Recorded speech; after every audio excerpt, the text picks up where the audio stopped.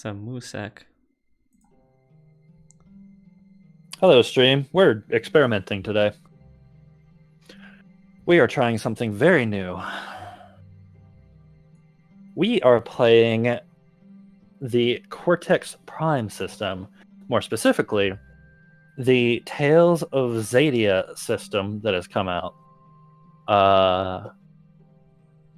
It is after the show Dragon Prince. And me and Abbie have watched it. We're a fan. It's fun.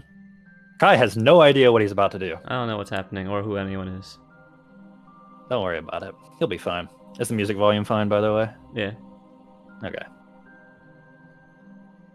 So, I just literally in my email today got the primer for their player's handbook that's going to come out soon for Tales of Xadia. It comes with a one-shot and some pre-made characters, so we're gonna give it a go. I got me, your terrible DM as always. Not so friendly neighborhood DM. Not so friendly neighborhood DM. And I managed to rope Abbie and Kai with me. They have also never played the system, and unlike me, they didn't spend like 12 hours reading the Cortex system, so they're probably scared and afraid at what they're looking at. But if no one has any further questions, I'll go ahead and start. So, you both are Eljal and Binetta, a Moonshadow Elf assassin and a Sunfire Elf knight, respectively. Each of you, for varying reasons, find yourself wandering. Having come to you some days prior, another Moonshadow Elf by the name of Feathershawl has asked you for help in acquiring something. Feathershaw claims to have discovered a floating city lost to time. They tell you that centuries of natural wind currents high in the atmosphere have steered this city, called Inian, towards some mountains near the border. Now it's perilously close to colliding with said mountains, and you're speeding towards this mountain range to get there before the collisions and the city's destruction.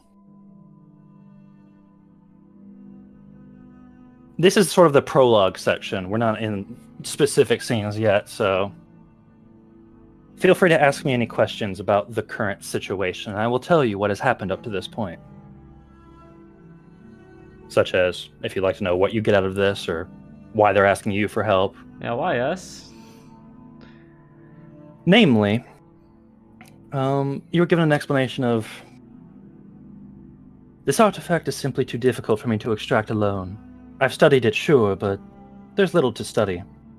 All I know is that I might need the likes of you because even my rather capable powers have their limits. If I'm honest, I've lost both assets and confidence since being ghosted by the Moonshadow Society.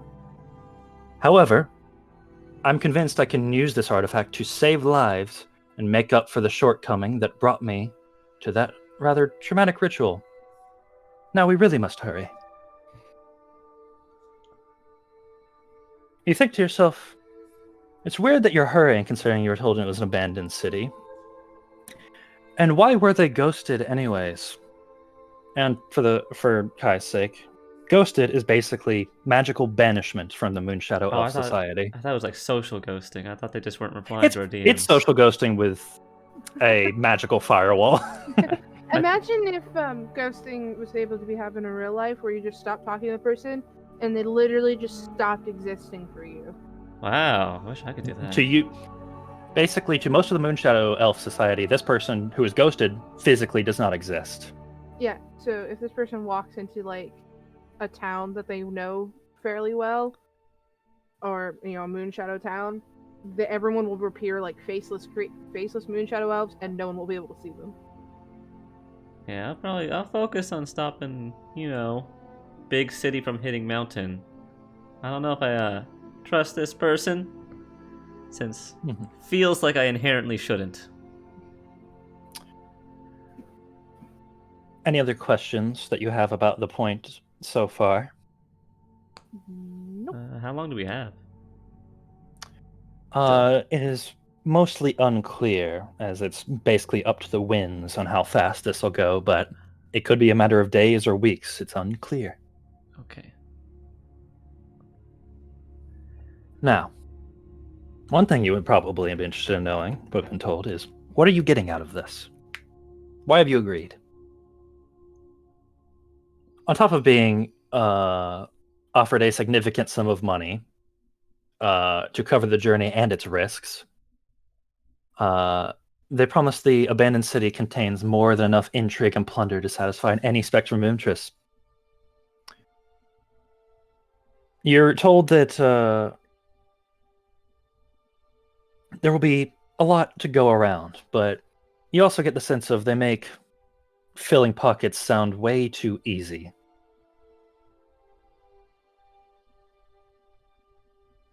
So, we'll also take this moment to... I would like to hear each of you introduce your character as you have understood them, and as you're going to be playing them. So, Abbie, since you're at the top of the list, who are you? I am pretty much only know what the small flavor text. I'm sister of the mage Babukar Benetta. I consider myself not only a knight, but the very dagger of the hand of Luxaria itself. I am bold, unafraid, and have a knack for carving through battlefields, but I tend to get pretty scarred up in the process. I also have a sun-forged blade strapped to my back. You are Benetta, the Sunfire Elf Knight. And traveling with you, having met along the way, who are you, Kai? I'm Eljal. From as I understand it, I am more of a assassin of the crown, or at least a very skilled bladesman. But on a recent mission, I didn't fail. I just got there too late, and the quarry, well, for lack of better terms, off themselves, and that doesn't really bode well for me not making there in time. So now I'm trying to figure out how to get back with respect. So I'm kind of just trying to find a way to earn respect in myself. So that you do not get ghosted. Yeah, I don't want to be ghosted. Like Feathershaw. So you two have something in common. Guess so. Oh, I only just learned about ghosting, so now I know to be afraid of that. Okay. DM, now you understand why failure is a bad thing. DM, I would like to plead for the fact that Aijal should always have at least a D4 of afraid every time he's around this dude. Just because that's his fate. That's his fate. His fate. It's not my fate. I'm going to be just fine. Alright. So, as you both travel with Feathershaw, who seems to be using a magical feathered cloak to quite literally ride the moonlight and provide passage for both of you to find this strange Indian city.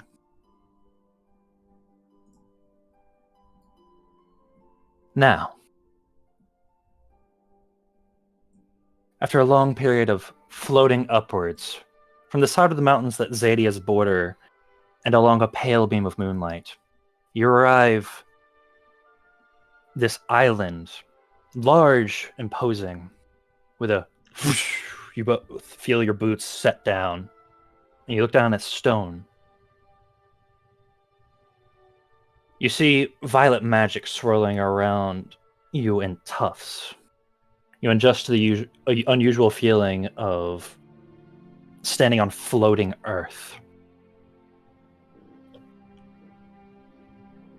The spell that Feathershell's been casting transitions slowly into an illumination spell. You can see the small stone courtyard of the supposedly abandoned city of Inian. Although it looks curiously clean and well kept. The soft purple light reveals the cobblestone isn't directly or isn't dirty or dusty. It appears swept. And the high stone walls around the edges of the city are occasionally broken up by archways that once led outside the city. Raised bridges close the archways, apparently built by an optimist who imagined a controlled landing more than a collision. You all feel the sensation that you're slowly drifting west towards the looming mountainsides. You hear Featherstall mutter, "Well, this is interesting." The pale moonbeam magic continues to arc and swirl, only to now seem to be pulled forcibly between the buildings and towards some sort of keep at the center of town. What do you both do? I mean, I suppose I move towards the center of town where we're being pulled to, I suppose. You see essentially the light magic that he's created is lighting the way towards the center of town. He's guiding it. I mean, I don't know what's up here, so I'd rather be careful. Mm-hmm. I mean, there's maybe, I don't know, defenses or maybe monsters or something. I don't know. Can't be too safe. And Benetta, what would you like to do? I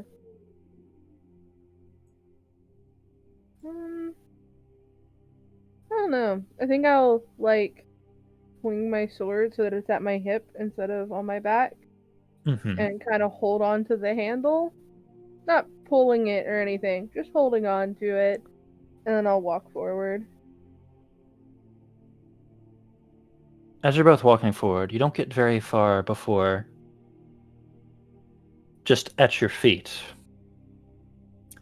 Eljal, you feel that your light shoes impact something, and you look down to this very almost mangy looking, but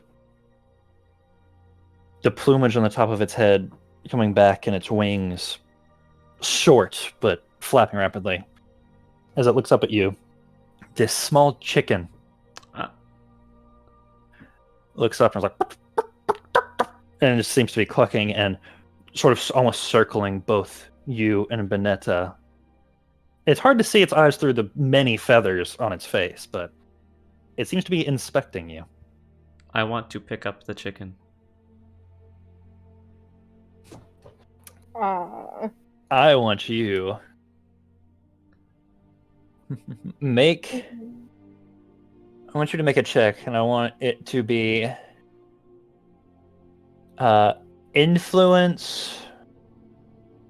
I'll let you try to figure out a value for this.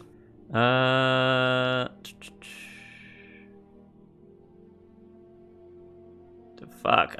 This is what value would be for this. There's the DC you have to meet. I can't use my deadly skills to pick up a chicken, huh? Yeah, devotion maybe. Yeah, you know what? Devotion feels most likely. How devoted are you? Devotion feels most likely. So that's a 2 8s and a 6 for me.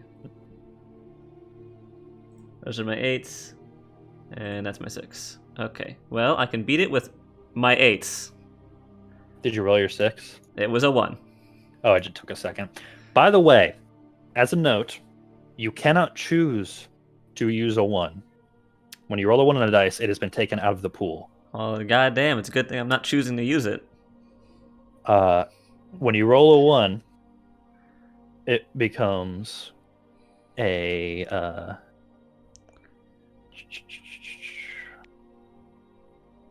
This is the part where we're learning the system together. It becomes a... Please tell me it's not going to make me die to a chicken.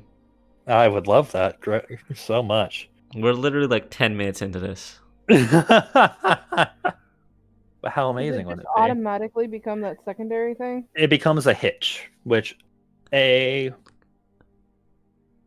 hitch cannot be used. And just to let you know, I can use any plot point that I have to activate a hitch to make something bad happen. And on that reverse, you can use any plot point you have to make any hitch I roll to make something good happen for you. Ah, okay. So it goes both ways. But I'm not going to do it. For the Not yet. chicken. For the chicken, it plucks out your eye. You now are blind in one eye.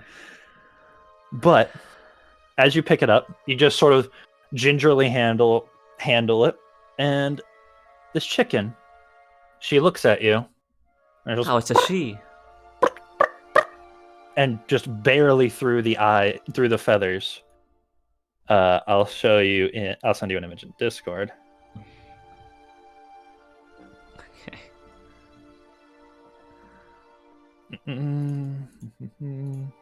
There's the chicken. Well, that's a feathery chicken. Imagine, chat. Imagine a chicken with more feathers on its face.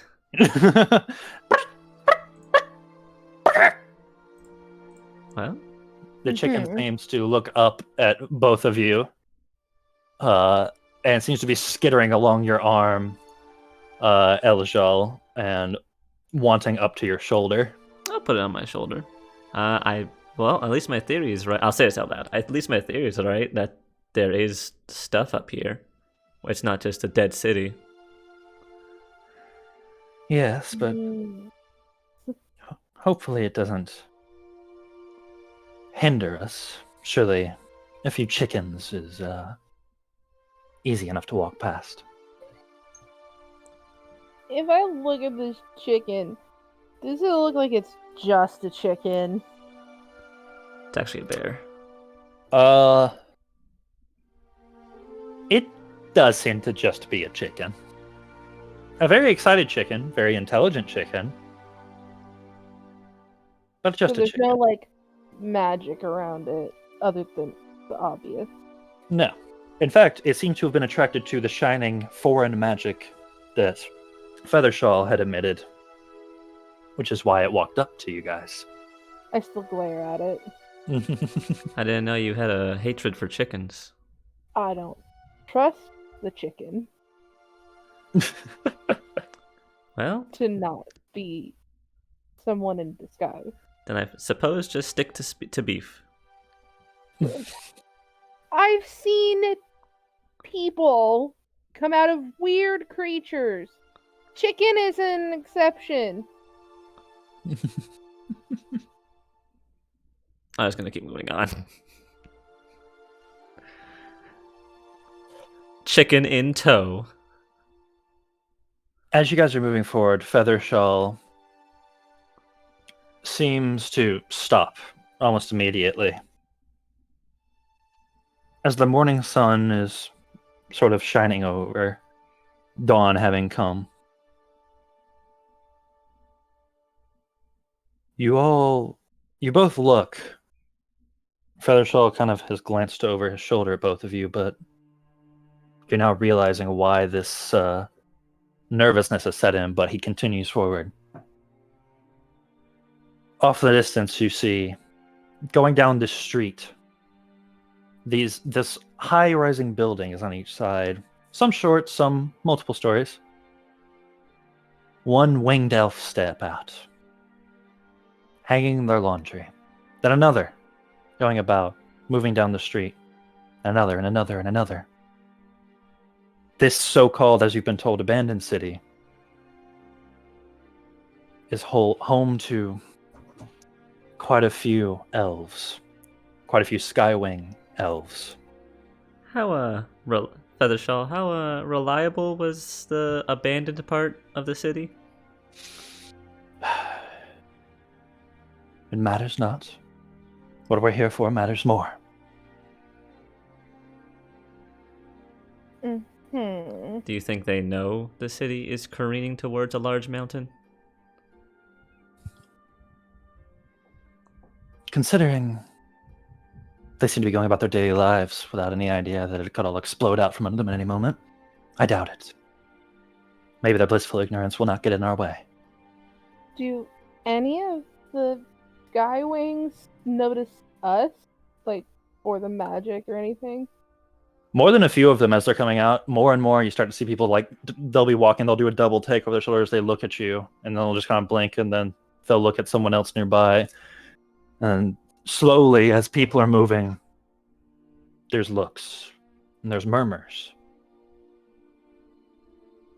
You are quite the attraction, as you definitely do not look anything like any of them. Well, that's just rude. Maybe we should see if we can talk to someone in charge, because it seems like the mission might have gotten a little more complicated.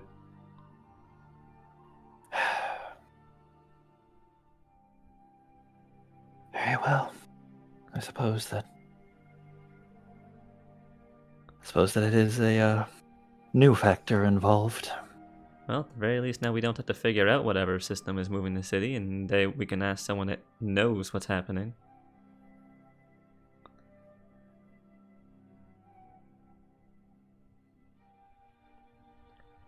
I guess we'll just keep making our way to All right. this town, wherever we were originally, town center. Not sure. As you move,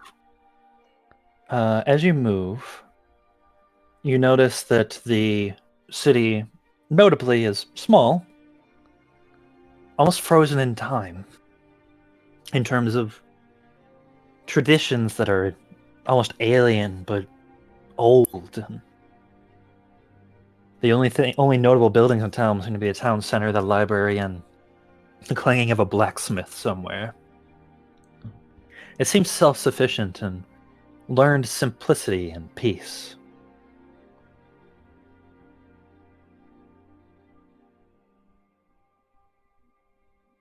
Now,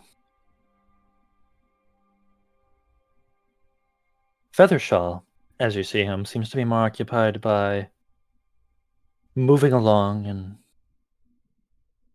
pursuing his end goals.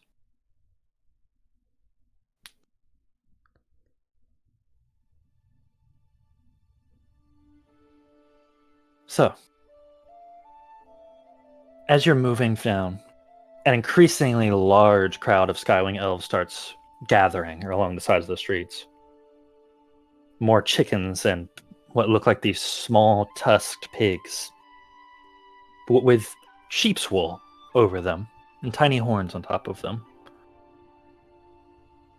They start gathering. They start looking. They start starting to crowd you, blocking your way. A lot of them are talking to each other and looking at both of you.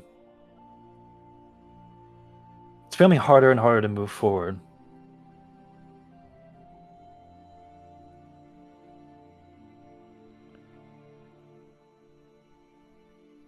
As you're trying to fight your way forward, Feathershaw seemingly growing increasingly irritated, but politely trying to set people aside. He looks around before, kind of pushing people and rushing forward towards an older gentleman, an elf, seemingly with elaborate face tattoos, who seems to carry himself with an amount of authority. You can hear their conversation, but the thick crowd kind of starts to get closer to you and is starting to make it difficult. And you hear the conversation of Feathershaw. Please, old man, take me to the primal well immediately. I am your only hope for leaving here alive. I have my own people to save, so let's go. Old man, listen here. I am no uneducated fool, and I am not scared of you. I have my own magic. With an opening line like that, I certainly won't help you and your magical mystery cape fly off with the most precious artifact in my home.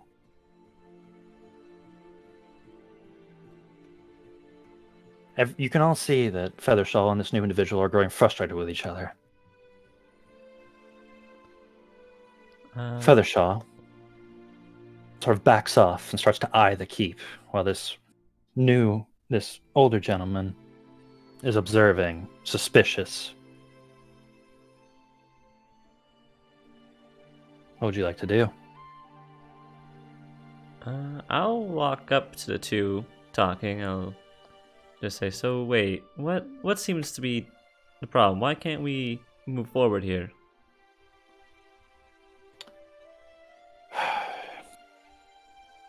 Excuse me. I do not mean to be rude. My name is Now Six. And he does a slight bow to you. I'll What was give a it bow. before? Ha ha ha. Sorry. Ha ha ha. I'll bow.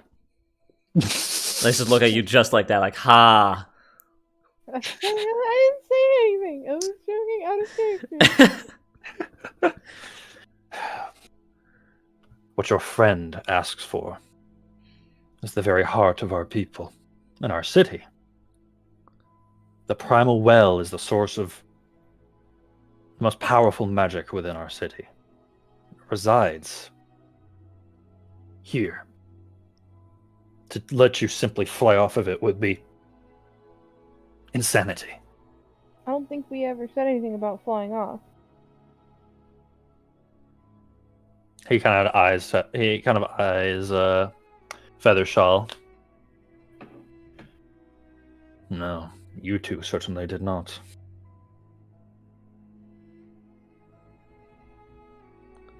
Now, can I ask what it is you two are doing here? Well, are you aware of the direction that your city is going? As you say that, he kind of widens his eyes and looks around and we are aware, but it has taken some time to give people to stop panicking about it. Okay. They have trusted in me to find a solution. And do you have a solution? No, not yet. Well, that is what we are here to do.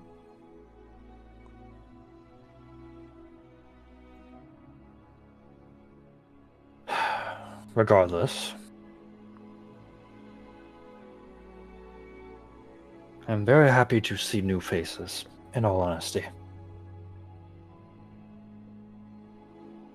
I have a slight inclination to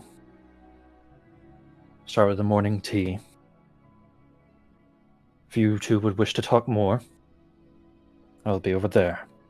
And they point to a small, what looks like almost street side vendor.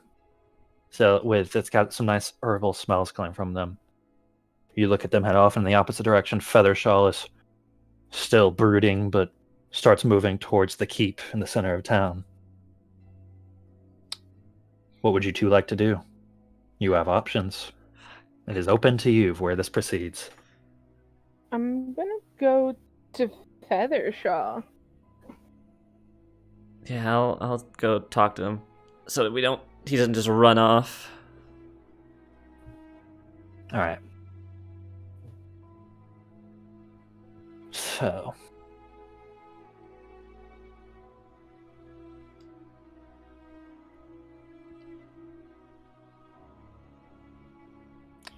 I'll ask this question. Are you proceeding after Feathershaw with hostility or trying to see what's up? I'm trying to see what's up because I just want to know what they meant by flying off with stone, even though we were hired to do other things. I am not outwardly trying to attack him, if that's what you Okay. mean. Well, I just meant, are you pursuing him aggressively, basically? Like, to grab him I or want stop him? answers. I'm Yeah, trying to gonna stop try him. and stop him. I don't want him just running away. All right.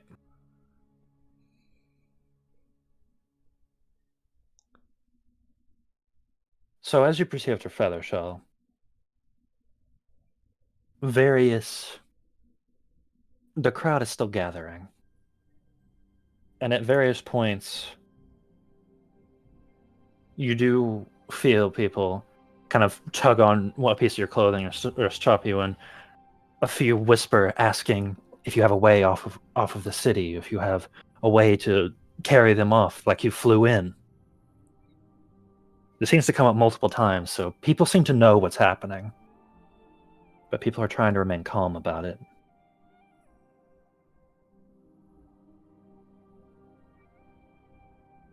But as you catch the Well, if people are gonna continuously try and stop us while we're trying to catch up with him, I'm just gonna kind of say a little loud, not really yelling. We're here to try and help handle the situation, and stopping me right now is not a good idea.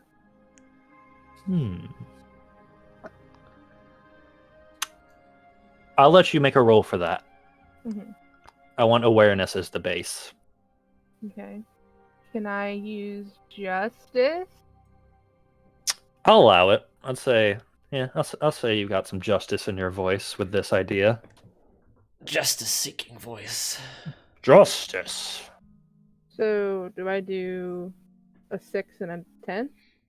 Yes, and and choose either Sunfire Elf, Knight of the Lux, or Aria, or Fickle Luck, which are all 8s, but some of them carry other powers with them. Do I have to do the other powers? No, those are optional. So I can just put the 8 on there. Yes. Okay. So You have to beat a 7 as your DC. 6,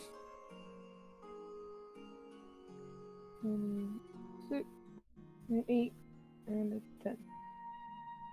All right. Do I have to meet it or beat it? Beat it. If you meet it, you lose. A tie, in this case, is a loss. So you can only use your...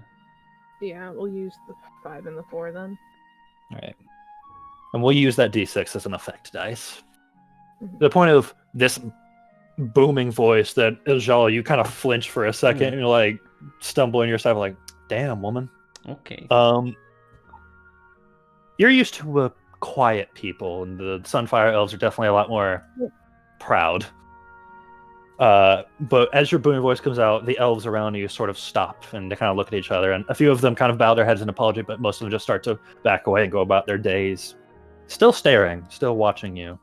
A lot of them probably looking for some kind of opportunity. But as you look forward, you see Feathershaw having sort of taken the moment of stopping and turning around as he heard the boom, like, well, you're quite the forceful one. Yeah, well, I needed to get through. So do you mind telling us what you're doing? In all honesty, we've come here for the Primal Well. It is a powerful artifact unlike anything that Xadia has ever seen, controlling both earth and air magics. If I can extract it, that might be my way home. And what will happen to this place when you extract it? I'll ask, is this a sort of guilt trip? Well, I'm just asking. I'm trying to think. If you're guilt tripping, my hand is on my sword. If that answers the question. I'm trying to actually figure out, just because I was hired to stop the city from being destroyed.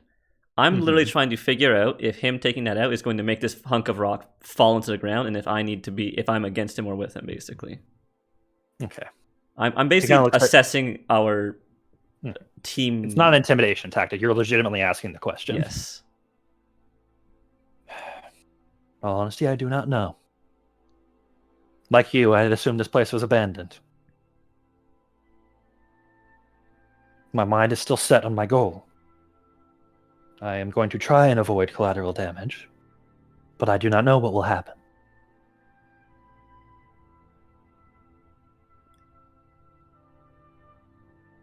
Well, I'm gonna have to apologize.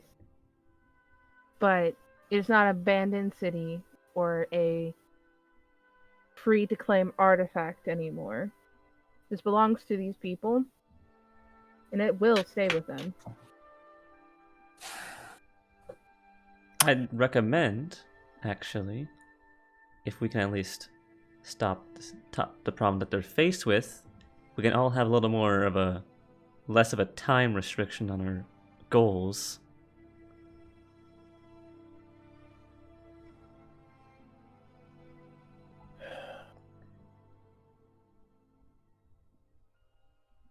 Very well. If you wish to talk, you may.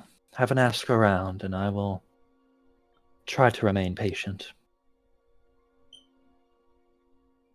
I realize that the situation has changed, yes. I'm not blind to that. I apologize. I'm desperate. Well, don't let your desperation ruin the whole city. I'm going to make my way to the cafe that he is going for tea, so I can talk to the man. Would you like to go with Benetta? You don't have to stick together if you don't want to. Yeah, I just want to talk to the other guy. Okay. I don't think we got a name. Yeah, now 6. Now No, 6. That's right, because I made the joke of what was it, B4. Yep. All right.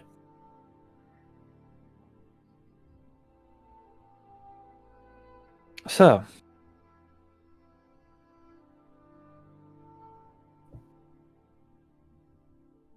as you're continuing, this Skywing Elder, his elaborate facial tattoos.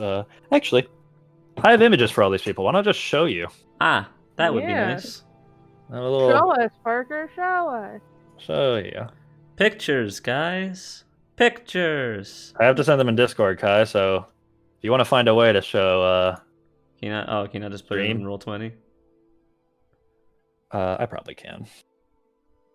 You can also, Kai, you can open the image in a window. No, I know like how I can do it. Just wondering if you could do it on that or not, but I can. Let's see. Come on. There it is. While you're figuring that out, I gotta let the boy outside. Go for it. While we're Yeah, we'll just waiting. take a quick break for me to do some logistics real Hey quick. guys, look, it's a chicken. That's the chicken. you There it is. have a chicken on your shoulder right now. I have this on my shoulder. That's literally the first interaction in the book. There it is. That's me. All right. Also, Daniel, how do you have 10 fish food? What happened? Ooh, that's a gambling addiction gone wrong. All right, I'll put them all in the handouts folder. All right, there is Feather Shawl. Ah.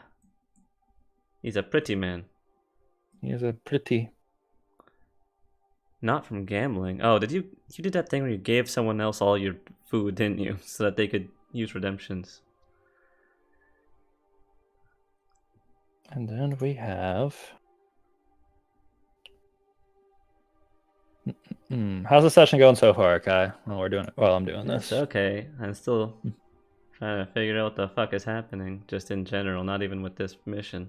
Do you want a little bit, like while we're doing this, a little bit of background about Dragon Prince and Xadia? Is Does it that gonna help? help? I don't know. Do you think it would? To know kind of the setting and what's going on? I think the less I know, the less I'll have to consider. I'm gonna be honest.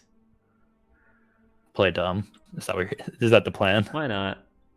I mean, I could at least explain to you, like,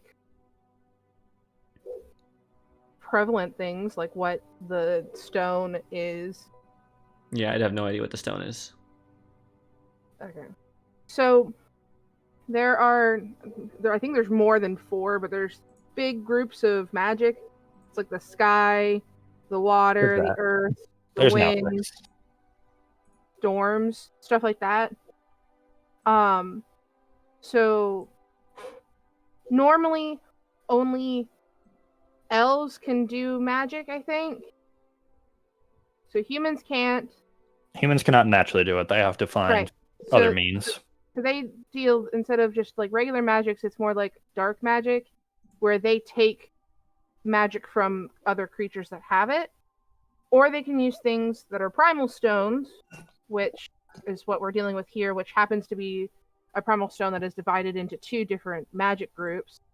But more commonly, they are one type of magic in this. Like the main one in the series is this ball that contains an actual storm that was caught inside of it.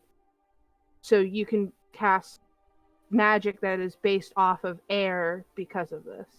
They're very powerful magic vessels, Right. basically. Okay. So in a magic user's hand, like an elf magic user's hand, very powerful, enhances magic and stuff. In a human's hand means that they can cast magic in general, and it's probably pretty powerful magic too. Usually drives them insane. Usually doesn't. Well, not the primal magics, but when they steal from other ones, yeah, it can turn them. It has very bad negative effect. Also, Daniel, the system is Cortex technically, Cortex Prime. but We're giving it a shot. actual thing we're doing is Dragon Prince. Tales of Xadia. Yeah, a beta Mhm. tabletop RPG for that. If you just go to the Tales of Xadia website, you can put in your email to get this. It's completely free to get the primer I have right now. Kai, can I put the link in chat? Links are blocked by Streamlabs, so you can just put in my Discord. Yeah, but can't you garner temporary permissions? I mean, I could, but you could also just put in the Discord.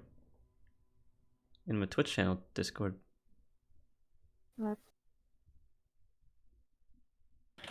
Where do I put it there? Just in general chat.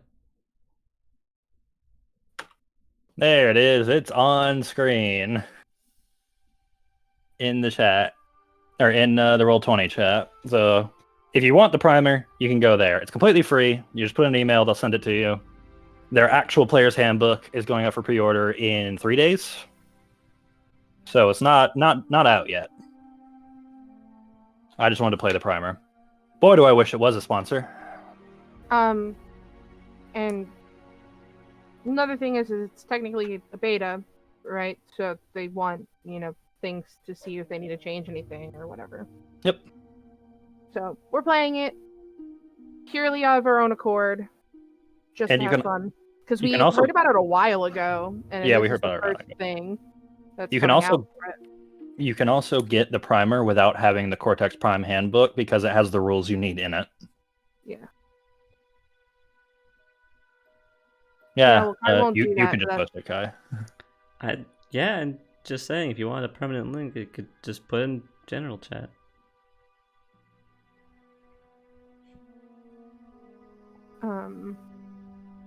Anyways. anyway. So.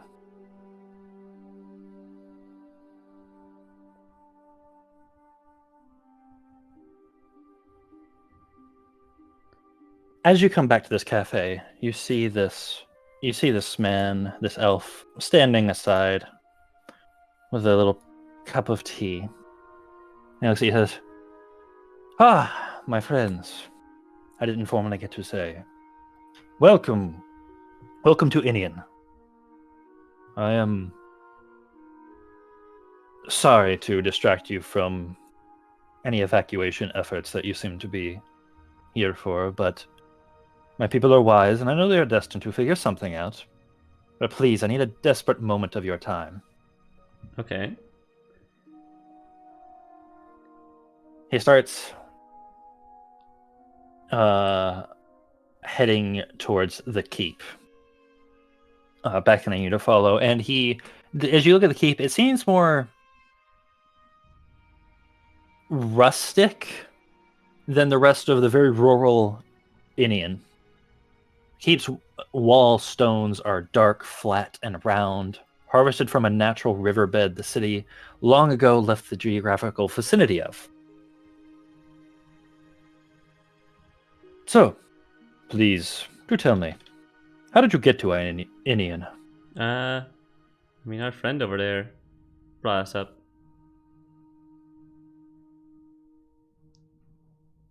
Isn't that what happened, Park? Is that my? Yes, that's correct. Okay, just making sure I did. He used his cape. Seems to be able to ride the moonlight quite literally. Our friend over there was able to pull us up here. How well do you know this friend? Well, he hired us for this mission. Although it seems he might have his own mission, but I was still hired to do this one. I think his own mission has to do with our primal well. Seems. If it's Yeah. any relief, I was hired to stop the impending nature of Issue what's at hand. happening. And as I see it, my mission's evolved to make sure it doesn't just completely get destroyed otherwise. I'm not here to harm the people in any way. And Yes. if it does anything, I think our friend thought the place was abandoned. Well, regardless, I wish to welcome you with a bit of food and wine from the local vineyard. Our local harvest has been producing quite well. Please, if you wouldn't mind having a seat. And he directs you just outside of the keep. There seems to be various places where people either sit down to rest outside of the largest building and on the island, as well as there is a small wooden table with some chairs sat around it, some stone chairs sat around it.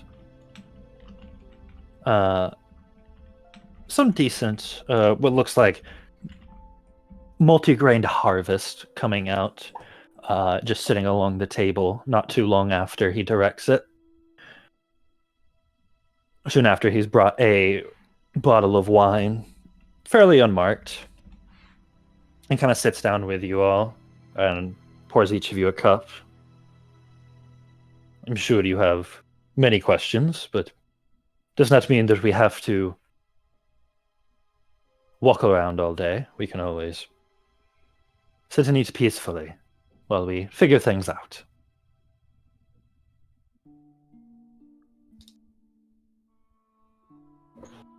Fair enough. So, our people's history of riding the winds has often led us to be a quite simple and unassuming life. Granted, you are all the first interaction we've had in a very, very long time. Now come. I'm sure you have questions for me. You certainly have not walked all this way and flown all this way and have nothing to say. Well, I mean, I'm still very curious on how you even control the way the city moves. I mean, Control. Oh, one does not control the winds. We simply ride them, and they direct us where they may go.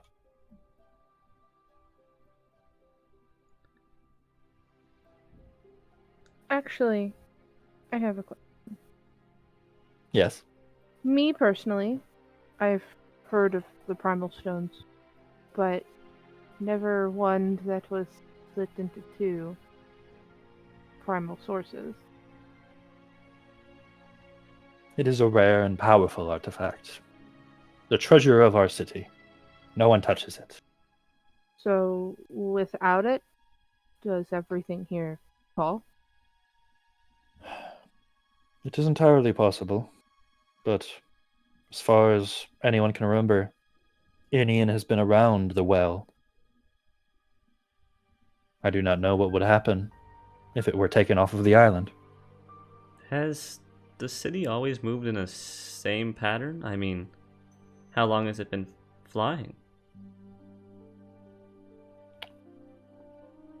Many, many years. Decade? We have not even recorded the history as it's gone on down below.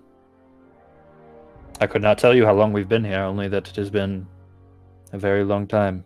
Can you roughly tell me how many generations then? Since far before me. Well, I'm trying to think, And is that how this has is the a... first time Yeah, this that is... an issue has arose? I mean, it seems to While me the like it's... winds... Yeah. Well, Go ahead. it seems to me like it's unlikely that this is the first time you would have run into trouble like this in all this time it's been floating. Trouble? Oh, well, yes, that. But again, I'm sure the winds will change, or the people will figure something out. As the winds change. Please enjoy the food, please. Both of you make a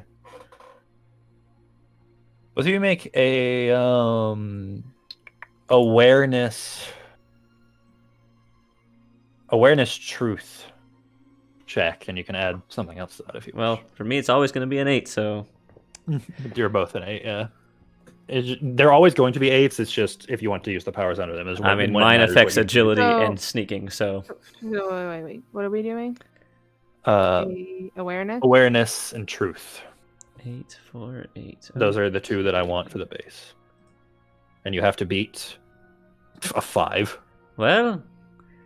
I mean, I could just use the 4 and the 8 and use my... No, I have to use the 8 and the... Yeah. I can use one of my d8s and d4s for the check, and then use the other 8 for the effect, right? If I want to try and... Okay, I'll do that. If you want to increase the effect of success. Because I want to know why he was just pushing the problem to the side. How do we keep track of PP? Because I was going to see if I could just write it down somewhere. Just keep track of yourself. So, would I be able to use the Knight of Luxaria and use the Hinder ability with it? Yes, which means you will change that dice from a d8 to a d4 to gain a PP. Which a PP is a plot point. For anyone who's in like me. It's okay, we're not playing Pokemon right now. Okay. So I need to pull up. I have it pulled up, but I Which both of you, if I didn't say it before, both of you started the session with 1. Yep. You start with a plot point, and now Benetta has a second plot point to be used. Also, do you not get plot points if you fail it? With the lower roll? No, you still do. Oh, you still do. That's good to Also, know. I can't get my sheet to open up because I zoomed it out, and I want to edit the notes. I was like, you just hit edit at the top right. Well, no. I opened the image in new tab because it's just an image right now. Mm-hmm. So it's... For some reason, it's giving me trouble to even reopen my sheet. Like, I don't have it open anymore. Maybe refresh it. 20. Yeah. But yeah. Anyways, both of you seem to notice that he's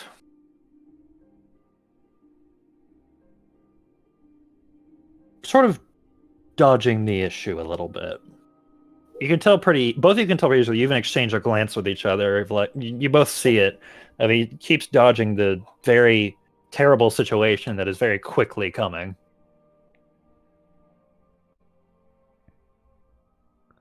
Well, then I'll just reply, well, then of course, the winds have changed in the past, have they not?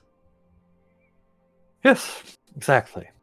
We've always trusted in them, and they've never failed us. Even so radically sometimes, in like a 90-degree turn. Of course, the winds are chaotic. Of course they could do such a drastic thing. Yes, yes, probably. I don't know if we've ever had such... I mean, I've never seen it personally. Is there a check I can do just to try and, like, guilt him this time? Because that's definitely what I'm doing. Okay, yeah, I'll let you do that. I'm trying to make him feel real dumb right now. Alright, do intellect, and then I'll let you choose the value. Okay, intellect. You tell me what value you're going to use, though. Yeah, I'm looking. It's definitely not... Well, you have a actually, 7 to beat. I mean, despite everything, it might be a truth thing, because I am using... truth, even though I'm bad at it. It seems most likely. I mean, it also could be a justice thing if that's something you're looking at, because you're trying to save. Yeah, you know what? Justice does also help. So it's I'll let you decide. Intellect, basically, you justice? can decide. It just which one you use kind of decides the manner in which it happens. Yeah. So it's intellect, justice. I'll say it this way: truth is if you're trying intellect. Truth is basically you're going to out logic him and make him see the fallacy in what he's doing. Truth or intellect justice is you guilting him and saying you're stupid. Stop it. Basically showing him that this is not a good idea. Yeah, I'm trying to make him see that it's not a good idea. He already knows this, so I'm just trying to make him feel. Then yeah, you can do justice. All right, so that's 2 6s and an 8, and my abilities still do not help for this. So let's hope I can do it. Well, just remember that just use, if you can make up a reason why you use a distinction, you get the +8. The bullet points underneath are optional.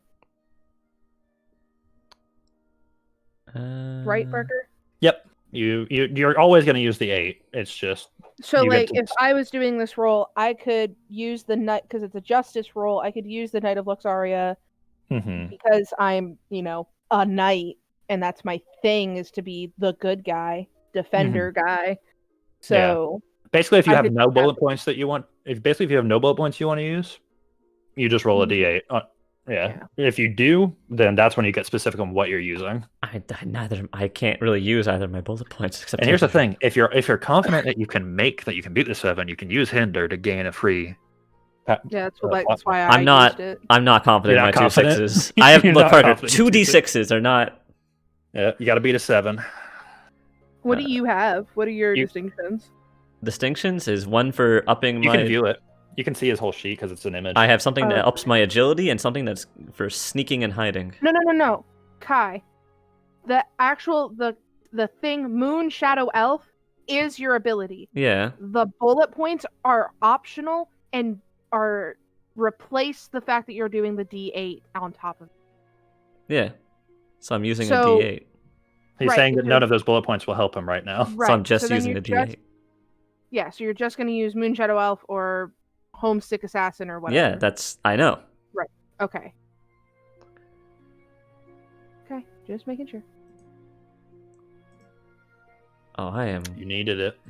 That 8 is nice. I can't get an effect dice out of this, but I'll just do it. I succeed. Which 2 are you using? Well, I'll have to use. It doesn't really matter. I have to use the 8 either way, so. Use the 8 and the 2. Leave the 5. I'll use the 8 and the 2. Okay. As you kind of see him, he's like, his face kind of like that soft smile is like struggle. It's like quivers a little bit. He's shaking to stay. I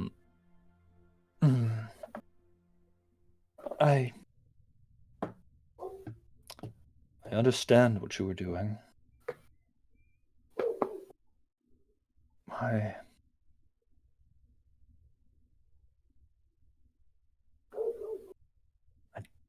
don't know what you want to hear.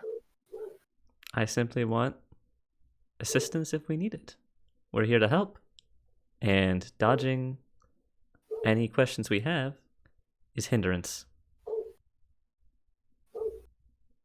I also want to elaborate the fact that, as we've all stated here, the winds can be unruly, and forfeiting your people to the winds is a reckless endeavor, whether it's succeeded before or not. While you can trust in the winds, do not put people's safety before or after it. I'm certain your people would appreciate if you had a guarantee of their safety that you can tell them with to ease the tension. And I can tell you it is not a common act for people to ask complete strangers that they probably don't even know the name of for help, the way that your people have asked me. They are scared.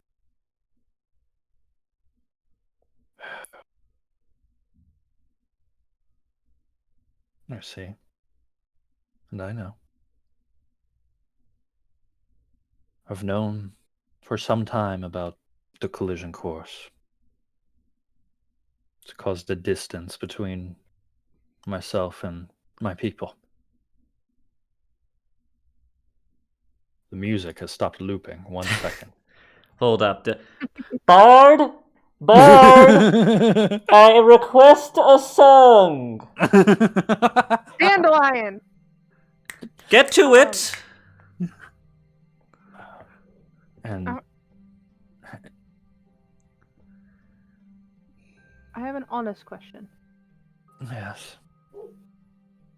To me, from an outsider's perspective, seems like the primal well mostly takes precedence on the power of the air. You're trusting in the winds to guide you. Mm-hmm. It does depend on the earth, but has anyone ever tried controlling the primal sources? It is not uncommon to do so. Ooh, Benetta, I want you to make an influence truth roll. Okay. What am I doing against? 9. 9's up there. How does it feel seeing the DC you have to make beforehand? It's for this system, I like it. It helps. Because Yeah. it lets me decide whether I want to do the hinder or not. And If you have this plot was points. regular D&D, yeah. Mhm. If this was regular D&D, I would be against it. I have a question, because Mhm. even as someone who's seen the show, I'm not 100% certain or remember. Mhm. My blade is a Sunforged blade, which is a magical thing, right? Yep. Mhm. Which logically means it uses a primal source, or in some form or fashion did, to be created, right? Correct. So can I use a plot point and bring my sword out as a point of reference that it can You don't even have to use a plot point to do that. You can just add your you can just add the D6 from your Sunforged blade to do, or the D8. Yeah, the D8 from Okay. Sunforged blade to do that. Okay. And then can I do Well, actually- Sunfire Elf at a hinder? Yeah, no, yeah, I'll allow it. I'll allow all that. So it would be a D6 for the influence, 6 for the truth, 8 or 4 for my Sunfire Elf, and then an 8 for the blade, right? Mm-hmm. Question for the Okay. system, unrelated to what Yes. Abbie said. Well, kind of related. In that situation, do you still only choose 2 of the results? Yes, you still only choose 2. This just makes it where you have potentially better options to choose from. I'm only doing so many just so I can have another PP just in case. You rolled a lot of 4s. You can only meet that. That's true. Here's where plot points come in. You can use a plot point to choose one of your dice and roll another one to Okay. add to the roll. As in, you will choose 2 dice that you're going to use, and you can roll one of those again to add it on top. Okay. Ah. Can I re-roll the D8? Well, it's not re-rolling it. Basically, if you choose one of your, say you choose the 5 from your D6s, Right. and you choose the 4 from your D8, you now have 9. Then you say, I'm going to use a plot point on my D8, which means you roll another D8 and add that to that 9. So you got it on top of okay. it. Yeah, so it's a bigger bonus than you think. That's fine. So then it kind of doesn't matter, because as long as I roll anything That's not a other than 1. Yeah. on a 1, I should be fine, right? Yeah. Do you Yep, believe so in the spend a- dice? So spend a plot point and roll a D8. Yeah. So I can, and I just want to clarify, just in Mhm. case, you can use a plot point on a roll where you gained a plot point. Yes, but you cannot use the same plot point. So if it's the only one you got, you cannot use it immediately. Okay, so since I had 2 other ones, I can do that. Yes. All right. There. Okay. So, Okay. before this plays out, I do have to get Sherlock Hughes barking like a madman. Go for it. Oh, I kill time with Kai for a minute. Hi. So is the system flowing a little easier now? Kinda. It's still a lot. Yeah. Not gonna lie. I like it. I still like regular 5e better. I like this for what it is, where this should be a very chill, laid back sort of, like, this is something that I would say, remember Molly's Twilight campaign? I would have said, hey, do something like this. Yeah. This is very chill. This is very roleplay heavy and less statistics heavy. I've always been a fan of combat. Yeah, that's true. I like having the option of punching my way out if things go south.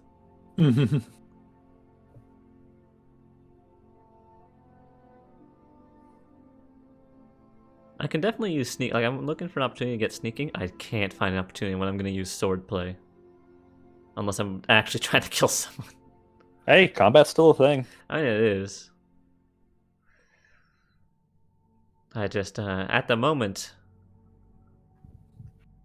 things gotta go south for us to start fighting. Listen, you picked the rogue that very much invested in combat. I mean, I could use the other stuff on the rogue, actually. Like, his other two features are good, it's just not for talking. Agility that's and true. sneaking is always fine. It's like, it's not... Jillian sneaking, always a good time. Honestly, he's less combat, actually. He's really more just... Spy. Spy. Would you have chosen one of the other ones? I don't really care. I don't think about that too often of the other ones. When I don't even know everything that's going on, I'm just like, he looks cool, I'll use him. Yeah. Hey, I always like a good fire mage. I would have chosen that guy. He looked cool. Oh, hello, Louie. I probably actually would have gone along with the fucking... I'm trying to play my guy as very lawful, but still trying to be honorable. So that's the honorable reason is the only reason why I didn't go with him on just taking the fucking relic. You're like, all right, mission accomplished. Job done. But like, I gotta be honorable, so I can't just kill everyone on this island. Because I mean, he is the one paying us. So as long as he says mission accomplished and I get my money...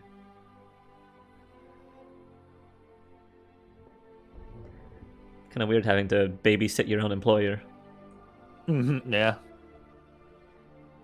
But that's how these missions usually end up, huh? Seems like it. Kind of wild that he hired us to do this one thing and then we get here and it's like, missions changed. Okay, I don't like that I'm hiring you guys to do this. He seemed frustrated with us doing the job he told us to do. Well, it's less of... You weren't hired to evacuate it. You were hired to come get the stuff. That's fair. But then you were told it was abandoned because he, honest to God, thought it was abandoned. And you got here and it's like, oh, it's Brigadoon. Uh-oh. I believe him that he thought that, but that's still not gonna slide. Yeah. He's like, he the got here. It's like, there's people here. I'm currently basically in the predicament of, okay, I still want to get paid, but like I don't want to kill everyone here. Yeah. This is a fine line to assassin toe. who doesn't want to just murder everyone for a paycheck? Oh my god, he has feelings. Holy shit, that's crazy. I'm glad you didn't bind yourself to this mission. Well, I still want Because those binds are apparently very specific. Well, I still want to get paid. I just don't want to murder everyone here. More effort than it's worth, honestly. Oh. So, yeah. Maybe hey, but though maybe we can get paid if we save them, so we can get double pay. That's true. Yeah. All right. So, yeah, Benetta, go ahead and describe what you do. So, I'm gonna pull my sword out, and not in a threatening way. I'm gonna set it down on the table. You're just unsheathing it. Right, I'm gonna unsheath it just a little bit, just to show the glow in the center, and like the steam that starts rising off of it because it's no longer in its magic sheath. And I understand that a primal stone, especially one with 2 primal sources in it, is probably way more powerful than a simple sword. But this weapon has served me well, and it does use the primal sources to do, well, this. I'm just wondering if wielding it as if a way to steer the island away from imminent doom could be an option. You see him kind of looking at you, and there's an amount of guilt written on his face. He doesn't have multiple faces. Would you like to see it? It would help. I'll just click my sword back in and strap it back to my side. Very well. I have a feeling your friend will not mind skipping dinner. It's okay. Just, do you have anyone who can keep an eye on him?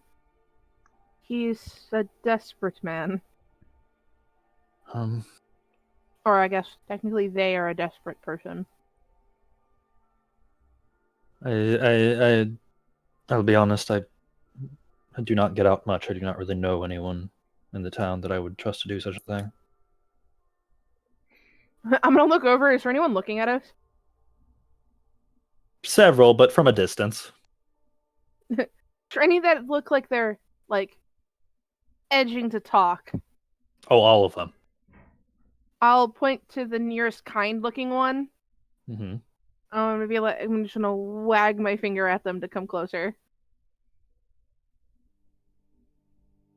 Oh. Yeah, hi. Hello. Hello. Okay. So, Hey, is this sky elf kind of steps closer to you. This sky wing elf kind of steps closer to you and just kind of looks back at everyone and looks at you like, "Hi." Hi. You guys look really cool. Mhm. I was just gonna ask, are you here to help? Yes, and I actually called you over to see if you would help me help you. Okay. You know Can do the that. friend we came here with? The one with the feathered cloak. Mm-hmm. Mm-hmm. He didn't know that the island was populated, and I'm worried he might not hold patience with our deal that we made. I was just Okay. wondering if I could have you keep an eye on him for me. I don't want him making matters worse. Influence check, please. That's the thing I'm not good at. Alright. So... May I offer the civilian a calming chicken in this trying time? God, we have the damn chicken! Yeah, I still have him. I haven't forgotten. Yeah. By the way, do you want a name for your chicken, guys? Because I have it. Ooh, let me think. No, I have. There is a name if you want to know it. Oh, there's a name? Oh boy, what's Yeah, the name of his this name chicken? is Wiggy. It's what? Chimkin? Wiggy. Wiggy. Oh. Wiggy. Man, you seem like you leave the group a lot. If you want to offer Wiki, I will allow that as an asset dice. I'll allow the civilian to hold Wiggy. I asked for it back when we leave. Okay. Just to calm him. It's a very nice chicken. Oh. Can I Mhm. preach this as justice? If I'm calling him to, basically arms in a way? I'll allow it. Listen, I'm doing the rogue thing. I gotta try and get my best dice in this. Okay. Hey, that's what this So- system's about, is playing to your strengths. And my strength is having a chicken. And he said we looked cool. Yeah. So I'm gonna use Sunfire Elf. Okay. And you can add another d6 for Wiggy. So D6 times 2.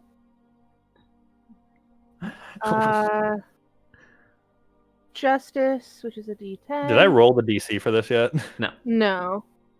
Okay, it's not going to be that. Yeah, okay. You have to be a 5 and you've already done that. No, it's a 4 because that was a 1. Ones don't count. You've already That's beaten for me it. too. You've already beaten. Well, it's fine. There's D10, and then here's you know what? Since I know the DC, can I make it a D4 for another PP? Sure. Pepe. Remember, you can also spend a plot point when I roll a 1 to gain an opportunity. Oh well, I'm good for this one at this You're moment. good for this one. Okay. You let just our first one basically slide. I'll gaining let your first one slide. Okay. So good lord. Okay, so what's the total you're using? And what effect dice? I'll ask for an effect dice on this one. You could just use the D10 as an effect dice. Yeah, I was gonna do this. I'll do the 7 as the effect dice. Okay. Um, And a 4 and a 2 because it's the same no matter what. As long as Yeah. I can't imagine you doing a 2 and a 2 and just throwing it. It's like, Yeah, all right, but- I hate you. I'm going to. I don't know how to say it, kind of like a call to arms, but as Give in, me an inspiring call to Yeah. arms. inspiring, and then, I have a slight smirk on my face because I know that he finds us cool, so it Mhm. that kind of thing. He's like, oh, he's just holding Wiggy and just like petting her. I can And imagine the anime face he's making. oh yeah, just oh. Oh. And you guys also notice that there's a lot of chickens and pigs kind of that wander around. They're very communally raised. There's not really ownership of them. If there a pig wanders by, I'm just gonna pat it in Yeah. between the horns. He just kind of looks at you. He just kind of looks at you and stands up straight, which just doesn't really measure up to you because Bonetta, you're kind of a Amazonian. Yeah. And he just gives you a salute, like, I got it. I'll keep my eye on him. And he half throws Wiggy Girls just through the air back at Eljo. Oh my god. And just runs off to look for him. Runs off to look for that chicken is eating rock. And I will also say that as you go to, you're like, that's a nice job, and you go to pet one of these pigs. Uh-huh. Hold on, because I sent the chicken in Discord, I'll send this one in Discord too. All right. Let's Hello, see. I want to see the pig. Yeah, I think you're gonna love it. Let's Please see. tell me that he has no eyes. Oh my god, he has eyes. Oh, I love him though. Here you go, stream. Here's our friendly pig being pat. You pet him, and it's about the size of a French bulldog. Hmm. And it starts scoping out your feet. This Indian pig has they've developed short wool to stay warm in the high altitudes, as well as short horns for digging grubs out from between cobblestones. This one is kind of looking at you, and he just kind of goes, he kind of turns his head a little bit. Yes. I don't think he can respond any further. Uh-huh. Seems hungry. So we had food in front of us, right? Yeah, you're still basically sitting at the table. Yeah, So we got, like, basically. complimentary bread. Yeah, I'll take like whatever pastry or bread or whatever I have, and I'll just hand it down to the pig, and I'll be like, "You're cute." He seems to take whatever is pretty much what he just opens his mouth. He's like, doesn't even look at it, and just basically swallows it. Given the fact that anything that gets put in his mouth is probably considered food. I'm gonna grab his horns and just give him a little shake. Goes. God. You want to be my friend because I like you. You're cute. This is the quality content that we seek. Yep. Animal companions. We have a chicken and a fluffy pig. A fluffy pig. Listen, Dragon Prince, the show is pretty big on the animal companions, so I'm not It literally shocked. is what it's about. Oh, I'm not shocked. I will say this. I don't really know how to introduce this. It just gives me this bit of information because it's a pig, but it has a name. But you can change its name if you want. But basically your character is going to come up with a name. Do you want it to be the default name, or do you want to come up with Default name? BB? BB. Oh, I love it. BEBEE. BB. BB. Bibi. You have Wiggy and BB. I love it. You're just calling it baby, but with just BB. Bibi. Is there? I want to find a way to indicate that this is that pig. Is there anything that's up to around you. that I can do that, like a ribbon that could tie to a horn, or Make an awareness check for me. okay. I'm very devoted to this task, Parker. I Fair. don't doubt that at all. After we just pledged to help this guy and all this, and he offered to see Alright, us to see stop. this. Pig, BB. Yeah, no, he's just like, do you want to see this thing? Yes, but give me a second. Pig? Alright, so I got 6. I don't know if you were gonna contest it. Yeah. Wow, Well. same roll. So 4. So I technically beat it, right? Uh, I got the 2 and the 4 because I rolled the 8 for devotion and 6 for influence. you have to do something. You have to do something for distinction. Oh yeah, I do. You have to. Like even if you just roll an 8, which is just Yeah, normal. I'll just Mhm. I got some PP saved up. Alright, I beat it. I'll ask for you to decide on an effect dice so that I can decide how cool of a thing you find. The 4, because I can technically do it with the I can do the 6, right? So then, because that Remember, it doesn't matter the number; it matters the size of the dice. Yeah, you're just looking at the Yeah. what dice you rolled. Yeah. So D8 or D6. Oh, so yeah, I'll do the D8 then. So you're gonna use the 2 and the 4, which is a 6, which still Mhm. wins. Yeah. Because you only need to beat a 4. Okay, and the D8. As you're looking around, you look over, and on one of these nice wine bottles is a little lavender bow tied with a little ribbon. Oh, I'm going to take it, and I'm going to tie it around one horn, and I want to do my best to make it into a bow, and I'm going to be like, BB. And I'm going to give, if whatever pastry I'm not finishing, it's going into that pig's gullet. It's it horks it down quite literally. And you know what? I'm playing to the character because she has specialties in animal training. I don't. I just have a friend. You might You think just- that this is just Abbie, but I'm actually playing to my character. Elja, you just look to your shoulder where Wiggy is like settled down and roosted again, and he just looks and you go. I agree.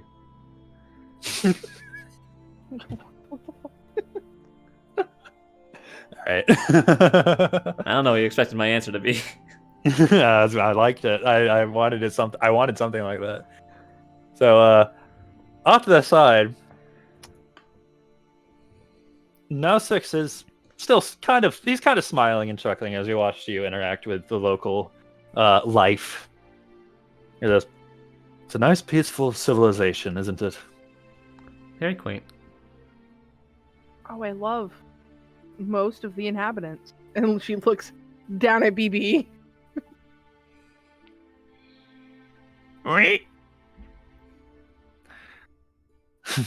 I just kind of do the thing where I make like a big smiling face and I just point with both hands, like all fingers, down to the pig.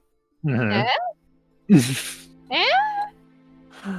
I mean, in all honesty, the livestock around here is considered a community responsibility, so if you want him, no one's going to stop you. Awesome. I'll figure out how to take you home. And I'm gonna give it one more like heavy-handed, because I'm wearing like gauntlets that are heavy, and I'm just gonna heavy-handed push into its head and give it a big old pat. Now then. Shall we go see the well? We shall.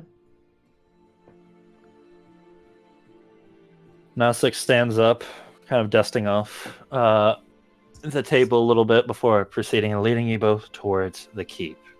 We pass. I always have to bring up his name again. Feathershaw, right? He's still waiting out there. Yeah, he's kind of having a steady look around, and you can tell it's probably for leads on the magic of this place. I was whispering. You think we should bring our employer? I mean, If he looks at if Feathershaw ever would like makes eye contact, I'm just gonna do the 2 fingers from my eyes to his. And he kind of looks at both of you and does a double take, like, "What He just kind of looks like, and he's looking from you, and then he looks past him like you're looking at someone behind him, and he's like, and he just narrows his eyes at you and gives you the, okay, bitch. He gives you that look. I'm just gonna until I'm at it, like until I feel like breaking eye contact. I'm just gonna keep doing it. Just, I mean, you know it. he is our You employer. know. Maybe we should still bring him along. Do you really trust him around the thing? No, but he's the one that brought us here, and is probably the one that can get us off. I look at him. Plus, when we know where he is, that means we know what he's doing. Yeah, but the other kid was so excited to help out. Well, we won't know where he is at all times. Okay, alright. Now 6, Yes. can we bring... And I gesture my thumb to the guy. Kind of trying to hide it so it doesn't look like we're talking about him, just in case he says no. You may. Yes. We'll keep an eye on him. Very well. Dang, I was hoping you'd say no. Alright, I'm gonna look over and I'm gonna go, Feathershaw! I'm gonna just wave my hand. Yes. I can hear you. Well, You eavesdropping on my conversation? No. Maybe. Rude. Very rude. well, you should probably come with us. We're gonna see something very important. Judging by the fact that you're heading to the keep, I imagine it's going to be exciting. And he seems a little eager. I just look at him. Sticky fingers to yourself. He holds his hands up and just, like, looking at you and just sort of tucks them under his armpits on each side and just crosses his arms. Thank you. All right. If we are all ready. Yeah, I'm gonna let the other two walk ahead of me and Feathershaw and put a hand on Feathershaw's shoulder. Just to keep him back a little bit. Kind of slows down and he kind of looks at you and back at them like, oh, I mean, I'm kind of in a hurry. We're going to miss it. We'll be fine. The thing has been there for however long, it'll still be there when we get there. But I want you to know, while I'm giving you kind of, third degree, and she kind of makes a joke at the fact that she's a Sunfire Elf. He starts to laugh, but is unaware if that would be cultural appropriation. This is a joke, right? But I promise, still have your goals in mind. It is why I was hired. But I don't want to do it at the expense of all of these people. I understand. I also don't want harm to come to them. I apologize, I am a bit nearsighted. So trust that I am trying to find the best way to do both. But I will take precedence over the people.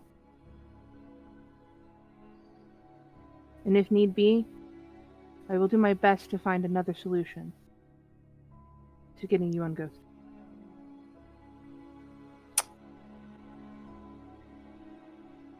Do you mean that? Yes. It It is why she was hired. Make a spirit check. You want me to come up the other two, I assume? Yes. Alright. Wow. Right. You I mean, are a rolling 5. real low Like today. shite. He is real hopeful. Would this be devotion or liberty, do you think? So I consult your other player. I can see both. I think it would It could be liberty. Well, okay, it's devotion to these people, not to him. It's liberty to him, not these people. So what are you trying to intend specifically? Could be devotion to both, because I'm devoted to the job I was hired for. But in your implications, you are putting this place over the job. That is true. But wouldn't that So be it's whether or liberty? not you're saying this for him or for the people. If you're saying it for the people, it's devotion. If you're saying it for him, it's liberty. Choosing Well, one does I'm not mean you Choosing one does not mean you do not feel the other. This Yeah, is the one you're speaking on Right. right now. It's Well, what. I wanted my stance to be clear that I'm going to help these people first. Then that would be devotion. Okay. You have sided with the people. For the people! So Viva la revolution! no, I'm trying to level with him. I'll do liberty. It's fine. Okay, you're saying it for him. Yeah. So and then I'll do the Knight of Luxaria, but I'm gonna do it at Hinder. Okay. Yeah, you got room for it. Yeah, no. That's why I'm gonna. That's Well, I mean, You've already done it with just that. holy shite. Honestly, if you want effect, you can just use the D10 and use the other 2 rolls just to beat him. You still pass him with Mhm. those. Yeah, I would do that. He kind of does a double take for a moment, or they kind of. Sorry, they're gender neutral, and I keep forgetting that because there's a lot of new stuff in my brain right now. Like, they are They- a pretty person. They kind of do a double take and look at you, and like there's a moment of their face, the half smirk kind of falls away, and their mouth is slightly open. And they're looking between your eyes, like that thing of where you can't choose one. Mm-hmm. Do you really mean that? I will do the best that I can.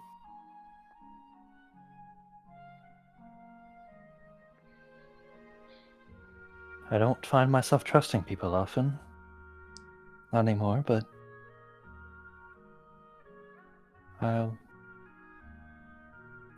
you have a warmness about you. No pun intended. Oh, we all know pun was intended. A little bit. I'll do as you say. So this is me asking you to trust me in my decisions. I can do that. I'll just nod my head and then start catching up to the other two. All right. As you're all now proceeding through what seems like the waiting area of this keep, it's decorated with Indian artifacts, portraits of what's called Keeper's Past, and historical links to the skywings of Xadia below, such as old tableware and pottery. Your guide, now 6, kind of answers the question before it's asked. Now, there is a keeper for the well. It is. The well needs a keeper, you see, because of its power. To touch it without guidance will likely destroy you. And I myself have taken an oath that would cause me to crumble into dust if I even dared to lay a finger on it. And these are the keepers before me. And he gestures to the portraits in and around the waiting room hall.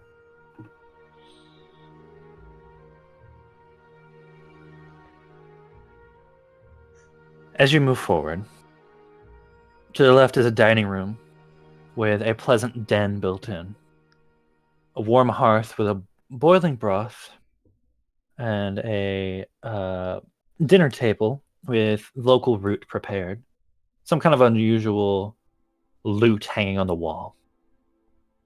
Probably a cozy spot for stories and the like. To the right is a study where more artifacts and books lay, as well as a desk. Ahead, there is a stairwell behind a translucent, glowing blue wall of magic. It's clear, given the context, that the wall has some sort of magical protection that is watched over.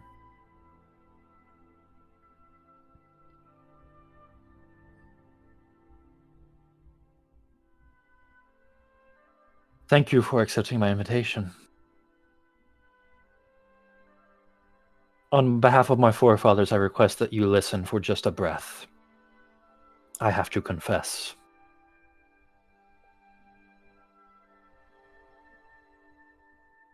Will you both listen? I'll listen. Mm-hmm.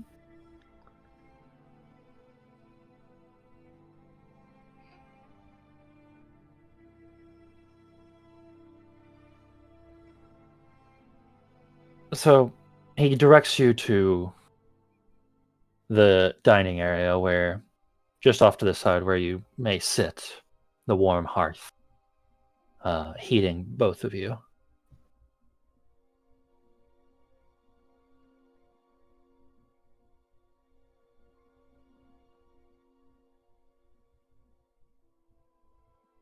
Sorry, I'm reading something.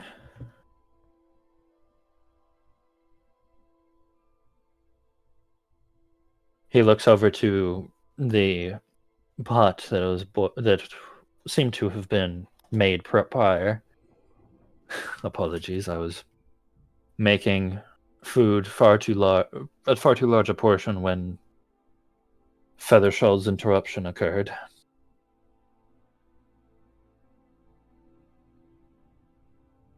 I knew the collision would happen. I found,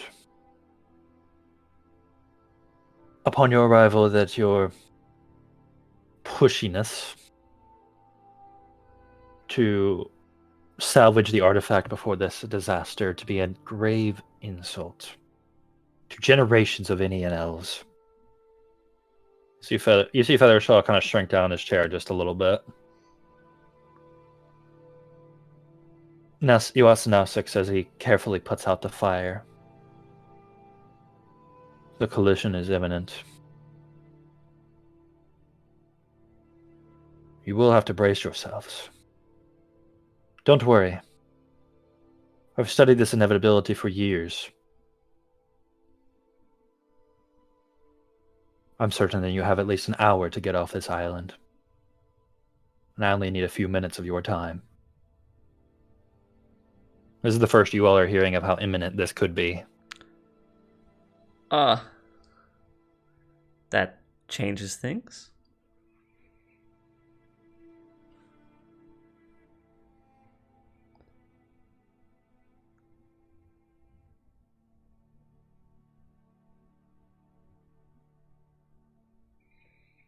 Mm-hmm.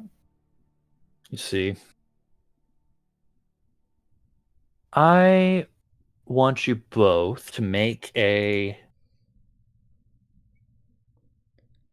check involving truth of some kind. Probably, I will let you choose either awareness or intellect for the base. Right. I'll use awareness, truth. I'm gonna see what you roll first. It's the DC. Oh, It's a hefty one. that is a hefty one. Yeah. Okay, I'm gonna have to use all of my. I can't. Well, it basically means I can't use hinder on this one. All right, 2 8s and a 4. Let's hope I get really. So what is it on this? It's 12.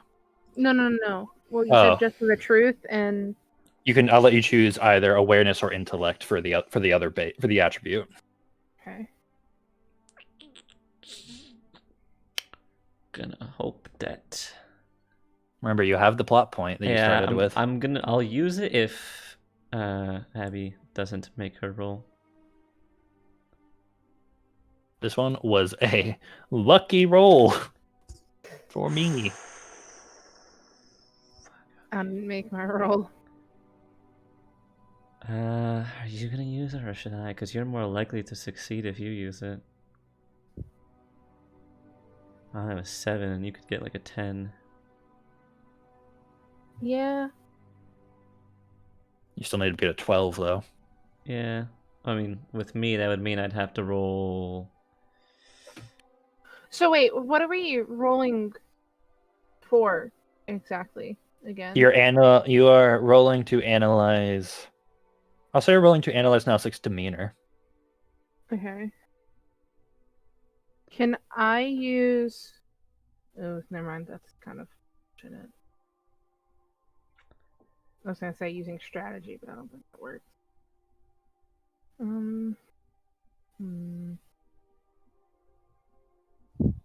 Yeah, can I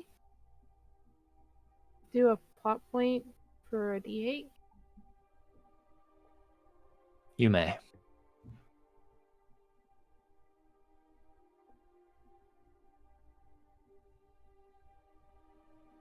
Oh, Ooh, saved it. So 8 and the 5, right? well, it's a 10 and an 8. That 8 is on top of. Oh, on top of my 10. So that's On- yeah, okay. Okay. Well, That is actually, technically, let me do the math here. 7. Yeah, so you could use one of The eight the of the- 5s, a 6, and then the 8 obviously on top, and use the 5 for effect if it applies. I'll let it Yeah. apply. I'll let it. Yeah, I'll do that.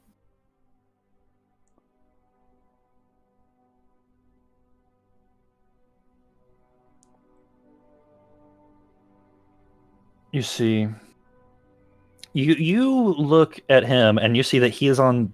His mouth kind of hesitates, where he's on the cusp of saying something, but something's stopping him, and it gives you a very uneasy feeling, Benetta.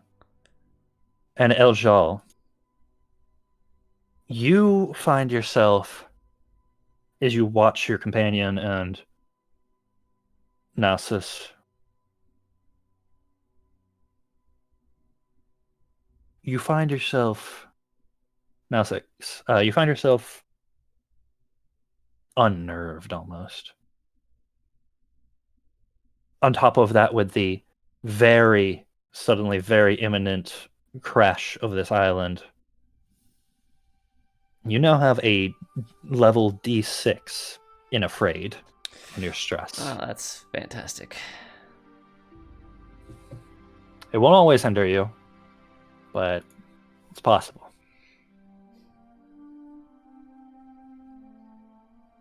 Minetta, what do you do? So he's giving off like creepy vibes, right? He's giving off like there's something bad. There's something else that's not besides the collision. There's something else bad, but he is for some reason not saying it. And you can see he's wanting to say something, but he's not saying it. Well, spit it out. If we have so little time, it's not the time to hesitate. Wanted to tell people for a long time.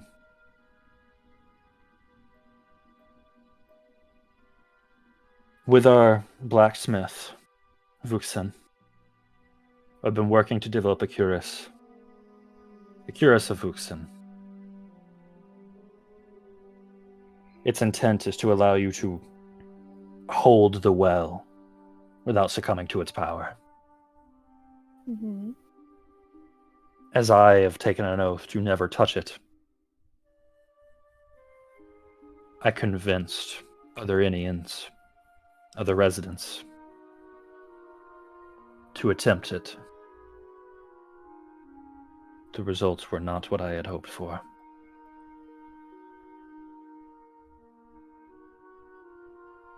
Was it something based on their fortitude or something else that was stopping it from succeeding? We just could not get it right.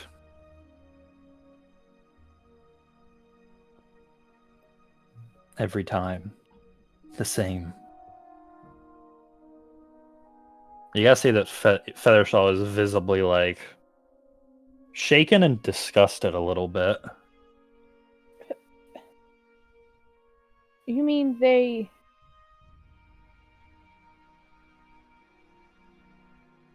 She doesn't finish the sentence.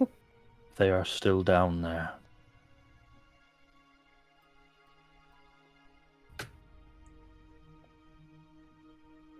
When you say you've known about this collision for quite some time, how long exactly is that? Long enough to lose count of the days.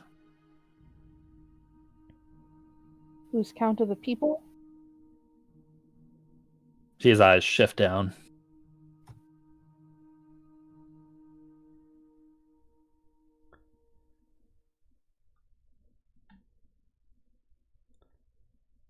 Then I suppose all we can do is try and find a way to succeed this time. We can reprimand what's happened later. We're on a really tight schedule.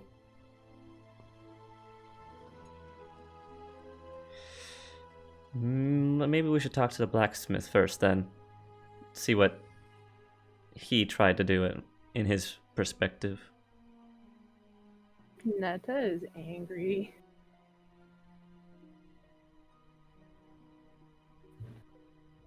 You and your companions are... Honestly, you are truly saviors to me, for I have taken an oath to never touch the well. I would crumble to dust if these foolish fingers made contact with it. But one of you lot, wearing a chestplate of magical armor I commissioned, and have gone to great lengths to test, can safely deliver the primal well from Inian. And trust me, you need the chestplate. Well, I suppose we should go get it. No. Remove it?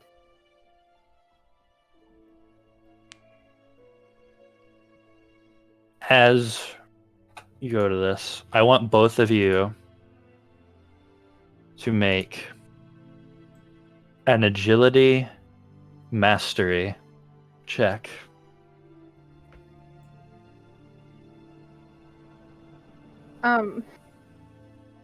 Can I use heat being? Which means I get an 8 stress and anger, but I step up both my agility and strength for the duration of any test, contest, or challenge. Yep, that'll turn your agility into a D10 instead of a D8.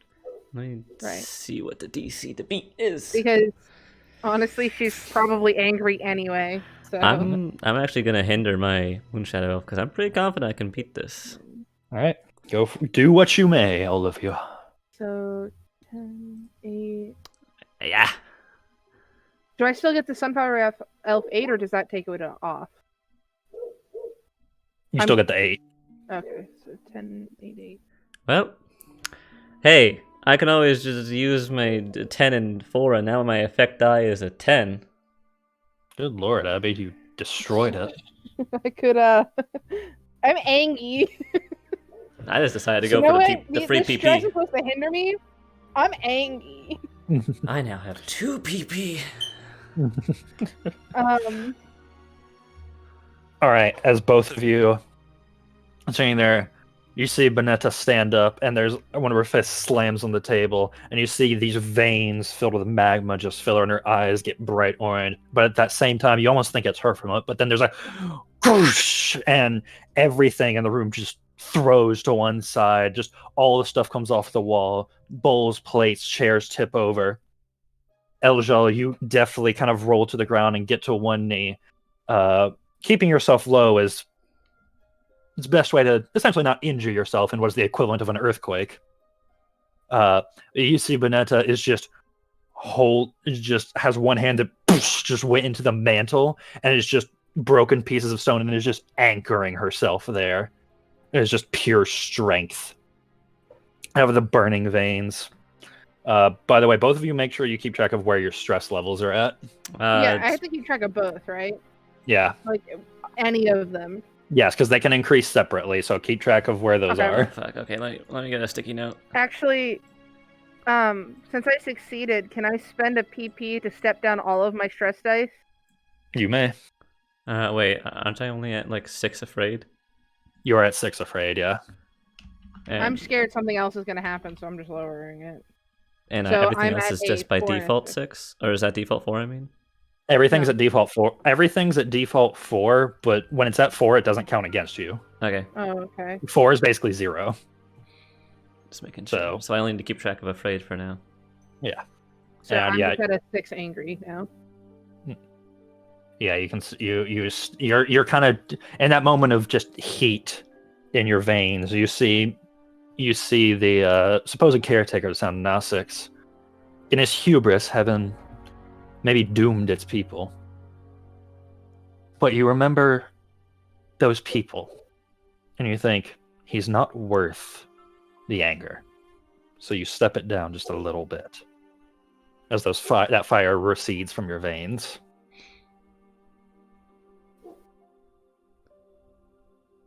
What did we And just that say? that is the end of Act 1. Oh, okay, well. I'll say we'll take a short intermission. so that I can prepare, because I had only prepared Act 1. I honest to God thought Act 1 might take a whole session, but honestly, it Parker, didn't, I so. need to know: is my This is chicken fun. okay? Is Wiggy all right? Wiggy went, but you football held Iggy or Wiggy. Okay, Wiggy is This is okay. fun. I might enjoy- have to play a Sunflower Elf if we do an actual thing of this later on. Hey, I'll pre-order it. I'm having fun with this. I like This this is- system. It's fun. Yeah, the Cortex system's good. Right, it's because everyone gets to do that rogue thing of just like, but what if I did this? Does that count as me getting this? In the Cortex system, everyone's a rogue. But while you're preparing, I'm gonna check on dinner because it should Go be for done it. soon. Good luck entertaining chat. Yeah. So, well, I suppose we could talk, because that was kind of the purpose of this stream, is we could talk about a little of just the system and stuff. Because here's the thing, me and you both could gush about the Dragon Prince and Xadia and the whole universe about it, but that's besides the point. Yeah. I like the system so far. Mhm. Wish it had an easier rolling system. Like, I feel like it'd be really easy Mhm. to make a custom character sheet for Oh, you're it. talking about when- roll 20. Okay. Yeah. And Okay, like I'm how back. Molly did the What if I told vampire you stuff. the build If for we 60? just did something like that for Mhm. your abilities and you just add modifiers as needed because of the modifier thing. Mhm. Oh yeah, I fully believe that you can make a good custom character sheet for the Cortex system on roll 20.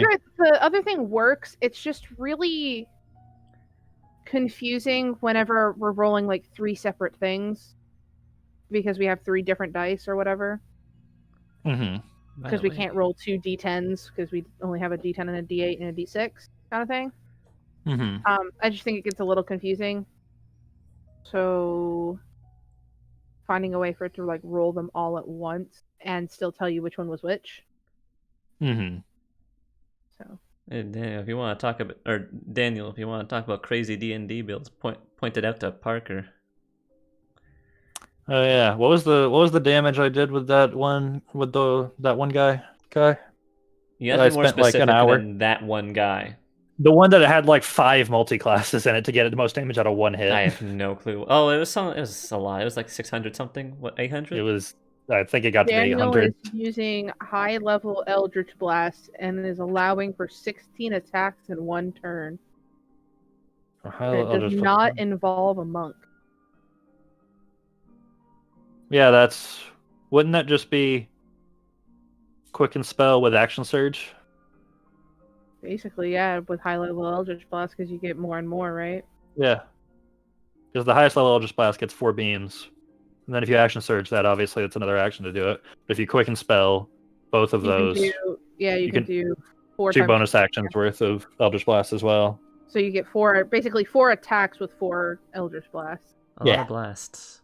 It's a lot, you turn into a minigun. Bing, bing, bing. I need a soundboard of the blast from. Yeah, I just needed the soundboard of the blast from Crap Guide. Just-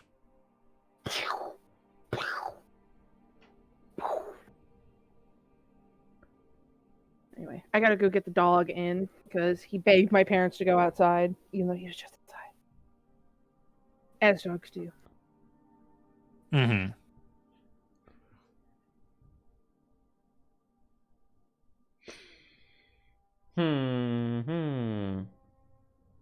I got 20 minutes-ish till my dinner's ready. You want to wait till after that to resume? So we can just podcast it essentially until then. Sure. How do you feel about this? How do you feel about this? Is the bare bones Cortex system? Because remember we went through that whole book of the idea is that you have the bare bones pieces, and then there's optional rules that you can pick and choose to replace and or to add on to things. Okay.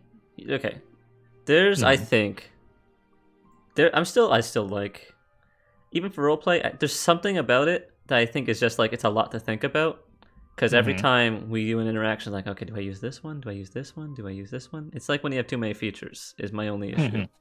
Because when we were like just talking to Gnostics, it was just like, okay, do this check. I'm like, okay, wait, do I do this one? Oh, maybe I should do this one. Or maybe I should use this skill. Does this make sense? Do I have to worry about my stress? Maybe I can use this feature.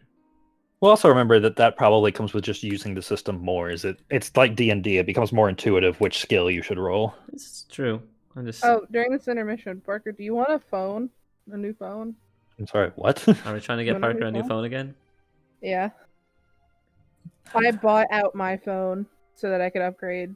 So I have a perfectly well working Google Pixel, which is an Android. Will it make you feel better that we're probably going to the Verizon store very soon? Just because I have to switch out my phone now because okay, I didn't say anything because I knew how much shit I would get from this, but Aha. I can peel back the glass off my screen. Oh Hmm. my god. Parker, do you know how Parker. safe that is? And you were upset when we tried to get to force Lee just to give you the fucking phone from before. Like, Ju- it's like I'm not kidding. If it is like if you go there and it's an option that you need, you can have my Google Pixel. No, It's that's an fine. Android and it's perfectly Yeah. like Galaxy transferable. We That's get the honestly The only same thing you kind would of need phone. is a SIM card. I'm getting a new phone. Don't worry. Mine's Okay. I have so much. I've had this one for so long. The loyalties have just made it basically free. I mean, to be fair, switching to T-Mobile from us, my mom gets a 10-year, so she doesn't even have to do a credit check anymore. Nice. Because they do credit checks to see how expensive your phones can be, kind of thing. Just how much they think you'll be able to pay off, kind of stuff. Mm-hmm. So, but that doesn't apply right now because the switch from Sprint to T-Mobile, even though they're basically merging into one company, is really difficult. Mm-hmm. Well, Foldex still has a flip phone. Live in the I mean, future. my grandparents still have flip phones. I worry if Foldeck is at the tier of your grandparents. Well, to be fair, my grandparents have it just because they physically can't use touchscreens. Like, the buttons are too small on a touchscreen. Even if they, like, make them grandpa style. It's still too small. So. But I got the new phone, and it's real nice. It's just, I gotta make it into my phone now.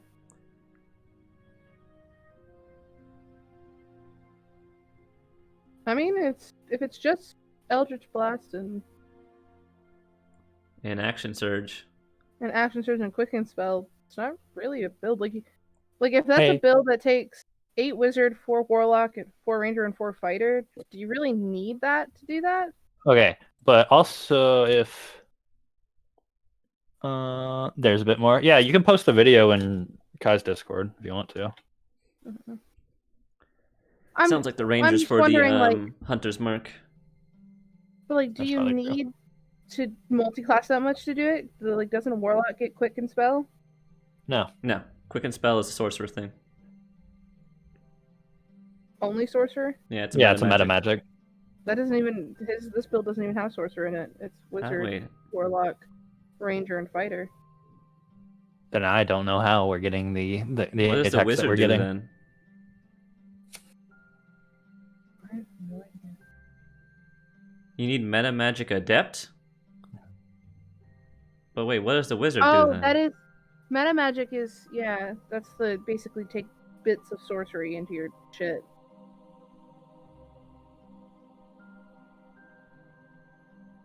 And then what would you need for Action Surge? Fighter? Yep. So you could do this with Warlock and Fighter and a feat, then, it seems.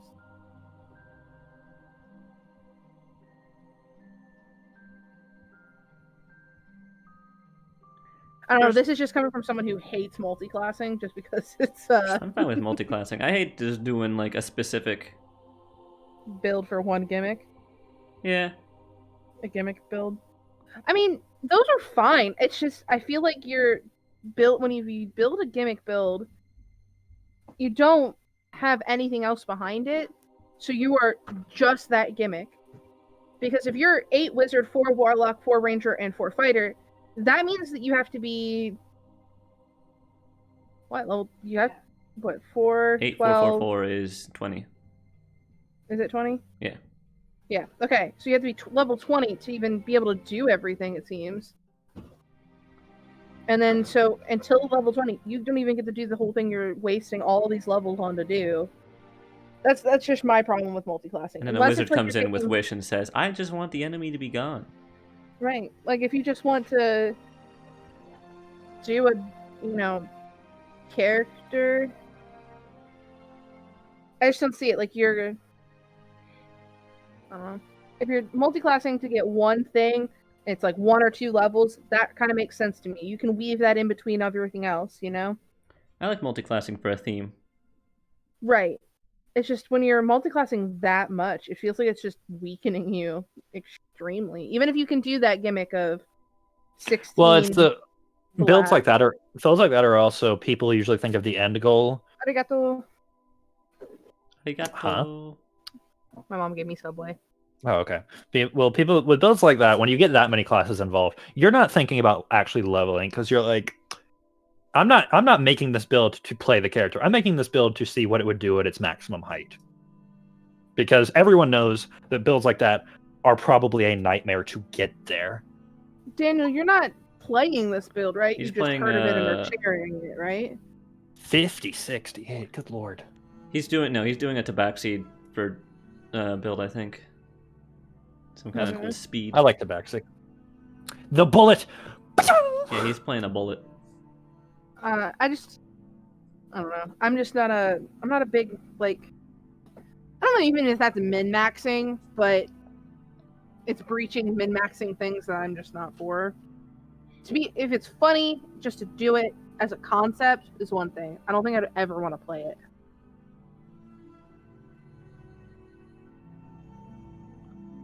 A Tabaxi monk rogue. Yeah, that's the thing. So, if everyone's... I don't know. I like front-loaded characters because you get to play with your shit longer, and 90% of the time your level 20 stuff that you're building for, you usually don't get to use all that often for that long, because campaigns usually end around level 20. Oh yeah, speaking of... Well, only slightly speaking of front-loading, because this is related to my new character. I've hit one thing I need to figure out with spells for my Witchblade. Because I know I've got Shield, I've got Mirror Image, or Minor Illusion. No, fuck. What was it? The fucking illusion thing that was 4 of you and it makes it you hard to hit. Mirror Image? Mirror Image. It was an M thing, an image thing. Mirror Image is only 2? No, it's 4. It's 4. You're right. No. I'm thinking of something else. But anyways, what I was trying to figure out is that like I needed, by the time I hit level 6, I need a spell to hit. Just like I want them to get hit by like a fireball or some shit. Because level 6 is when you cast spell, you hit with your bonus action. So I need to figure out what spell I should get, because by the time I'm level 6, Chaos Bolt's not great. It does not scale.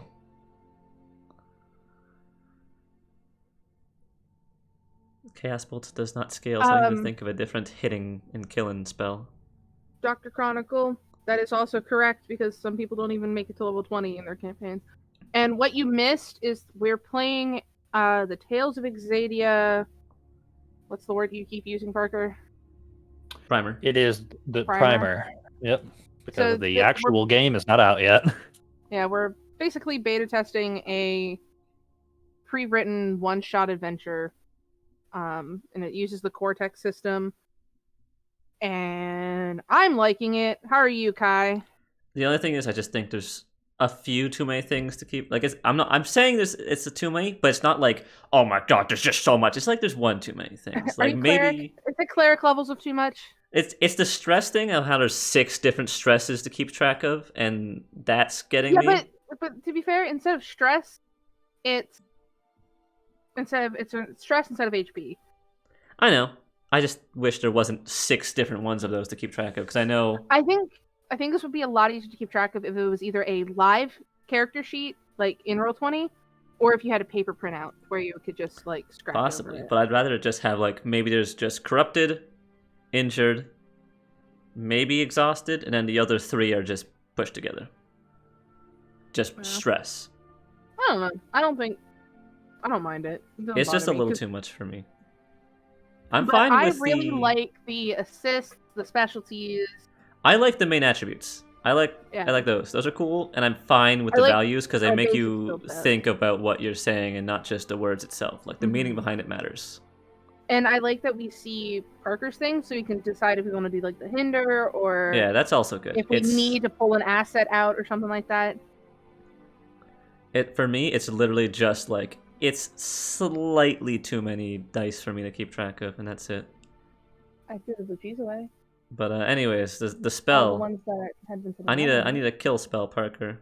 By the time I hit level What? 6, so that's levels spells 1, 2, and 3. Is Parker still there? Parker's not there. Okay.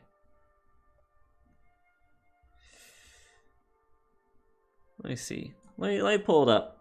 D&D Beyond spells.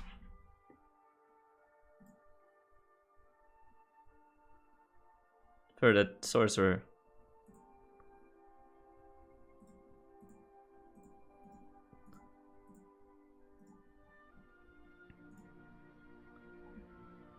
Because there's a lot of sorcerer spells I can get.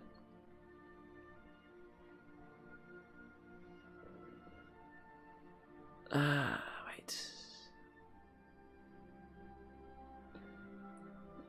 Have anything so I can deal with I make characters based around the concept I make up on the spot. Well, I don't make them up the concepts on the spot. Sometimes I get inspiration. I try and work from there. Yeah, I usually find like a pinpoint of inspiration, whether that be like character art that I really liked or a trait in a character, like, you know, worships the Raven Queen or is a Shadow Kai. Stuff like that, and then I build around it. Like what's best suits a Shadow Kai that serves the Raven Queen, and I want this like weird thing in the background. But what I was getting at originally, by the time I'm level 6, so when I get 3rd level spells, I just need a kill spell. I need something that I'm like, I want you to die. I need to figure out what that spell's gonna be. I don't know sorcerer spells, so At the moment, well, there's the classic. There's the fireball and the lightning bolt. There's earth. What is this called? Earth eruption. Erupting earth. Basically, I make a 20-foot square.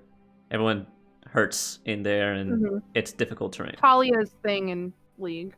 Yeah. I make a little rock. So there's thing. that one. It does good damage. I think there's Shatter, but I don't really care about Shatter. It's also loud. And Shatter's fun though because I have that.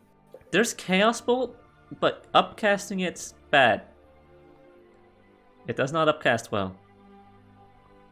So it's between Chaos Bolt, Fireball, Lightning Bolt, and Erupting Earth, basically. I'd say Erupting Earth. It You is can good. play around with that.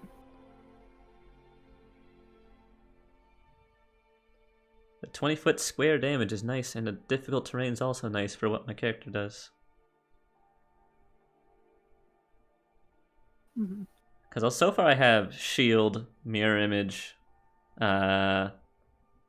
Darkness by the time I get there, Minor Illusion, Silent Image.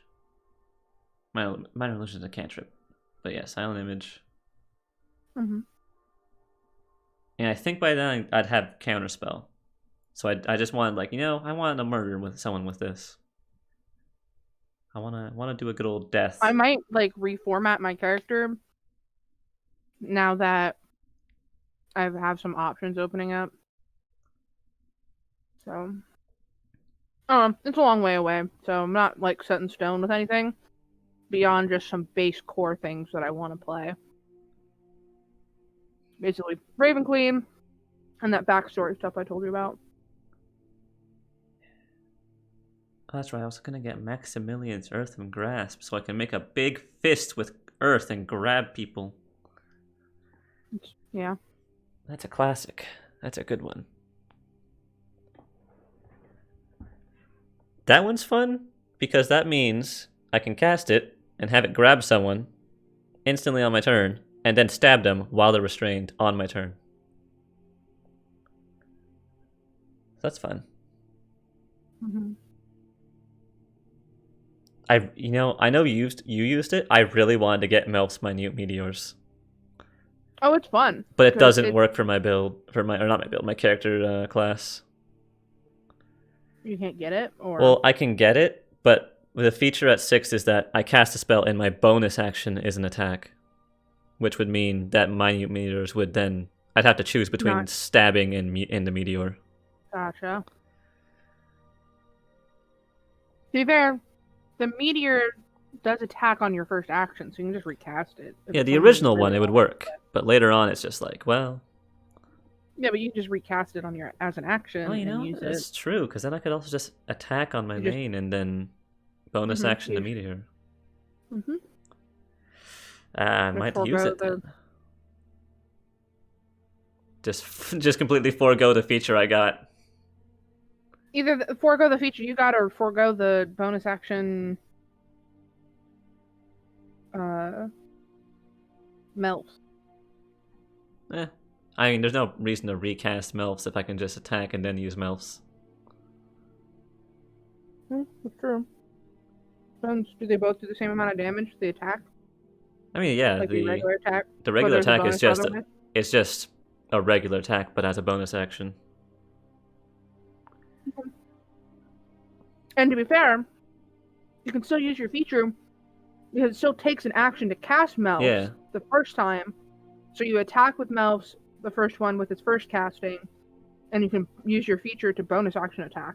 Yeah, I might still get Melfs then instead of Erupting Earth. Mm-hmm. Melfs is fun. Melfs is fun. Gotta make all these My knees are like boiling. I gotta make all these Parker, decisions. how you doing? He's been silent. I don't know where he went. I figured he was reading.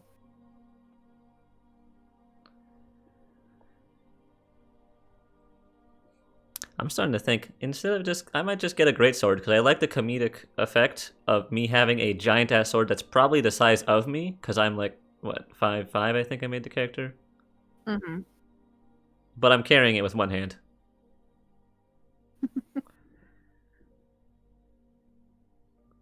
There's just like a fucking yoked out Galatz like, be careful handling this weapon. I'm like, it's okay, I got it.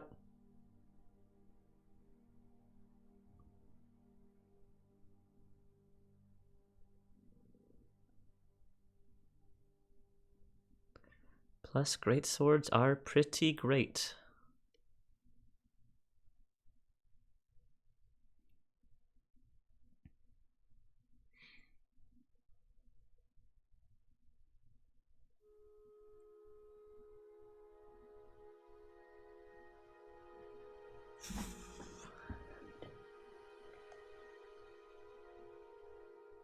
Wow, with my new phone, I can have mobile game detection on Discord. So when I'm playing a mobile game, you guys can see that too. I'm good. Thanks. I know you spy on me already. It's fine. You don't think ahead for your character in any capacity? I can't do that. I've got I to. like I've got to. overthinking my character. I overthink my character. I start like it takes time for me to plan all the details, but like I start with the class and everything and the fucking whatever inspiration I threw in there, and over time I'll just be like, but then I can add this, and then I can add this. Yeah, I also like to build on the fact that like I want my backstory to be done by the time my character has entered the party. If that makes sense. Like minor yeah. things like, oh, they're dead and I'm sad, and so bringing them up makes me kind of sad, but you know, I moved on, I'm fine. Kind of those kind of things or whatever for trailing effects. It's the like I don't want to be the Toriel and the Quinn of I get the party it. ever. I do something similar because like I can use Ava for the example of just like her reason your for imp. journeying was literally just, yo, they wanted me to get rid of the imp, so I'll just Leave. leave and find out how to get rid They of want the me to imp. get rid of the imp. Well, they just got rid of both of us. Well, no, it's more like I was asked to find a way because they couldn't do it, so that's the only reason she was traveling. Was just like that's why she was going like for. him after a while. Yeah, then he got stolen, and she was like, "I want him back." There's not really like a driving. Imagine your motivation is I want to leave to get rid of something, and then only a little bit later, he just gets taken, and you're like, well. I'm gonna be honest. She was never really gonna like this isn't a Oh, character yeah. development I thing. know she turned and she started liking him, right? No. Here's the thing. She always liked him. She was never gonna get rid of him. Yeah. That was just So- like I should probably do this, but I don't want to do it. So But what I was saying is just like, yeah, it was the reason for being the party has really nothing to do with her backstory. She just wanted to come along for the ride. she's basically tired of people nagging her about her childhood friend. Yeah, eventually she was like, okay. They basically kicked her out and said, okay, fix Mhm. this. And it's like, okay, I guess I'll start doing that. And then did that thing that kids do where they do it really slowly. Whoa. It's like, what are you doing now? I'm at Imless. I'm reading stuff. And I'm studying. I You're studying how to am- get rid of the imp? Yes. Among other things? I'm doing that. I'm yeah. So like pretty much the only thing about Fierre's backstory that has any prevalence is that when in Elven City, she can have sway because her elven dad is like a minor king. That's what I was saying originally. That's what I do with backstories. I'll leave something for the DM. Like, if you want to do something, here's a little dangling carrot on the stick with just like the But if dragon you dad don't, thing. But I was oh like, my character's well. not going to chase it because I don't want to force the party into a direction to run. Yeah, that's the thing. Like, not gonna lie, it feels like we kind of tossed the goblin plot line to the wind. I kind of did. I mean, I get it's technically satisfied, but it just It feels like didn't. we didn't do anything with it because we had the whole Toriel and Quinn stuff to solve, and I'm not. It's fine. I'm having fun. It's just I don't want to be that character that does that. So It's the same thing in campaign 2. My character is just like, well, I'm here to start my house. yeah. Or if my backstory happens to do it, it's like a side arc that we. It's not our whole campaign. It's I am just not might be dedicating prevalent my for- character to my backstory. Right. I don't know. You know what my one backstory thing is, so that's what I mean. Like that might become prevalent for a little bit, but after a while, you just kind of move on. You know.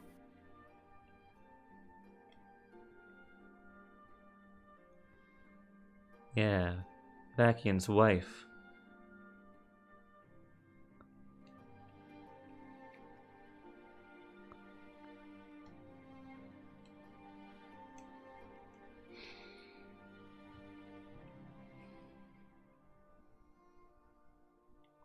We're gonna have a lot of NPCs around next session.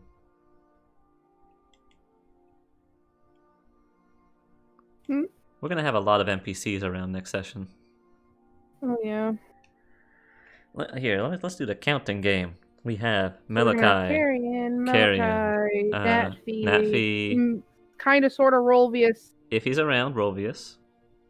We're gonna have the dude we have to chase around with a cat to Yeah. terrorize him. We're gonna have. We still have Veneric. We still have Venerate. Kelda. We're gonna have Killian. I know for a fact we're bringing back Eddie. Oh, He's yeah. probably gonna show up. I have a feeling we're gonna kidnap Eddie. We're taking Eddie. Sorry about that. I forgot I had laundry and my laundry almost exploded. Oh. Did it do that thing where it went? "Doo-doo-doo-doo-doo-doo-doo-doo-doo-doo"? Yeah. Yeah, that used to scare the shit out of me. Also, Parker, go to your YouTube. You're replaying the loop. Uh-huh. Right click the video. Loop. Okay, thank you. We were just counting the number of NPCs next D&D session. We're at 9 We're at 9. What do you mean? for our next Well, 5 we're gonna have Carrion now. We're gonna have Malachi. We're gonna have Natfi, kind of, sort of Rolvius, If he but we'll shows count up. him because he's there. If he shows up, then we're gonna have the dude we're gonna terrorize with the cat. We have Veneric, Kelda. Kelda. Yeah, Killian. you guys have amassed a slight party of characters. And I threw Eddie in there because I know he's gonna. I know Tori's He's bring gonna him back. come back. I have a feeling, and I said I have a feeling we're gonna kidnap Eddie Yeah. and take him with us. So Yeah, probably. He might replace your magic horse, and your No. car's gonna go in like a quarter I mean, speed. we could always yeah, have. we're gonna might as well walk. Oh, we're gonna open her up. Parker, that fucking donkey is so old, it's gonna die the session after we take it with us. No, That's correct. you know what I'm gonna start doing? I'm gonna make him feel like he's pulling the cart, but I'm just gonna use watery sphere and just make it to where he's not drowning in it. Like it's around it where his head's peeking out, and so that when he's walking, he's just doing doggy Doggy paddles. Well, yeah, like donkey No, no, no. aquatherapy. Donkey You know how No, they you treat could cast levitation hip? on it. You could cast levitation on it. Oh Yeah. my god. It only lasts for an hour, but yeah. Or Well, no, is it- but watery sphere would, because have you seen aquatherapy for dogs? Yeah. Yeah, I know what you're talking about. We'll just do that for the donkey. Also, you could just given that your Star Horse basically isn't there, you could probably just have it over him. No, but I feel like he'd start getting dragged. That's probably true. He get run over by the car. Well, Here, let me check on the food again. Hopefully. but we were also just talking about the fact that how we build backstories. Mm-hmm. I mean, kind of do the thing where we give, I guess but give the DM something that they could play with from our backstory, but 100% don't have to. I don't think anyone in the chat is going to be there because I don't think we're streaming it anymore. What? Campaign 2. Yeah, no, we're definitely not going to stream campaign 2. So... Well, 5e, if Kai's doing a campaign 2 of Poke Roll at some point, that will be streamed probably. Yeah. Just to clarify. But,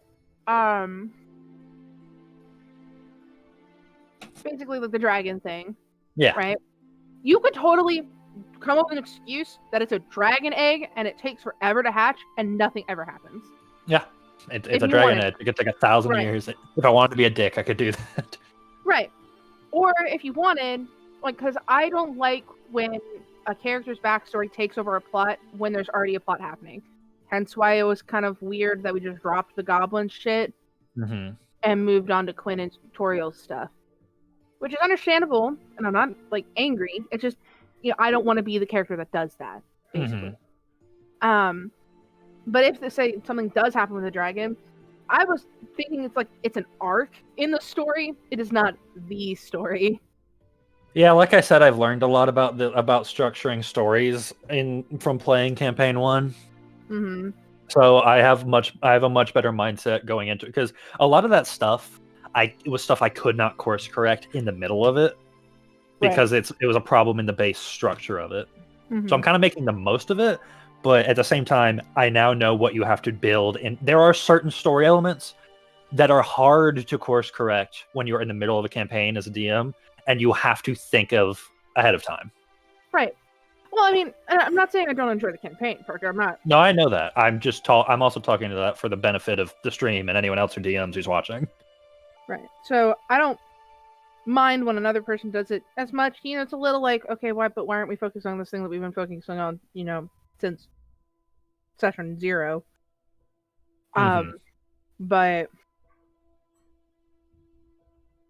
I get over it because it's just playing with my friends. Mm-hmm. I just don't want to be the person who derails a campaign because I decided to put something stupid in my backstory. If it's a temporary derailment of, a couple sessions or something, that's one thing. Mm-hmm.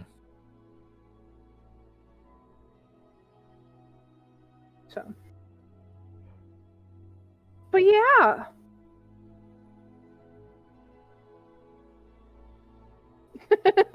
Dr. Chronicle said thanks. He needs the DM advice. Oh, no worries. Listen, I'm not Matt Mercer. I'm not anyone who's a veteran DM. I just started playing D&D in 5th edition, but I have been DMing for almost 5 years now, so I will offer what I've learned. That is still a lot of time, which, to be honest, it's 5 years of straight DMing, almost every week DMing something. So I don't have a lot of experience, but I have some, and I've learned some things the hard way. Yeah. I just like D&D, man. I love D&D. There's nothing D&D. like D&D in the entire world, and if you ever get the chance to play it, you always should. Anybody who like I talk to who doesn't play D&D, they just look at me so weird when I say it, because there's people who don't even know what D&D is, and then there's people who know what it is, but in a wrong, like, weird context. Like, they take it as, like, the geeky nerd who pants in his basement with you know what I mean, like that mental image. Yeah, And I'm like, it's not. that's not what it is. It's actually Tell them to watch Critical Role opposite with of 7 very attractive people being the biggest Oh my nerds on the God. planet. You could put anybody from Critical Role in front of me, and if they told me that they wanted to date me, I'd probably say no, but You'd be sad about it. confidence. Unless it was Laura Bailey. Unless it was Laura Bailey. Laura Bailey, I know you're not listening, but hey, Hit me up. if you ever need a friend date, it's my treat.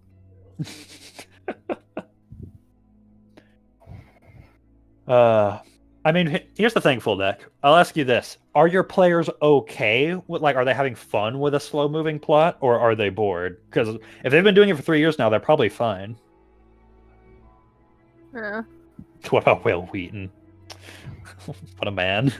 Like, I feel like the only thing people know about D&D, as a like general rule, I'm not saying the people who actually know or anything like that, Yeah, but the most that I've gotten from people who don't play it that know what D&D is from Stranger Things, and I'm like, yes, yeah. but actually no. That's quite the that's like the most basic of windows into it, isn't it? That's actually just the classic D&D of these It's characters time. are just playing dungeon scenarios Yeah, and fighting the big bad, and like they're kids, so that's kind of how they think, and that's how they're gonna play. that's how D&D was for a Fine. very long time. Right, and that's not what I want. I want to emotionally destroy my friends in every way. All right. I want to make them cry. I want to make them die of laughter. I want to make them actually die. And I want to, like... You know, when you said you were interested in DMing again this summer, I'm a little concerned now. Like, I'm just saying, like, I just want them, like, I just want to... D&D is, like, outlet. Yeah. You know, like, me and my mom were talking about this the other before.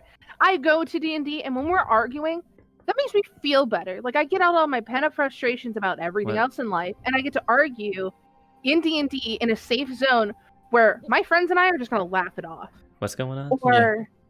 Or like, we can make the stupid jokes, and we have our in-jokes now. Like, we could talk probably full sentences for a very decent amount of time. I'd say at least a whole dinner time.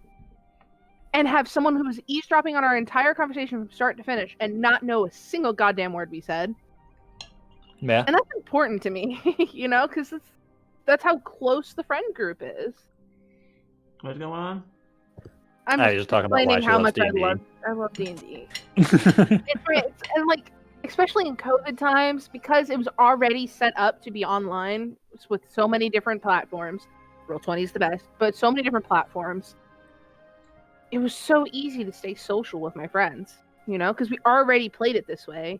It didn't change the goddamn thing in our D&D playing style. Speaking of roleplay, is it bad that I have a chicken companion right now and that I'm eating chicken as I speak? I mean, I have a pig friend, and I'm eating ham and bacon. Well, on the it's same a good sandwich. thing that we're... Hey guys, I have no friends and I'm eating nothing. Wow, we're all eating the same thing as our companions. Wow. Parker is just listening to I walk a lonely road.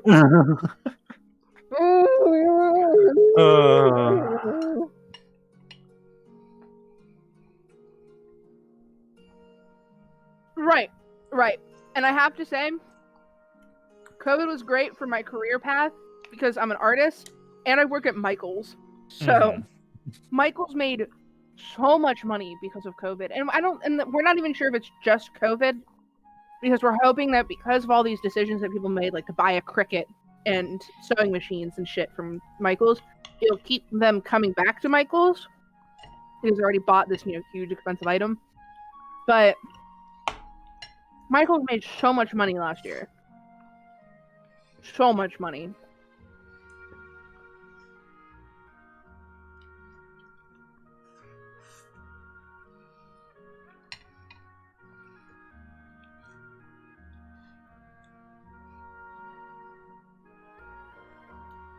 Yeah, I'm good to go whenever.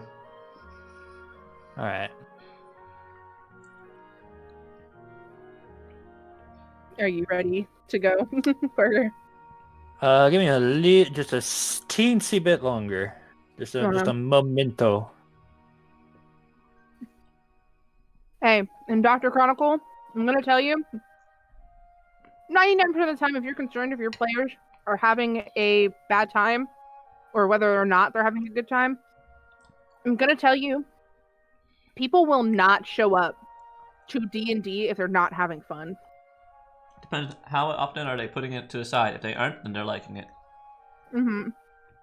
So if you're having people who are like constantly saying no, then you just bring it up. Because leveling with your players, we've had to do it a couple times, right? Like where we had to level and see what was going on because things weren't being explained, and we found out some stuff and we worked it out. Because I'm telling you, people want to play D&D.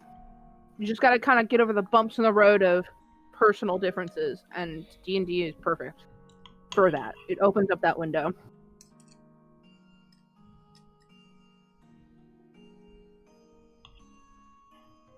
So if you ever having a concern, just sit down and have a group chat with all of them at once about it. See what's going on. See if maybe it's something that the only thing that needs to change is like what time we have it, because we've had that.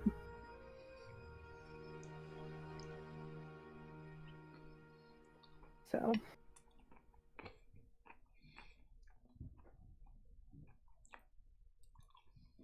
All right. Are we ready to begin again with Act 2? I am. sorry, I was chewing. Don't worry, I am not eating Wiggy. So, Speaking of As- animal companions, here you go, Sherlock. as you're both recovering in various ways, there's a just extended just deafening, trying to even talk to each other. You can't even hear each other as stones are cracking. The very wall that you kind of lean against, Binetta, you see cracks forming in it, and just the structure itself is starting to become uneven. You look across. You see. So this wasn't formed by my just badass. You did not Badassery. shake the building. God Maybe damn it. Maybe at first you thought you did, and then you're like, "Uh-oh." Oh, This you isn't did. Like, the- I'm strong. Wait a second. Wait, hold on. Wait, Take it back. I take it back. I take it back. It was a bit much. I'm not angry. So you look across. You see Feathershaw doing something similar, quickly trying to scramble before employing just a little bit of magic to sort of hover himself slightly in the air to keep himself in a panic to try and keep himself from being shaken by this earthquake. You said I'm like pretty stable against the mantle right now. Yeah, you basically punched a hole in the stone of the mantle to hold on to as a handhold. If anybody needs help, I'm like I have an arm out to catch them. Considering that I am no longer magma veined. Yeah. I believe Feathershaw probably like floats his way over and takes you up on that. They just like wrap two arms around that one arm. Just as a flex, just start lifting him like a weight. You know? 1, 2, 3. No. But now you look across and you see now 6. The steaming pot of stew. They seem to be pouring themselves what seems like the last bowl that was left in it. Just silently looking down at it as they gently eat, as the shaking around them happens. So, from your reaction, I'm guessing this is a normal thing now. No, this is the first time. You seem a bit calm. Like there is visible confusion and rapid blinking happening on my face. Less calm and more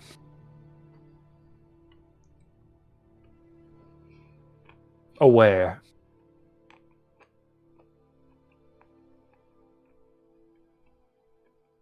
Gently, the shaking starts to stop.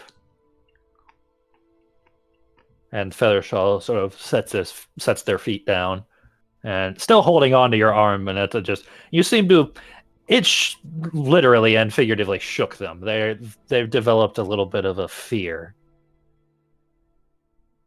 And I just Baymax and go there.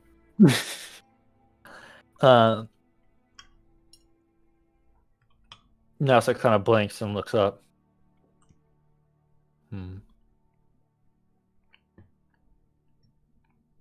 It stopped. Perhaps the island is already smithereens. Maybe my keep survived. If he's not going to look outside, I'm going to look outside to check. As to you see. run, Oh, I'm going to wait at like where the magic barrier is. I'm gonna be like, I don't even want to know what's going on outside. That needs handled. And I look at the. How do you say your name again? Eljal. Eljal, and I'm like, you look outside. I'm not leaving here until we get in there. Eljal, as you make your way outside quickly, you look around. Instantly, the bright morning sky, the skyline is completely different now, as a massive peak stretches up and covering most of your vision. It seems like, as you look, part of the island has indeed crashed into a large mountain, and you can see part of it. Probably a good maybe quarter of it kind of smashed into it and jammed up, crumbling into it, as people are kind of gathering around where the collisions happened. It seems like not too many people were caught up into it, as there was a lot of time to see it coming, like literally looking off the side. So people kind of cleared off, but they're looking at it now as the island, the winds that push the island are now have it jammed up against the side of a mountain, and it's propped up there. So the island is essentially just permanently jammed into the side of a mountain right now. Kaka, is there any way of knowing if it's like trying to move? I'll let you both, you could, because you've felt it since you got here. You could feel the gentle, weird rumble. It's kind of like getting your sea legs at first. You felt the gentle motion of the island. It was very strange. So I want an awareness check to try and see if you can tell what the island's doing. And your DC to meet is at 3. Kill me. Alright, so I'm going to use Hinder. So can I do like awareness? Would that be mastery? Probably. I could say that. All Mastery right. is just skill in general. And then I'm just gonna hinder, so it doesn't really matter what ability I'm using. Yeah. My awareness, so it's aware. Okay. I'm gonna be honest. You got to beat a 3. I'll be shocked if one of you fails. I have to roll. I'd have to roll consecutive ones. Yeah. Oh. So that's that. That's my mastery, and that's my. You do not. By the way, you rolled a 1 on. You don't get your plot point for rolling a 1 on the D4. Well, it's a good thing I didn't roll. Can something bad still happen, or is that just for? Only if I spend a plot point. Okay. Are you going to spend a plot point, Parker? So, I die. Elja, you die instantly as a rock falls on you.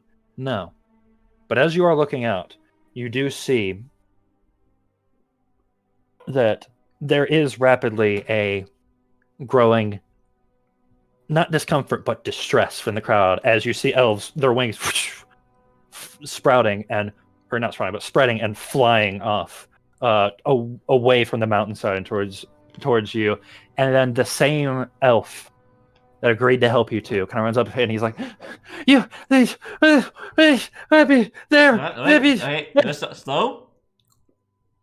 Can't tell me what you need me to do if you're panicking like that. You see under his arm he's got BB, who's like, BB! wait. I will And take BB. he points off and he's like, big hairy things chasing people came off the mountain. Oh, okay. Oh no. Oh god, okay. I'm gonna go towards where he said, where he's pointing, basically, with my weapon drawn. But I'm going to proceed stealthily, so I don't instantly just get a fucking arrow to the face or whatever. All right. I'm gonna follow suit, but as I'm walking out, I'm gonna look at Featherfall, Mhm. you stay here and keep an eye on this keep. And namely, and then I just kind of like, I'm not trying to be stealthy from the guy, but I'm going to point towards Now 6. I got it. I can do that. No funny business. Remember what we talked about. If he drops the barrier, you don't want me to go try and get it? Well, you need. Oh, I can't say anything. First of all, you need the chest plate, and you'll die. Second of all, Fair. no. If anyone other than you two tries to come in here, defend it with your life. I want you to make an influence justice check, and whatever else you choose, you can add on another d6 that I will consider a temporary asset for your connection you made with Feathershaw. Okay, so, and then can I use strategy as one? Yes, I'll allow it.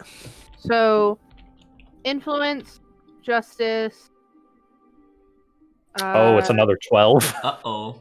That's gonna be a big one. Okay, that's fine. Influence, justice. I'll do night, I guess, and I'll just keep it a D8. And then you said a D6 asset, and then I For can your roll my connection with D6 Feathershaw. Yes. strategy. So yes. So that's So- 3d6, right? Yeah. Yeah. This is the only difficult part is figuring out how many dice I gotta roll. 3d6, a D10, and a D8. Yep.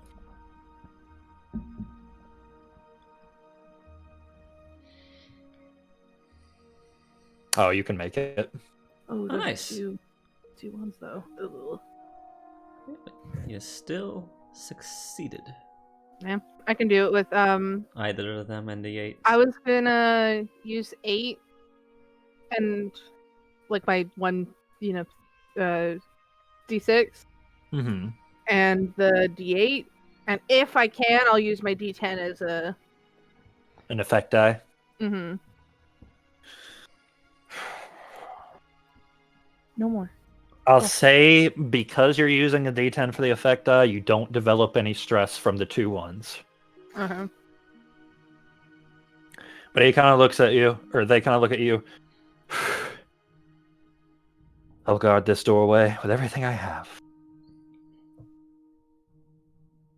And he stands in front of the blue barrier. It leads farther into the keep and faces outward. I don't think I have to say this to you because it's kind of your job, but same applies to you. I'm looking at Nausix. Nausix. Nausix kind of looks at you, and there's a silence to him. He doesn't really respond. He's just kind of watching you, and with his head slightly tilted down. There's an amount of shame and anger, but you don't know where the anger is being directed at the moment. So as you go to catch up with Eljal, I want you to make an agility mastery check, and you can add your sneaking to it. You know what? I'll use Moonshadow form. Basically, Ooh. See, that's one of the things I got. When trying to to hide, do a thing. When trying to hide, sneak, or go unseen during, well, that needs to be nighttime. Wait, hold up. Yeah, that's I can the use thing Elf about Grace Moonshine, they don't instead. do that. I can use Elf Grace instead still. Okay. And also not just night, during a full moon. Yeah, I know. That one's rough. Okay. But spend a plot point to step up your agility die in your dice pool for a test, contest, or challenge that factors into your elven speed and balance. Yep, all right. I'll say that applies. So that goes from what, a D10 to a D12? Yep. Your agility is a D12, your mastery is a D10, your Moonshadow Elf is a D8, and your sneaking is a D8. Oh, that's right, I do get So 12, 10, 8. and 2 8s. 12, 10, 2 8s. And you are rolling against a 14. It's a good thing I'm doing all this. 12, 10. You had the plot point to spend on that, right? Yeah. Fucking Christ. I can't spend another one just to reroll, can I? Or just add another, right? Do you have another one? I do have another plot point if I want to. Yeah, you can do that. Oh, I can? Okay.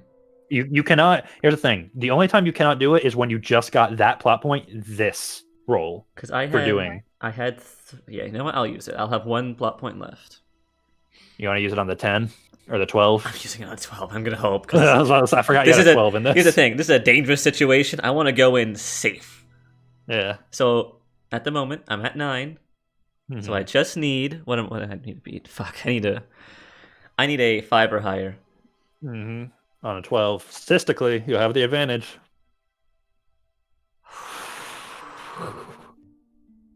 Wait, does that tie it? It does. Tying is a failure. And I still lose it. You still lose it. Sorry. I used 2 plot points to do this. That's a lot. That's a lot of might loading. happen. You were just trying to stealth, so it's not. From enemies that are attacking people. I mean, kinda, but come on. Oh well, that's happening. I'm gonna try and look for something I can use as a decent shield. You're gonna look for something you. To be fair, there's all manner of trinkets and things in the keep, so you probably can find an old wooden-looking one. That it is a made shield. It's made of wood though, off the wall. There's no like, if I peek outside, there's no like fallen metal or anything I could use. Not really. This place was very rural and rustic. It was mostly wood, thatch, and clay. All right, I'll take the wood shield, and I'm All right. gonna rush out to the non-stealth, failing at trying to stealth. It's very hard. So, And try and see if there's anything I can do. Maybe not help him stealth, but to cover him. well, let me get what happened first. hmm Eljal, as you're proceeding forward, your sword staff pulled out and held behind you as you proceed cautiously. You're looking around, and you peek around corners and you see elves running and flying away. You can't quite spy from what, but as you try to duck behind an alley and get a closer look, peeking out, you hear Wiggy on your shoulder going, "Bark, bark, bark," just freaking out. No. Absolutely Shh. freaking out. And after that, you hear a... Uh-oh. And you turn, and on the other side of the alley, you see at least half a dozen eyes just staring at you. That's a lot of 3 long neck hill wolves. And I'm putting an image of them in Discord. That's a lot of eyes. Okay. That's If you like a wanna show llama it- and a wolf. Yeah, if you want to show that at the stream at some point, you can. Cusco! Cusco, no! Cusco is poison. The poison is specifically made for Cusco. Okay. Now then, just as they seem, they are large and they look like they are angry. They're definitely carnivorous. They are fangs, and you can see they are rearing up and they are ready to lunge at you. And just as they're getting ready to, Benetta you just hear Benetta go "Roar!" and just brush past you. And Benetta, I want you, as you were on your way to help Iljal, right? Mm-hmm. All right, I want you to roll strength. I'll let you choose the value that's driving you right now. Okay. And then, yeah, basically, what do you want to do? Tell me what dice you want to add. So I want to do strength, justice, and I want to go ahead and use heat being again, which does increase my angry back up to an 8, but my strength becomes a D10. Okay. And agility becomes a D10, but I'm not rolling that, so it's fine. Just And to, that's till the end of this scene, so you'll hold it. just to Note, note, you also have swordplay and Sunforged Blade to add, if you want.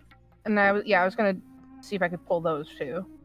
just to note, if I see that, if something tries whatever's trying to bite at her, I'll try and follow behind to Okay. cover her. Basically, is what I'm saying. I'll cover whatever snaps at her. Okay. We're gonna cover her flank. All right. 10, Wow. 10, Okay, you got to beat a 5. You have to beat a 5. 10, 10, 8, 8, You did it. and 6. He's already dead. If I wasn't already trying to use the Angie stuff, I would do a hinder, but I can't. So Mm-hmm. All right, so you go, you run up. Well, yeah, you describe what happens. You got this. This thing's large. These things are big. It's the size you of a said there's llama, but more it's than the strength one, of it. right? There's 3 heading down this alley towards you and Eljaw. So the closest one to I can't. It's a narrow alley, so like one's in front. Yeah, so the closest one I'm gonna like bash with the shield as hard as I can, Mm-hmm. and then while pulling my sword, I want to bash the other one with the hilt Mm-hmm. and slice at the third one. Basically, just to Considering, kind of, even if I miss, I'm just trying to. here's the thing. So in this system, when you beat the DC roll by 5 or more, that is a heroic success, which denotes something extra. So I'll allow it because you definitely beat it by 5 or more. I think Okay. you did. Which So, which yeah, I number just do you want to wanna- beat it by 5 or more? Basically, I'm just trying to push them back as much as possible, and I'm Mhm. only trying to get the strike in because I can. Mm-hmm. It's actually Alright. wild. With every combination you have, you do that. I just counted Obliterate them. all with every single combination. My effect also is that there's a little singe because Mhm. I have an extra. I can do it. I can do And by the effect. way, this is what's known. So now what we're going to start is what's known as a challenge in this Mhm. system, which is going to be a series of rolls. Okay.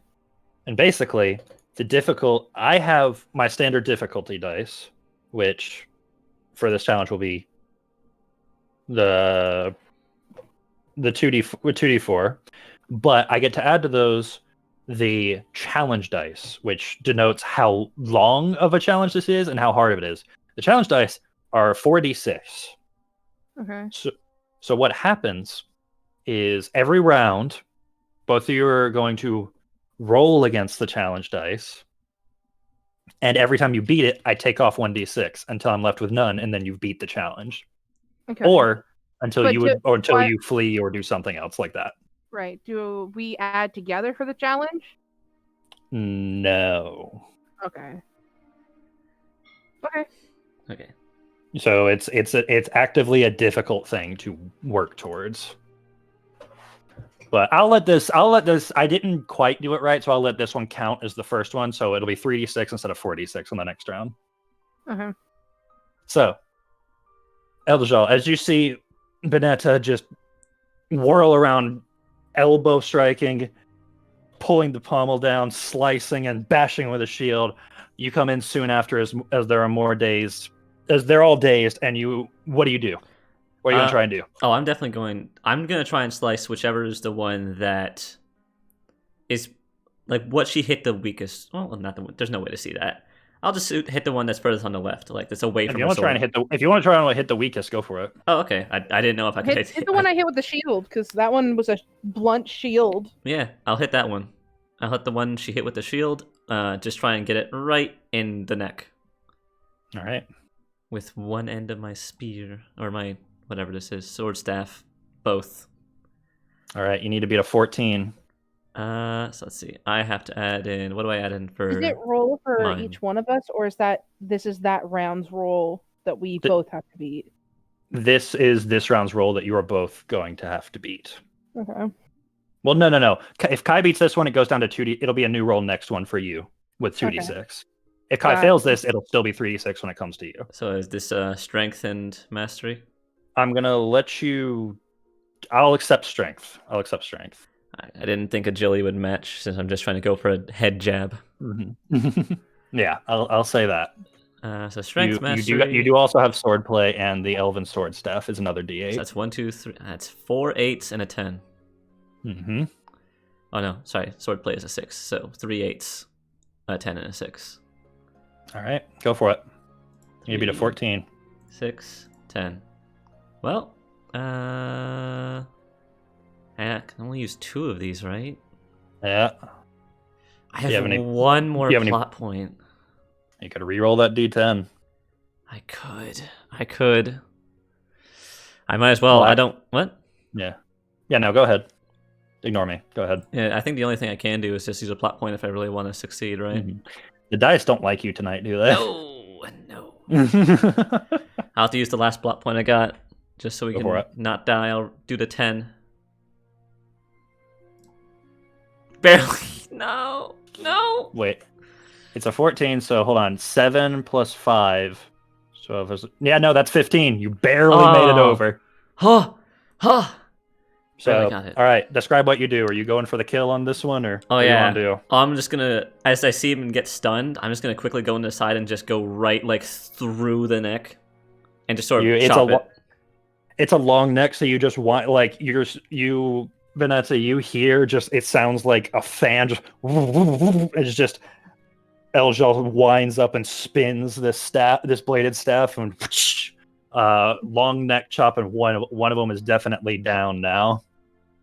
All right, Vanessa, we are back at you, and your partner succeeded, so now it is 2d4 plus 2d6.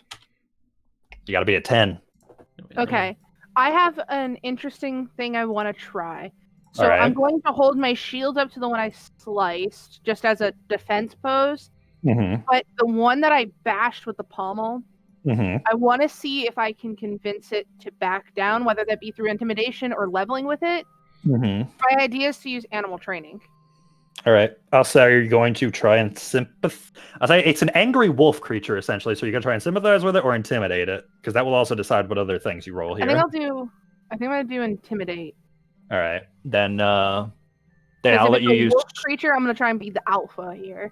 Yeah, I'll let you do strength, and...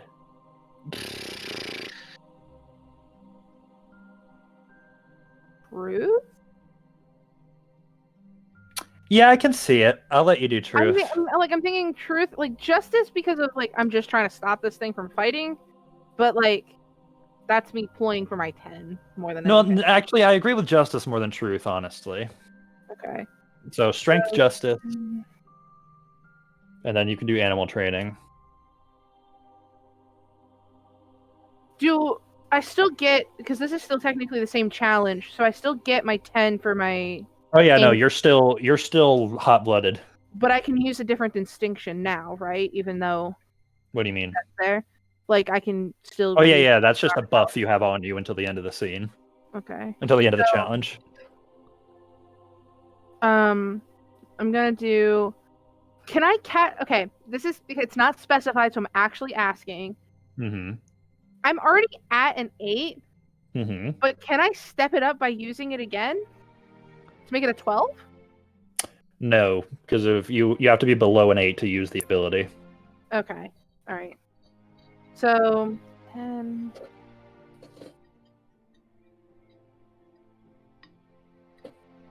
10, 8, 6. Yep. Can I still use Sunforge Blade if I'm intimidating? You're not using it, so I'm gonna say no. Okay, so 10, 10, 8, 6.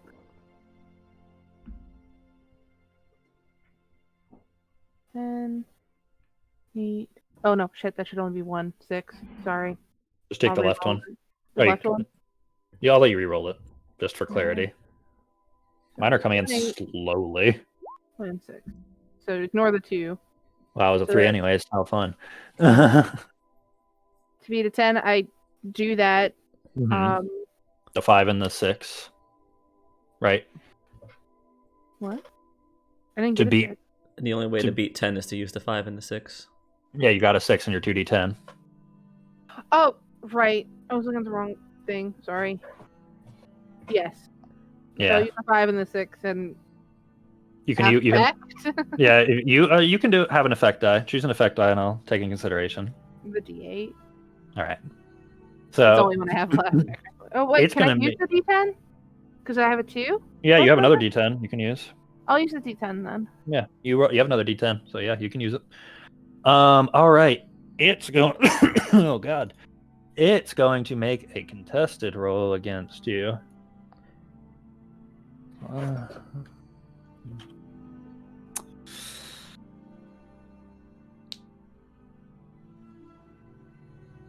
What's the total you got again? In total? Mm-hmm. No, not the. What's your final thing? Your final number? It's 11, right? Yeah, 6 Yeah. and 5. 11 with 11 a plus D10. D10 effect. Oh shit. Okay, yeah, no, this thing doesn't even get to roll. As you do this, you just kind of snarl your teeth at it for a minute and just imposing loom over it, and it just kind of its neck kind of bends backwards a little bit as ears light out, and it just looks at you and just kind of like whimpers a little bit, and then like clops off because you can hear they have hooves. It moves off to just runs out of the alley and back towards the mountain. So there's a 1 left. There's only one. So now we're back to Eljal, and your thing to beat is 2d4 and d6. 2d4 and 1d6. Never mind, it's a 7, not a because that's a 1, so it doesn't get counted. As you know, 7. I can still somehow fail. 'cause the Somehow dice- you can possibly fail. You have so many dice geared towards combat, and you still barely scraped by. Using my last plot point, so I have nothing to fall back on. I'm gonna have to, do just. You know what? I'm gonna try. Wait. How many? What do you have in fear again? I mean, what do you have in stress? Like I have a 6 in afraid. All right, it's gonna roll an additional d6, Wow, fun. so it's a 10. Ha. Oh wait, if that's true, then they should have rolled a d8 because I have They my. can't use anger against you. Oh, okay. They can. You smell my fear, though. They can smell the fear. All right, I'm still gonna have to go for the slice. I'm gonna just get it right. This time I'm going I trying mean, to be go fair, for- it's still a lot of dice. It's I know. a lot of dice. This time I'm gonna try and do something maybe a little more agility based. I'm gonna try and sort of slash Do a sick flip. Well, kind of do a 6 flip. I was actually thinking more like ankle slash. Just Okay. just sort of Sweep immobilize the it. leg! Yeah, sweep the leg basically. I want to go low. No, okay, I just want to point out that's an in joke for even Dragon Prince because he goes, sweeping the leg isn't a thing. And then she does it like 5 minutes later. All right. So yeah, I'm gonna do that. Just sweep the leg. I'm going to sweep the leg. So what that agility mastery? Mm-hmm. So that's 10-10. 10, 10, 8. Swords play is 6. And then another 8 for the sword staff. I don't have So- any. 2 10s, 2 8s, and a 6. All right. And watch me fail. 2, 10, Ooh. 2, 8. Ooh. Okay, you succeeded. You did succeed. You had 2 1s though. Barely. Are Barely. you going to use a plot point, Parker? I don't have. Oh, are you? Are you going to try and kill me? Parker can. He can. He has 2 opportunities to. Well, I think you can only use one, but yeah. I don't know He's the exact thinking. ruling on that. I'm not going to use a plot point, but I will say that because of those 2 1s, you do develop a point of exhaustion from the fight. So So you're you're at a 6 exhaustion. 6 and exhausted. At I least don't I'm not- understand why 4 is the I don't zero know. here. It's Could I don't just know. say It's just 0. because I just feel like 4 could be a good way of just like being starting like, it. yeah, you're generally afraid of this person, but it's not really affecting you. Yeah, I don't know. Anyways, I might change it if we continue playing this system sometime. I'm just glad I don't have any injury, so that's what I'll take Yeah. out of that. And after I that just one, think so that- yeah, describe your. I mean, technically, you passed. That was the last d6, so you passed the challenge. So describe your finishing move, Eljal. Oh, I do the sick, like, do a little dash slide thing where you just, like, go on your back and, like, slice at it a little bit, because I got the spinning Oh, you're not board. going to slice out the leg. You just slide underneath You just it. bisect it from underneath. Basically. Yeah. I gotta do, like, a sprint to do it, but yeah. How long is your hair? Because it's probably dyed red now. Actually, it's long. Sorry, I'm looking at the artist. It might have some red tips. Let's be honest. It goes down to my ass, so Big. That's more than tips. That's more like frosted. yeah. But I mean, I got him. Mm-hmm. Are there more of these things? Possibly around. I'm assuming he's dead, so Oh yeah, these are super. One ran away, and the rest are super dead. I assume there's more around, but these are the 3 in the alley. Yeah. I'm gonna step out of the alley and look for more. Is that the challenge over, by the way? Yes, challenge is over. Okay. So your sun form is gone. My sun form is gone. Does my angry go down? No. Okay, because I'm just saying because part of it's in that thing of like step up my thing for the duration. I don't know if that meant just those or. You know what? While just no, while why can't I ever remember your name? Benetta is. I can't remember yours either. I'm just gonna call you I. While Benetta's looking for enemies, No. I'm actually on the lookout for the smith to find, the armor.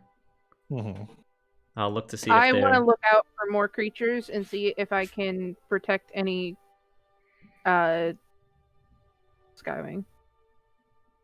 Okay, so I'll start with Benetta then. Okay, Benetta, I want you to make an awareness devotion check. Ooh, you gotta be a 10. That was a high roll for 2d6s. My devotion's an 8. My devotion's a D8. Yeah. I know, I said you have to beat a 10. Oh, okay. I thought you were talking about it was a high roll for my 2d6s to beat it. It's my... I just rolled 2d6 for the DC. Can I spend my last PP, which is probably a bad idea, but they can't use Angie against me. I wouldn't... But I need to lower to be able to use it again. So I want if we're fighting, I'd save the PP for when you get into a fight. Because if you're looking for one...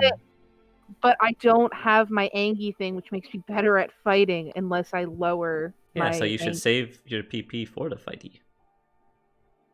No. Wait, what? I'm confused. I can't use my being angry, Sun form. my sun form, unless my Angie is below a 8. And it's at an 8, right? She's saying it's at an 8 right now. She you're needs to at use an a plot point to reduce it so that she can use sun form again. Should the need arise. So I'm gonna go ahead and do that. I'm gonna Alright. awareness, devotion. So that's a 6 and 8, two 8s because technically, right?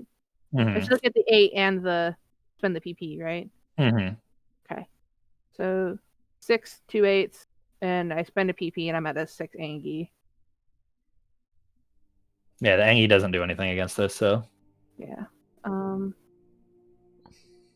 So 6 and 2 8. Unfortunate. Damn. Barely. 9 anyway. You got it. All right. As you're looking around, you don't hear any more growling. You just see people fleeing and looking around. Some people are getting into houses or on top of buildings, and some people you see just as they land from their flight on top of buildings, they're just looking up at the mountain, and like some are afraid, some are amazed, some are just in shock. It's just a lot. You know what? Fuck it. I'm just gonna scream. Get to the keep. As you do this, several people hear you and immediately just start flying towards the keep, and some people start catching on a little bit.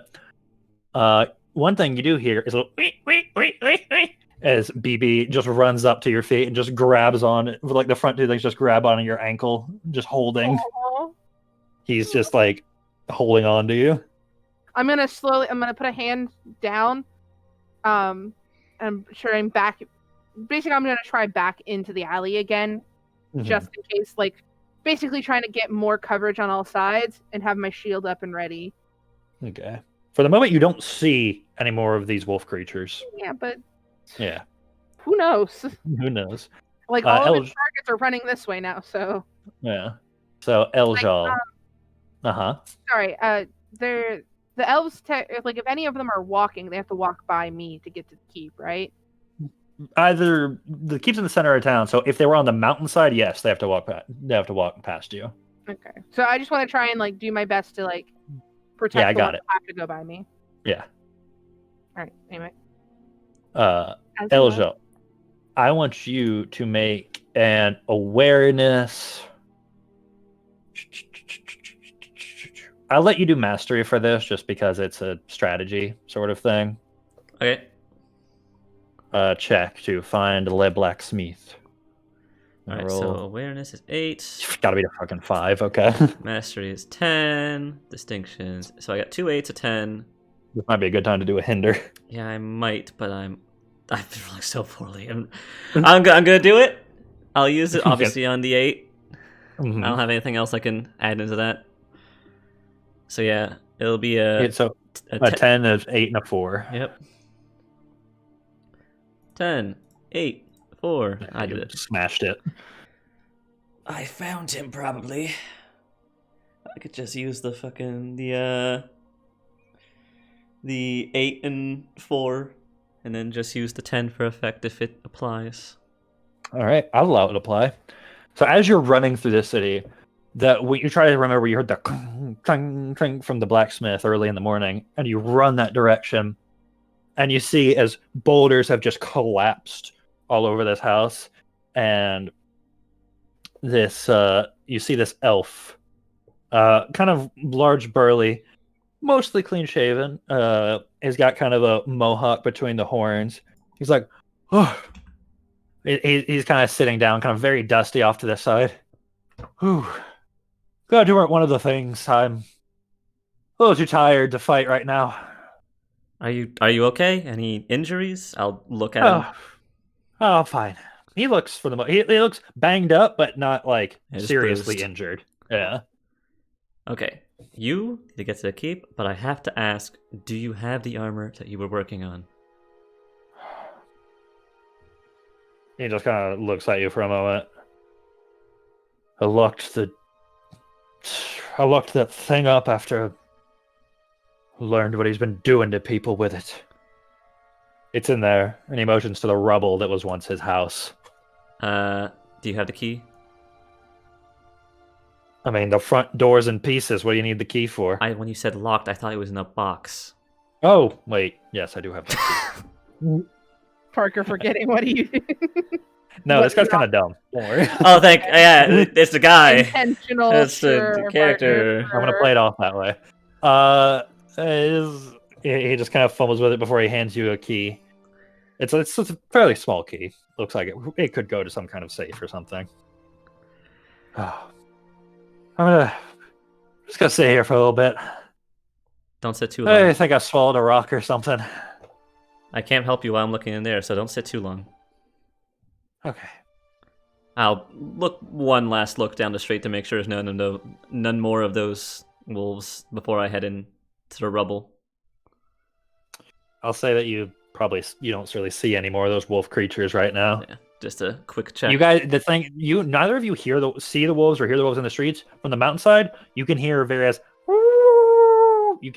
howling coming from the mountain itself. Then I gotta do quick work in here. Okay. All right. I'll start making my way into the rubbled house, seeing if I can find it in the back that he said. All right. I want you to make a check to make it in the rubble house. I'll let you decide how you're trying to get in. Okay, so what does the rubbled house look like at the moment? Like, is there a... It's basically like before it was a one-story, pretty small, mostly clay building. Okay. And half of it has just been smashed in. I'll So definitely it's just rubble everywhere right now. Like you more walk on top of the house as it's a pile of rocks than you can into it. Okay, then all I'm going to do is I'll go towards where the smith area is and where he would keep all of his tools, and I'll start not taking away huge boulders, obviously, but looking through smaller boulders just to see if I can find a box hidden. I'm just clearing out the small stuff so I can see what's under the rubble. Then do an awareness devotion something. All right, so awareness 8. Is it nice for you to just be like something? Convince me. Yeah. Here's the thing. But Plead for I your like it a life. lot better to let you decide. Here's the thing. I can't really use any of my things. I'm probably just... It's going to be an 8 either way. Yeah, hold on, let me roll the DC before you decide. I forgot. I have to get used to doing that. Nothing I can stab. Ooh, boy. That is a high one. That's an 11. Fuck. Okay. Well, I better hope I roll high. So that's 3 8s I gotta roll through. Yeah. You do have one plot point, I suppose. Let's see what happens, because I don't think I can use anything else I got. Oh my god. Here's the thing. There's no point to using my plot point. Yeah. I can't Yeah, succeed. It doesn't do anything. And as you're digging through it, you're like, I can't find anything. You do go up to an 8 exhaustion. See. Kai's gonna hate this system by the end of the night just because it's fucking him. Do you ever wonder why I play D&D the way I do with like expertise and all those feats and everything? This is why. Just to guarantee non-failure. Because this is why. Not to guarantee an amazing success. It's to guarantee. I don't fucking Not eat dying. shit.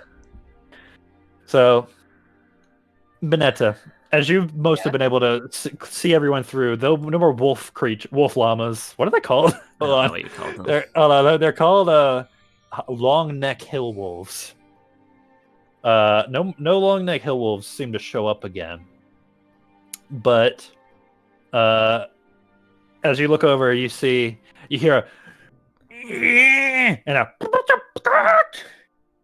I'm gonna go over after hearing the chicken noise. It's Eljal okay, is Wiggy. doing his darndest to try and push some boulders out of the way, but boy, is it not going well. It's okay, Is he Wiggy. following me? What? But yeah, BB's following you. He's like staying at your ankles right now. Okay. Good. All right. I'm gonna go and see what trouble he's getting into. I'm not Hey, getting it in doesn't- trouble. It doesn't take you long until you're in front of the rubbled house and looking at Eljal just trying to like push. But he's a string bean. I'm not even. I- My strength's actually kind of good. Oh, then I'm going to the world assume. just hates him. I got an 8 for that. I'm going to assume that we need to get under this to get the Yeah. armor. It's in a box. I have the key. It's just somewhere under the rubble. I sigh and I'm like, all right, we need to get moving. More of those things can move in at any moment. So I'm gonna lift it up. All right, you're gonna do just power lift. Yeah. All right, give me a strength. Convince me on the values. Not justice. I'm gonna say that. Yeah. Liberate me from my struggles. No, I want to do mastery because I want to like flex against this dude, Okay. this string bean of a man. I have an 8. Who It's an 8 has the die. same muscle mass as you? It's fine. Okay. I'm Yeah, going it's- to do that in mastery, and then I'll use night because I don't want to use my rage here. Yeah. Do I get an assist because he's helping me? I'll allow a D6 temporary asset if Eljal continues to help. I will continue to help. All right. Yeah, you can have a Um, free D6 then. Can I see what I'm rolling against, please? I continue to forget to do this. A 6. Meanwhile, I'm over there with 11. Yeah. Yeah, I'm gonna go ahead and because I have the assist too, I'm gonna go ahead and hinder one of my rolls. Okay. I just love looking at the difference between these two.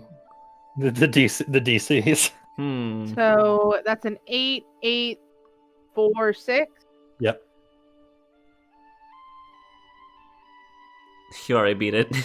That's a lot of 4s. But you only needed 2 4s to beat it, so That's a lot of 4.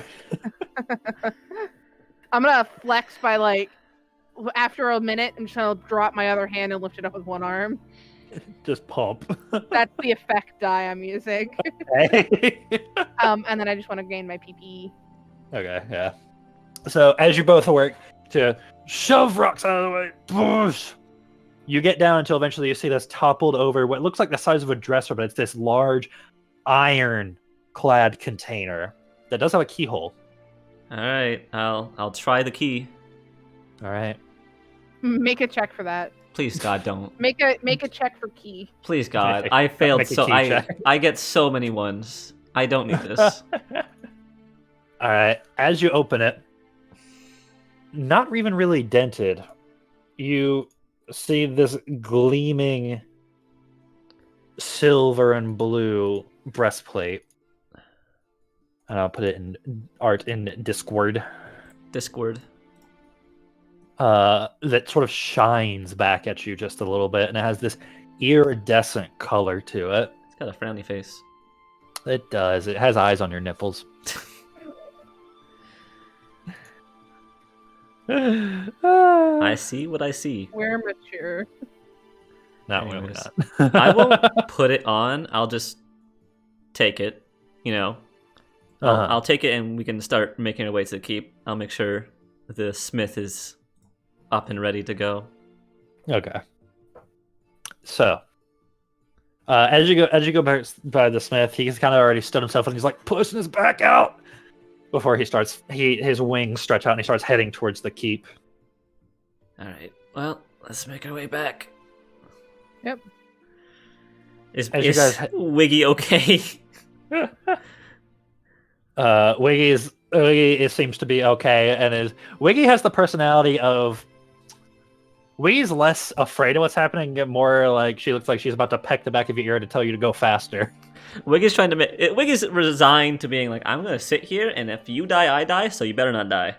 Yeah, that's pretty much the attitude of Wiggy. All right, I'm good with that. Yeah.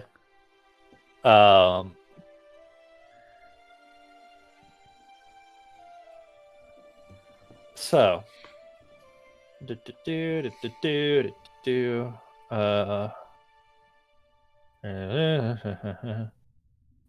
I just have to get the correct scene. Apologies. It's like a choose your own adventure book. You gotta skip around sometimes. But as you guys get back, there's a lot of people kind of in that main hallway, and some have crowded into the side rooms.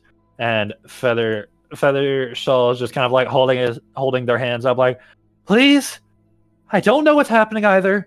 I'm just supposed to stay here, talk to your mayor or tribe leader, whatever he is.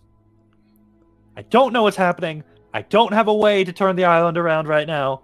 We're working on it. While he's talking, I'm just gonna take the hilt of my sword and just smack it into a table or stone nearby to get everyone's attention. Like, just go doom doom doom. Everyone Court kind of is stops in for a session. second. Everyone kind of stops for a second and turns around and looks at you two as you're coming in. Everyone knew that the crash was going to happen. It just happened a lot sooner than I think we were led to believe.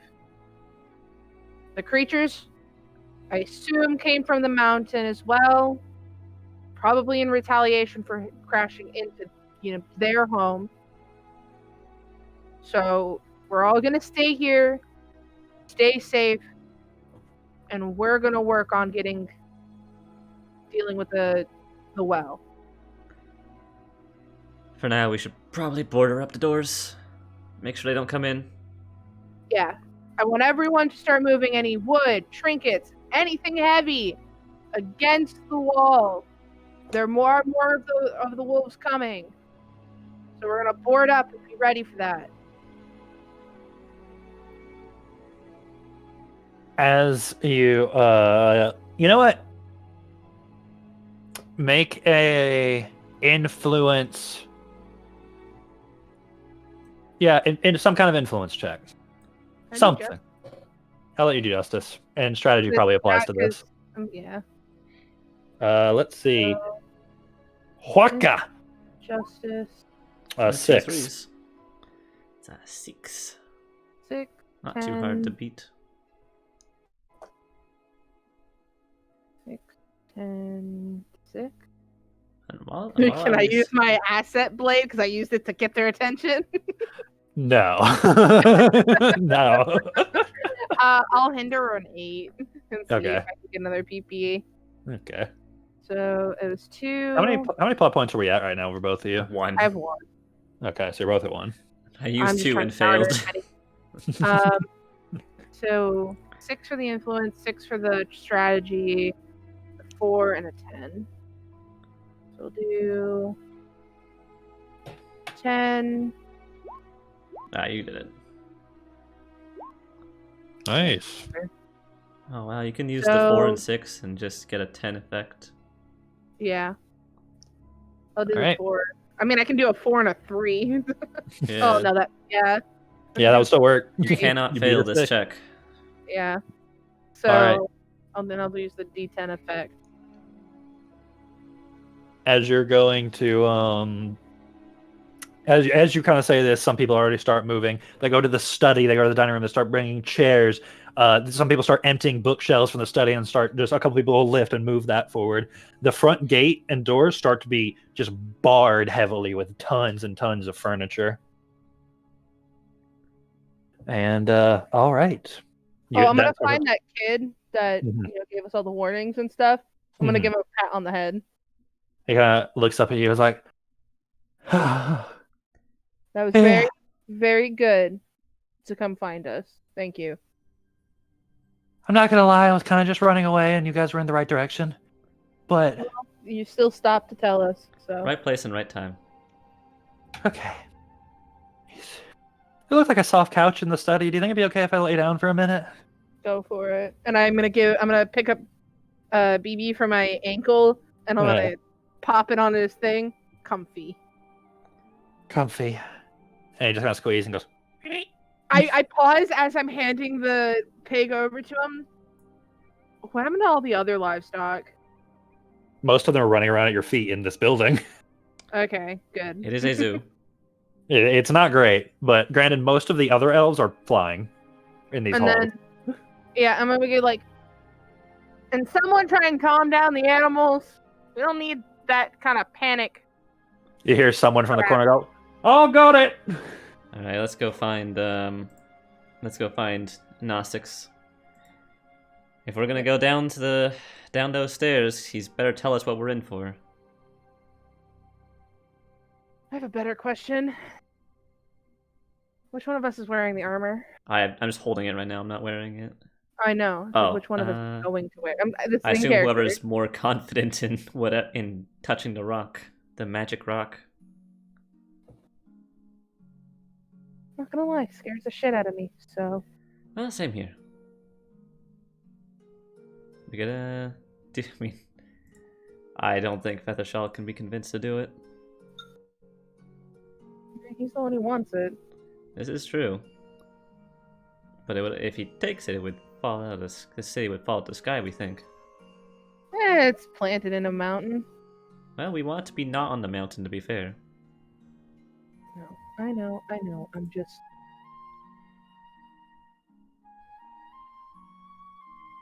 Yeah, let's go, and we'll go find him. All right.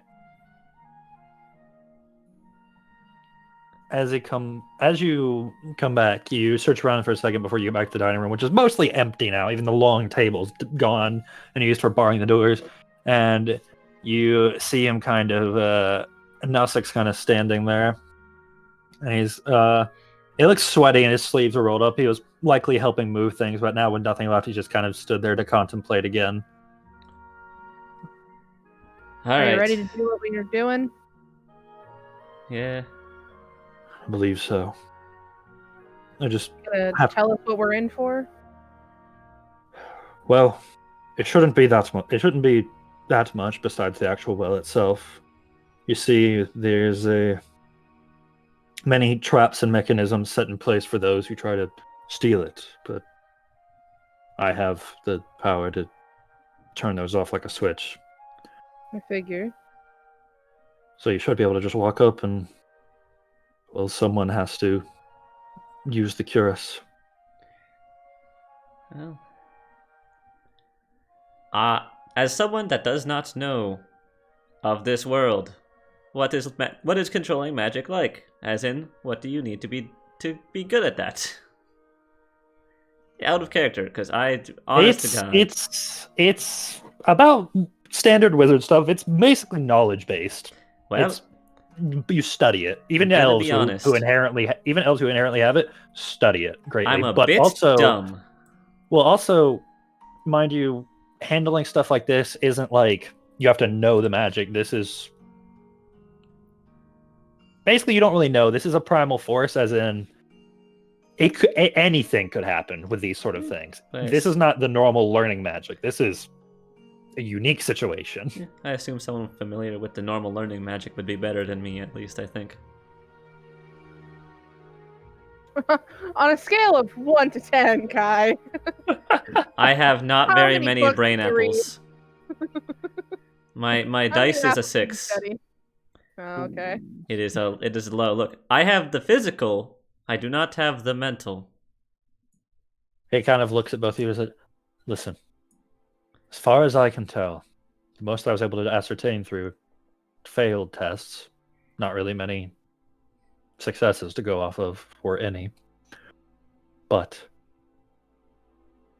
someone who is strong of will and pure of heart. The land's magic will not hurt you if you have those.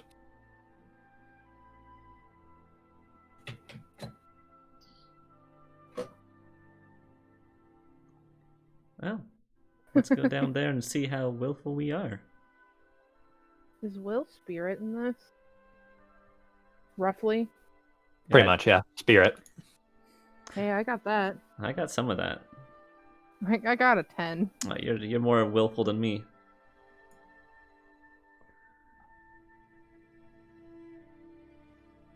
All right.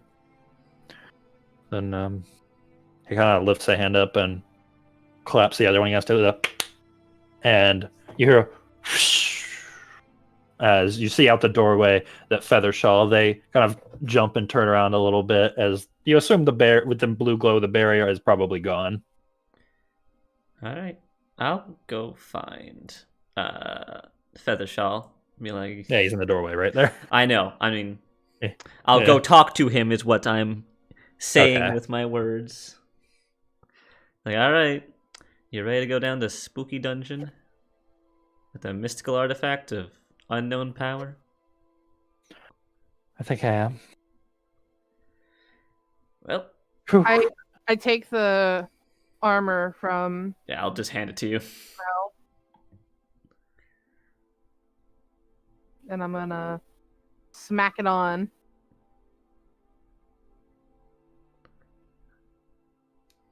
As you put this armor on, do you feel, and you see this Eljo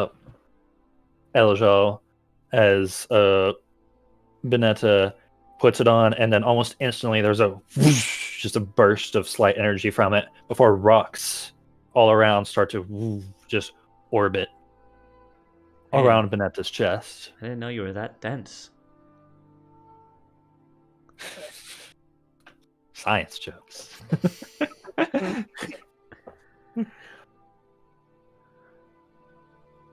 Benetta, you She's just feel like Mhm. blue is more your color, man. I think it suits you just fine. nudges you forward. You see But my I- eyes flare like they're about to start glowing. As you both, with Feathershaw and now Six, proceed, you go down a set of spiral stairs until you come down to this open chamber. Large and round, each tile on the floor seeming to be inscribed with runes, and you probably assume these are the traps that were spoken of. In the center of it, this little spire that comes up to about shoulder height with this orb glowing a bright golden color. Against the spire, you see these red, blue, and green crystals having grown out of it, seeming almost grown up from the ground onto the spire and trying to reach up towards the orb. Now Six kind of looks on at it and says, I pray that this time in this chamber ends better than the last. And he looks at you, Benetta. Well, I bet my life that it will.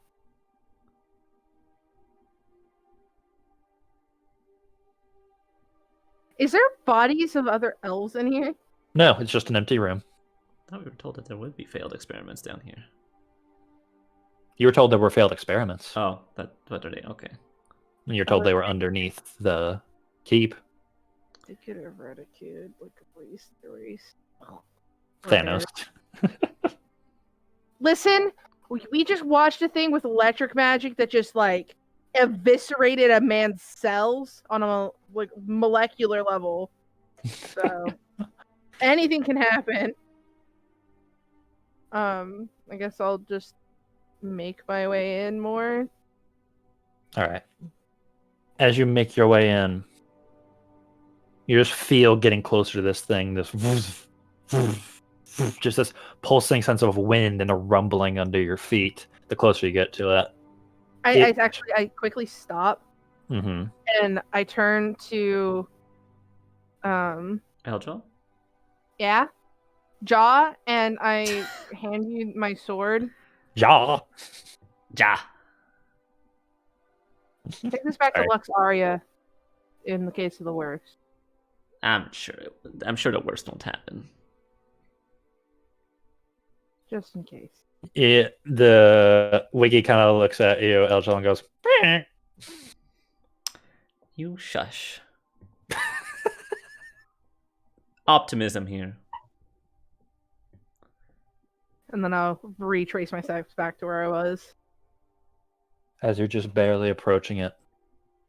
You sit there for a moment, and the magic around it seems to bond with that of the cuirass you're wearing, and the orbit of wind and earth just starts to go around both you and the orb. And as you're both, everyone behind you is just waiting, bated breath, watching. You feel a under your feet. The three of you feel it in the back too, and you look and see Nosix. You see Feathershaw look at Nosix and ask, "Is that supposed to happen?" And Nosix says, "No, that's new." And after a moment, there's a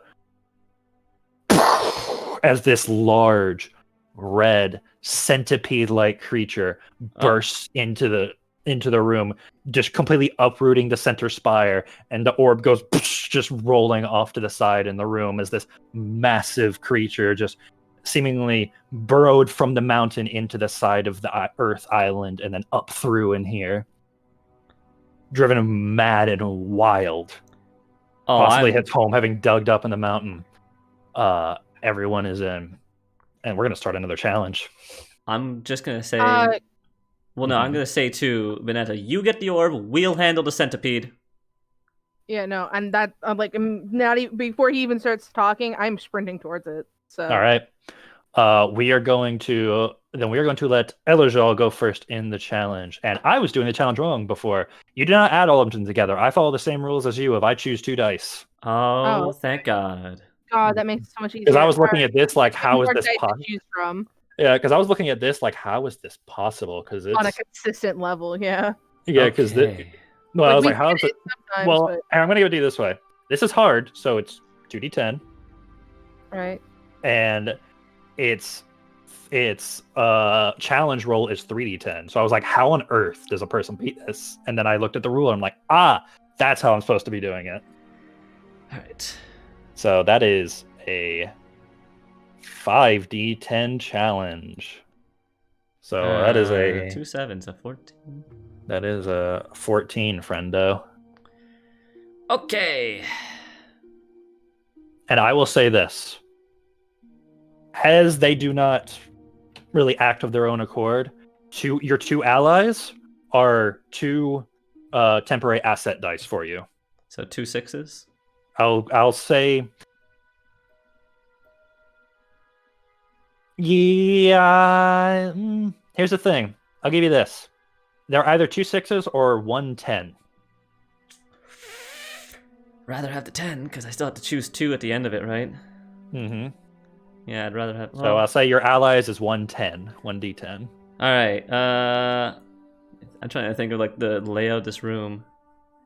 Just a big sphere, or big half sphere. You know what? This thing's just big and red. It's not, like, actually fiery, right? No, yeah, it's just big and it's just red shell. Alright, I'm gonna try and do an agility thing where I try and basically get on its back by using the gems that were making up the spire before. I know it got uprooted, but there might be still some. Great idea. Okay. Anyways. Might go real bad. All right. So what are you saying you're doing? Sorry. I am going to use the gems that were making up the spiral before that I know most of them got shattered, but I'm going to try and sort of use them as a board to jump and try and get on its back to do a stab. Just try and get... I'll allow the agility for that. Which means I'm going to spend my PP to up My 1 PP Papa. to use Elf Grace, so I can up my agility die in my dice pool for a challenge. Hold on, real quick.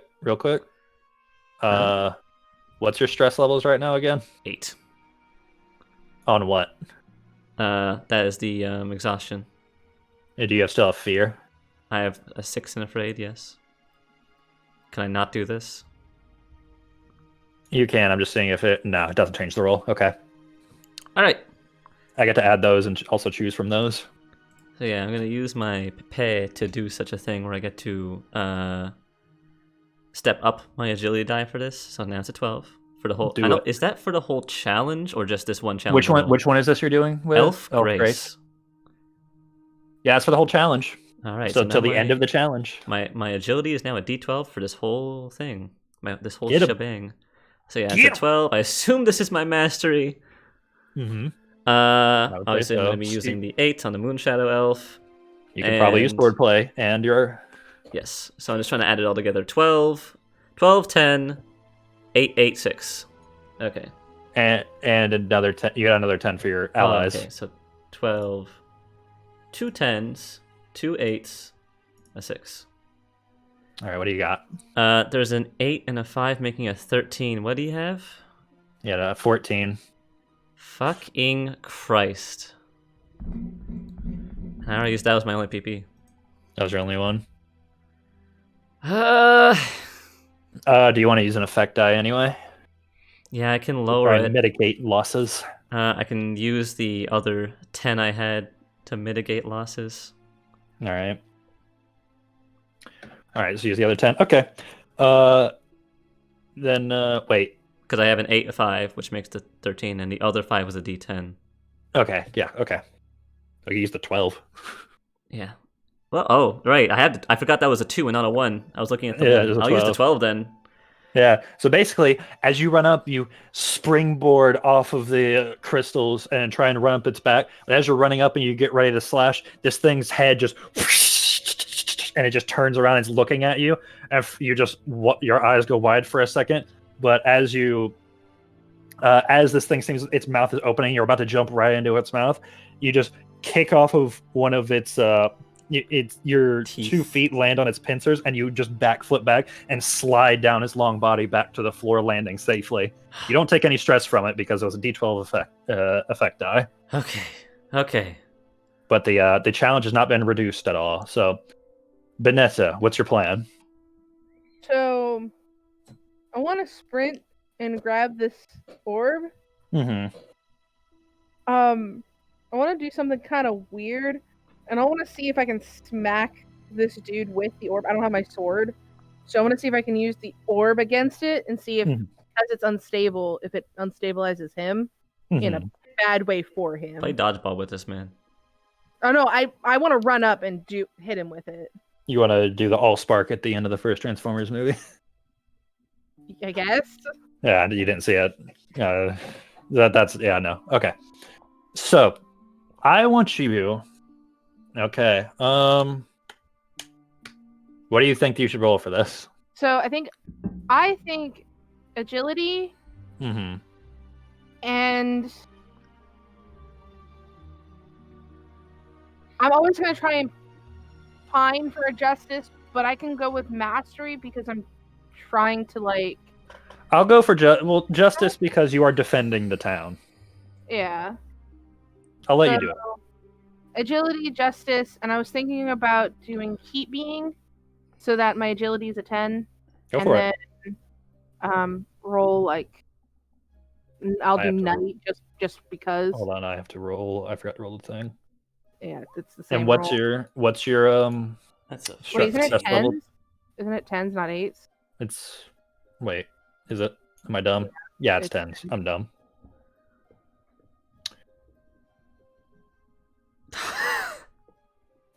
What's your stress levels at? I'm other than now Angie if I do it, I'm at a 6 Angie. My 8 Angie if you're counting me already doing heat being. No, I do not do that. So It's a a 6. 17. Yeah, it doesn't do anything. So it's a 17.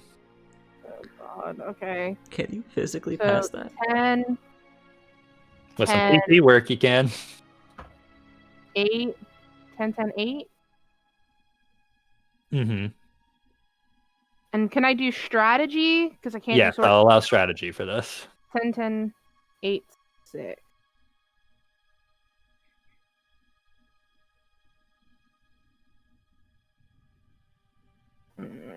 Okay. And then, so I'm gonna do the 5 and 6 and 11. I need to roll a high D10 with my PP. Yep. All right, I'll do it. Because at the moment Yeah, you're go for it. 11, so you need to hit a 7 or higher. Oh. Barely. Barely not enough. As you- All right, as my final thing, I want to reach out for my sword that I gave to. Well, if you're next to me, it's I probably just did a thing where I just put on like my back. But you or guys are something. across the room from each other right now, Oh, so okay, never hold mind.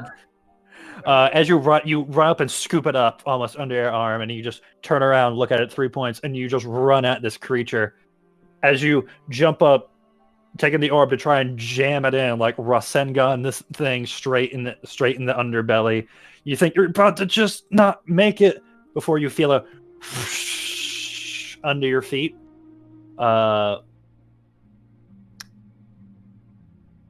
Nausix is going to try and assist you. Roll another d10. He's assisting you with wind magic.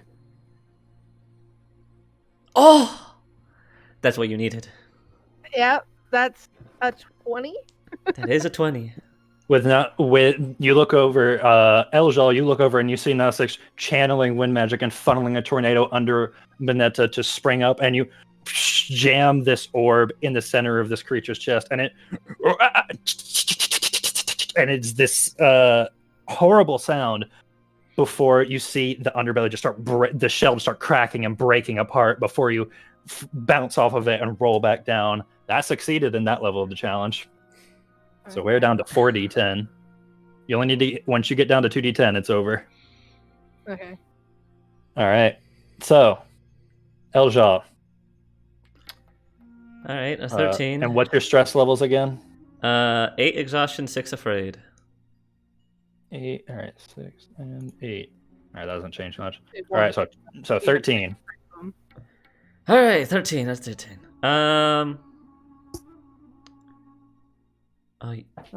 You want to do something? You want to do a tag team? You want to do a tag team thing? I got an idea that I just thought of.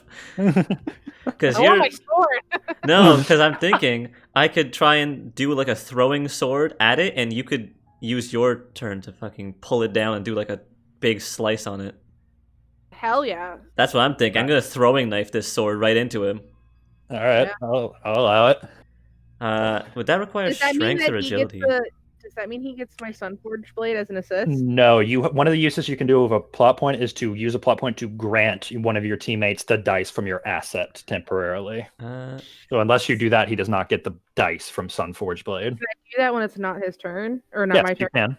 Yes, you can. So is that that's the Are you gonna do agility that? yeah, keep going. Sorry. Do you think you need I the have been asset? I have been rolling fucking dog shit tonight. I mean, it's just another D8. So do you think you need it? Here, I'll tell you what. Assuming I'm using agility to throw, like it's a dexterous I'll thing, allow it. and that this is a mastery thing, Mm-hmm. that's Definitely. already 2 10s and an 8. But You I got can't. sword play. This is definitely sword play. And that's a 6, which isn't that high. Mm-hmm. True. So it's 2 10s and an 8, and I can't use my stat for this asset. So it's up to you. 2 10s I and would 8 and 6 is what you got right now. So that's why I'm asking. Do you want this? You tell me. Do you want a D8 on that? Do you want my PP? I don't know if I want the PP. I'm gonna be honest. I think we should save the PP. All right, just roll without it then. All So right. that's a 6, 8, 2 10s. Yep, 6, 8, 2 10. So here are the 10s, the 8, Get it, boy. 6. Okay, You did it. that was a 13, You need to beat a 13. and I have a 15. Yeah. All right. Oh, I forgot. Actually, those should have been 12s. Oh yeah. Oh, one of those should have been Reroll 12. I mean. Reroll it. Well, I only need to reroll one. Which one do you say I should reroll? of those. I'll let you re-roll the 5. All right. I mean, because technically you said the first roll for mine was a Yeah, No. I was just using the leftmost one. so Yeah. Okay. fine. So It got worse it got anyways. worse. So. Anyways, 15. All right. You can do an effect die. Well, I mean that D12 is going to be the D12? effect die. Okay. That D12 is super going to be That's the mostly effect why die. you wanted that D12 instead of the D10. Let's be honest. Hey, look, I used my PP on this D12. I better get the most out of it. So Eljal, describe as you pull the Sunforce blade out of the sheath, and you feel its intense fire just light in the room. What do you do? Oh, right where she slam dunks, because that's the most brittle part of it. I basically do like a javelin throw with this, just going straight into it. And there's a second of just, and there's this like this beam of light just heads straight through the room and spears, and this thing recoils and it goes, and then it's just this clicking noise as this this fire blade is just sticking straight in its underbelly. All right, Benetta, it is your turn. 3D10. 3d10. It's a 17 again. Holy shit! All right, so It's a good thing I you have kept. a really cool idea. All right, So I'm still floating from the wind magic. Does that still count as an assist? I'll allow it because Eljal did not use the ally assist. But I will tell you what my plan involves it. So if that helps my case, Go for because it. I'm going to jump from that and Mhm. try and land on the hilt of my sword to slam it down through, because it's speared into him right now. I'm gonna try and slice him down by using my full body weight. Okay, I'll allow it. Go for it. So, can I do strength? Yep. Justice? Yep. Strength. Justice. You sound like Reinhardt right now. That's 10, 10, 8. Can I use my 8 because it's my blade now? Yep, you can. You're using your blade. Is it strategy and or sword play? They're Sword- both the yeah. same dice, it doesn't matter. So that is It's definitely sword play. Oh, this is 2, sword. 10. That's 10, 10, 8, 8, 6. Yep, go for it. 10, 10, 8, 8. With a 6. PP waiting in the I wings. want this to work just because it's so cool in my head. What did you say the dice were? 10, 10, 10. 8, 8, 6. So Okay. that's 8, 8. It's 10. 13. You're You at need to roll 13. you need to roll a 5 or more on something. Wait, I didn't roll the assist die. The D10? Yeah, This you did not roll the ally assist, so you can still do that because Hope it's high. Not Fuck. high. not high enough. So you You still have one more PP, right? If you use Yeah. the PP, I'll re-roll. Or I'll roll it then. so yeah, you're at 13. You need a 5 or more. It's a coin flip. It is a coin flip. Ah! Fuck! I just wanted it to work. It was so cool. It was so cool. As you jump up and you slam down on it, it goes and drags down. But before doing as much damage as you would hope, it falls out of it. And as you tumble roll and catch your sword out of the air, you look up. This thing's still fighting. Fuck. That'd been so cool though. Come on, It dice. was, it Come was on, so dice. close. It was so close. Wait, What? I have an 8. Yeah, an 8 and 5 and a 3. and a 3. Yeah. That only okay, has I'll just 16. double check. Yeah, you were too short. Damn, that was so close. Fucking. Ah! All right, is this thing still terrorizing the room, Eljal? It's back to you. 3d10 coming at you. That's a 16. You got a 16. Oh, fuck. I have no PP. I have no PP. And There was no PP in the room. But you should still roll the 8 because it could be worse. Oh yeah, 6 and an 8, right? Yeah, well the 6 won't change anything, but the 8 could. Oh, you're right. Okay. It did not. I mean 16 is still a lot. 16 still a high one.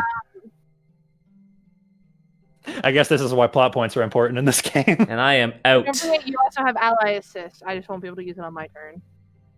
All To be right. fair, you using ally assist is probably better because you have 12s. Yeah, I do. don't. All right. Okay. Here's. I mean, he's still wounded in the chest, so I might want to strike there. Mm-hmm. I'm trying to think of like the most dexterous thing I can do to this thing. Backflip it to death. That's basically my mentality right now. All right. Since my spinning blade Wait, you have a double-sided blade, right? Yeah, it's a double-sided blade. If you flip and to land on top of him with it, like basically you're trying to pull land on your blade into him, and then when you spin to get out of it, you can pull through his carapace. That's true. I can try and de-shell him. Yeah. I'll try. Try Got to him. find like the weak spot. You're basically gonna gut him. I'm No, basically. just try to meet where his thick carapace on the outside meets his underbelly, and try to stab there and pull up while spinning, and then you get your agility. Yeah, I do that sort of running spin and using my momentum to pull up. As long as you're Beyblade adding, I'll let you use the agility. All right, so that's the agility. More mastery, I hope. Yeah, Uh, this is definitely mastery with your weapon. don't have any PP left. Swordplay. So yeah, this is a 12, 10, 8, 8, 6. Can I get one of them to use wind magic on the part I'm pulling out to try and help with that? Yep. Like less on me, more on it. Yep. So what? Feather Shawl is now as now 6 is going to try and drive wind magic towards the spot you're talking about. Feather Shawl is actually spinning a lunar enchantment, and as you start spinning your blade, it just becomes this ring of iridescent light on your weapon. Okay. So that's an extra D10. That's a D10. So I have a 12, 2 10s, 8, Mhm. 8, 6. 12, 2 10s, 8, 6. You got to beat a 16. So 12, 2 10s, 2 8s, 6. Oh, you nailed it. Holy You shit. nailed it. All right, Kai, how do you want to execute this thing? Oh man, it's gonna be like, Just pop his entire back carapace off. Just do it. oh no, I'm doing the edgy if I'm stabbing into its shell at this point, basically, I'm pulling out the heart. All right, go for it. I don't know if a centipede has a heart, but it does now. I mean, animals have hearts.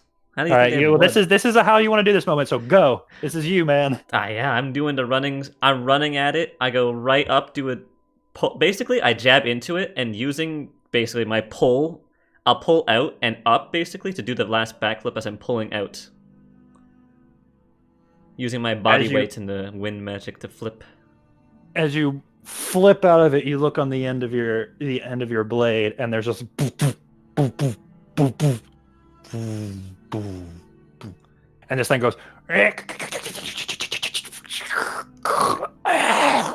and just slams to the ground in the chamber. I'm fucking exhausted. You just fall.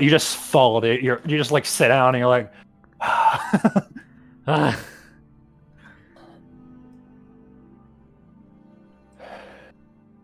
that was eventful. You all okay? Vanetta, are you okay? I just raise my sword up with a thumbs up in my hand and lay back down. Yeah, I've got the orb though. I share the sentiment of.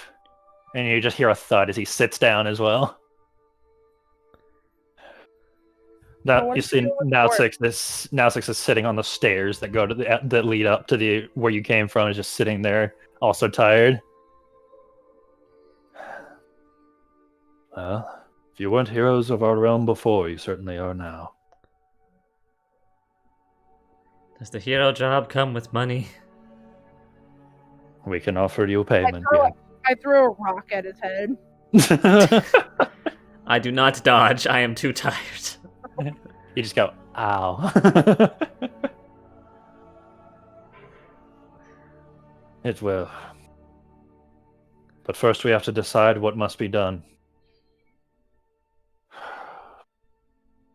I've been thinking. I will likely choose a successor in terms of who is the keeper. But before then, I want to defer to you all on this decision. We could use the orb to send the winds back, sending our village off and far away once again, to be separated from the rest of the world. Or we could permanently plant you somewhere. Exactly. Inian has been gone from the world for a very, very long time. could return to it. Well, If there I are know others like you in the rest, if there are others like you in the rest of the world, I certainly want to meet them. if it makes your if you like the height part, I can leave you stuck in the mountain. Maybe we'll find a more peaceful mountain if that we do that. Eh, no guts, no glory. She looked at the pile of centipede guts. I will defer to you three, because as far as I can tell, you've made far better decisions than I have. Yeah, people could probably be good. We'll always have some wind magic person to bring up people to save you next time.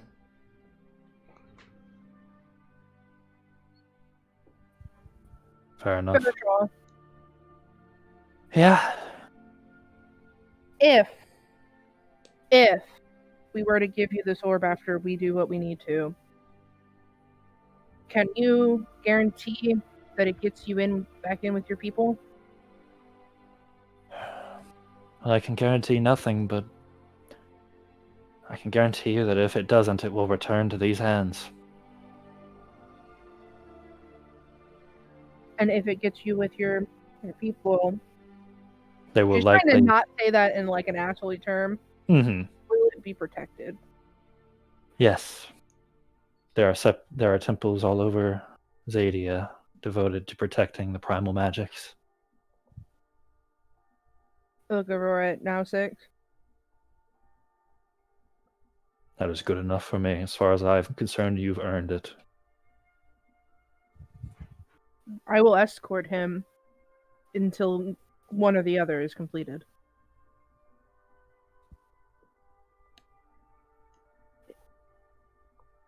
I trust you. And Feathershaw looks at you and say, "Hey, I don't mind traveling with you anymore." She kind of inwardly cringes a little bit, but she has a fake smile on.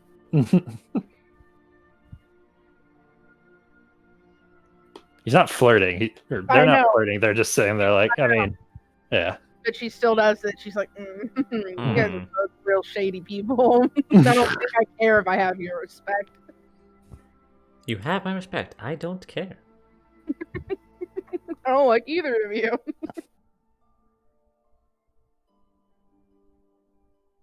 So, as this story comes to a close, do you both find a spot in the mountains to land Inian? Yeah, preferably centipede and wolf free. I feel like the location's pretty much up to Banana, not me. I don't have any say in this. You're the one with the And steering wheel. You find a place, a valley just next to a mountain, high up in the peaks. And as you land it, the people of Inian look out over the horizon of the world, thinking for the first time,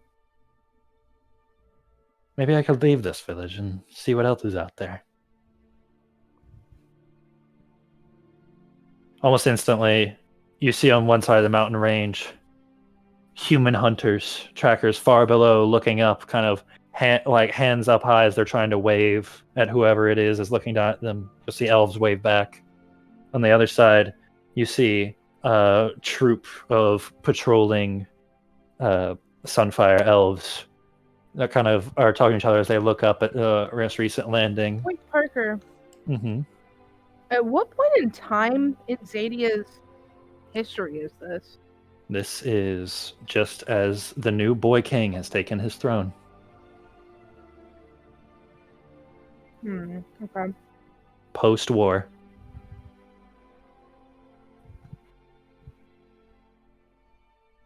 Oh, you mean like permanently taking his throne? Okay. Yeah, end of season 3. I don't know what those words mean. It's peaceful times right now. See, that's not how season 3 ended. What do you mean? Season 3 ends with what's his face taking the throne from Boy King. Spoilers. After the big dragon battle, Mm-hmm. when what's his face was had to be revived in a cave by his daughter. Mm-hmm. No, that was the end of season 2. Oh, okay, but the Boy King doesn't have the throne. Yeah, he still. does. Yeah, it does. I thought he didn't. Yeah, he does. He went back. They asked for him back. I promise. I'm gonna rewatch, but I'm not saying you're wrong. I'm just gonna have to rewatch. Yeah, it's in the thing I have here. So Yeah, you'd hope they wouldn't get their own lore wrong, but And then Ganondorf ruled the kingdom. okay. So but that's pretty much where the primer ends. We did it. So I hope you guys had fun. It Oh. was. no, just as a side note, I totally do the kid that looked out for us. Mhm. I totally suggest him as the next keeper. He's cool. He's nice. Doesn't mean it has to be him. I just put him as a strong recommendation from. Considering that Six now holds your opinion, both of your opinions far above anyone else's, is that he begins a new apprenticeship. We leave Sky Island with a fluffy pig and a feathered chicken. Yeah, baby! Come on! We got with Wiggy me. and BB. Again, BB. Hope you guys enjoyed the primer. I had a lot of fun. I enjoyed this. This was fun. Yeah. You almost had an epic ending to a boss battle, but then the dice fucked you. I was. The javelin throw Two sword was more. gonna be so cool with the fucking helm splitter. Mhm. Fucking two more, and I would have fucking. That was so cool. I was like, oh, that's a cool idea because I'm technically floating right now. I could just.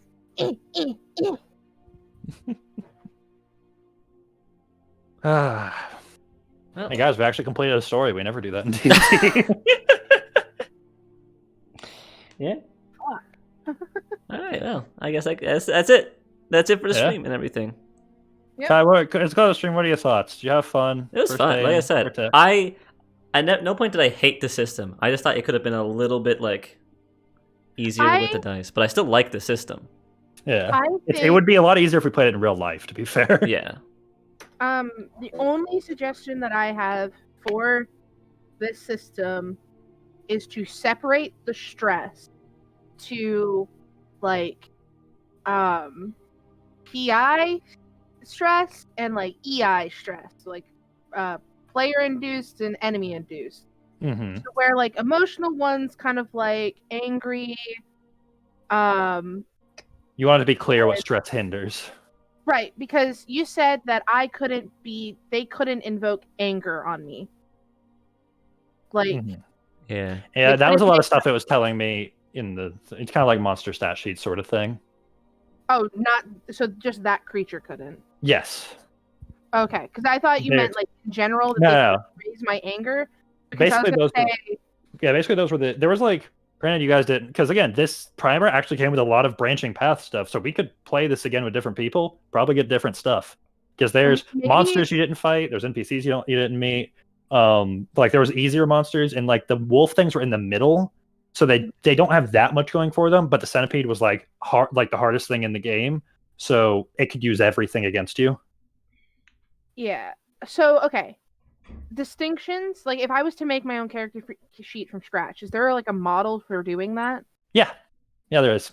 So when you make distinctions, do you just make them up based on your character, or do you actually have a set of abilities to choose from and you can flavor them? Don't know until the actual player handbook comes out, Okay. because this is just the primer, so Is I there don't such know. a thing I would as say, having a Using it, I'm Mhm. also gonna say humans seem kind of useless in this, at least in this primer.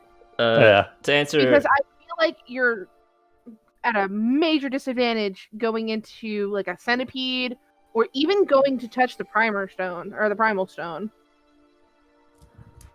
What are you saying, Kai? I was going to say to answer Daniel's question, you can quote unquote have a co-DM, but it's easier to have them just as a player that you can refer to if you have a struggle on rules. Only do a co-DM thing if you trust the person very, very, very, very, very much, and you're confident that you two are not going to disagree. And if you do disagree, you are okay with one person winning over. Yeah, because a DM helping on another DM is usually means like if Parker is playing and I'm DMing, I ask him like, is this more of like an intelligence roll or something like that, stuff like that. So Kai, do you have any suggestions for the system? Granted, again, we don't know the entire system because this is just the primer. We don't have the whole rule book yet. At the end, after doing all of that, the suggestion that I think I conclude on is literally just based on the stress box, just like Abbie had an issue with that. Because I was fine with all the other stuff. I thought one was only player because I misinterpreted what Parker said. That's what I mean. I was confused too. I think it would be better also. Just so you know what each one would factor into for a roll. Because I didn't know if I get my exhaustion would factor into certain rolls and my fear, but then I didn't know if my anger would or not.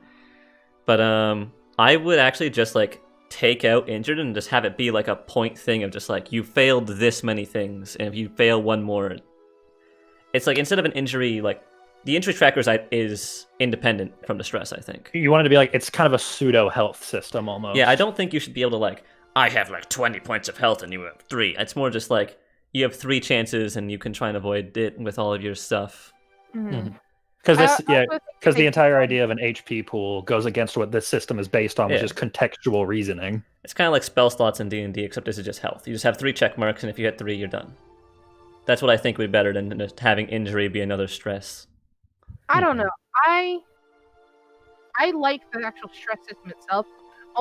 The only 2 things I had was one was I misunderstood because I thought there were ones that players can only influence. If I know. I get it. And my abilities got higher, instead of just hitting a flat 8, there's some that says it ups your stress by 1 and ups your other abilities by 1. I would change abilities like that. I would change abilities like that form that was it says it sets it to this. I'm well, what do I do if I'm above that or at that? Right. It should just be it ups it by 1. Right, because otherwise it says I can stack it. And if it says I can stack it, and then say you made the rule, right, your DM, that I could still stack it even though it's at 8, I can get to an 8 and just consistently stay there. Yeah, then that's just broken. But Right. So what if you had the ability that puts you on an 8, because that's a pretty good one because it ups both your agility and your strength. Let's condense our explanations right now because we're trying to end the stream. Yeah. I just wanted one last note. I did really like the way with how the rolls work allow for a lot more creative freedom both on player and DM part, because you can be I succeed by this much, and it's a lot easier than 5e where it's here's a DC, here's a number. Well, how good is it? That's why I loved hearing Abbie saying that this was so much fun, because I was this is great. Honestly, I feel like I get to do a lot less because you guys have so much freedom to say what you want to say. Because in that final fight where I javelin a spear and we try and do that, I know it failed, but we can't do that in 5e. Yeah, you can't do stuff like that. It doesn't work. This feels so much more like an actual combat system, whereas I feel I know my outcome way better in in 5e. I like the freedom of just a success or fail with an attempt in this one, because it was so much more fun to come up with creative things. Come up with a creative thing. To actually work together. Jump from a tornado created by an ally and land on my sword and deal as much damage as if I just pulled it out of him and then re-stabbed him. In D&D, yeah. In D&D. Yeah. So I'm saying, this is just, it feels like it's much more creative. It's nicer that I explain what I do. And I had fun with that. That's what I want to do with the components pouch in 5e, that I actually want to use it. But it's hard to do that. But this one, you have to do it, and it's fun. And everyone gets to do it, not just the magic users or the fighters, everyone can do it. Right. And the system also does a good thing. Mentioning magic users and fighters, the system also does a good thing of pretty much no matter what quote unquote class or character archetype you build, you're as good at the thing you're good at as someone else is as good at the thing they're good at. No one's got definitively more numerical power than someone else. Oh, yeah, especially with the distinction abilities. Yeah. Like, especially if those get expanded as you level or you just get more. Mm-hmm. I feel like you're going to be a pretty balanced party. And the biggest thing that I like about this system is that it feels like I'm in Xadia. Like, I don't feel like I'm playing D&D with a map that is Xadia. I feel like I'm in the show playing the character, like playing a side, like how they have those random episodes in a season when it's not even about the main characters at all. That's what it feels like. It's just a random offshoot of, this happened 2 weeks ago, and let's relieve from this big tension we have, kind of thing. It feels like I'm that character, and it's like I can play to my abilities. Like the whole, like, loving the pig thing, that is pulled from the simple fact that I have animal training. Why does she have animal training? No idea. Fucking clue, but I can use it. Just think about also the fact that, think about this fact that too, that the Cortex system can be applied to anything. Like, we played Xadia today just because their primer came out. Right. There's so much we could do with this. Right. And let's just, like, even if we kept it in Xadia, there's so much you can do. You can do pre...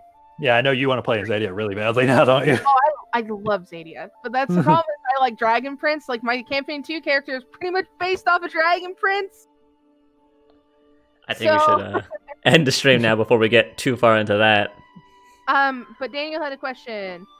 Got tips for full deck here running a 6-person campaign. Well, I'm running.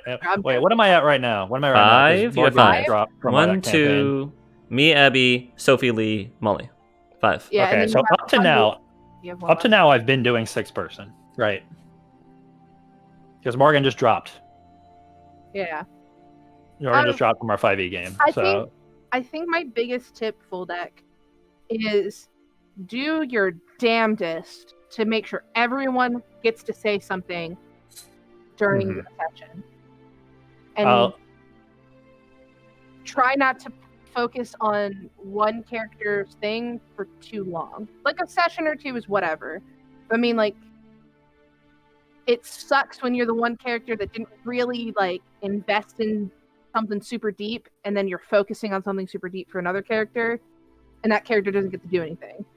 I'll say this is the most helpful thing, full deck, and this is something that every DM learns the hard way, because everyone's like, okay, the idea, and when it goes right, is super fun of making characters in secret and only knowing what everyone's got when the campaign starts. I mean, the idea is super fun. Here's the problem.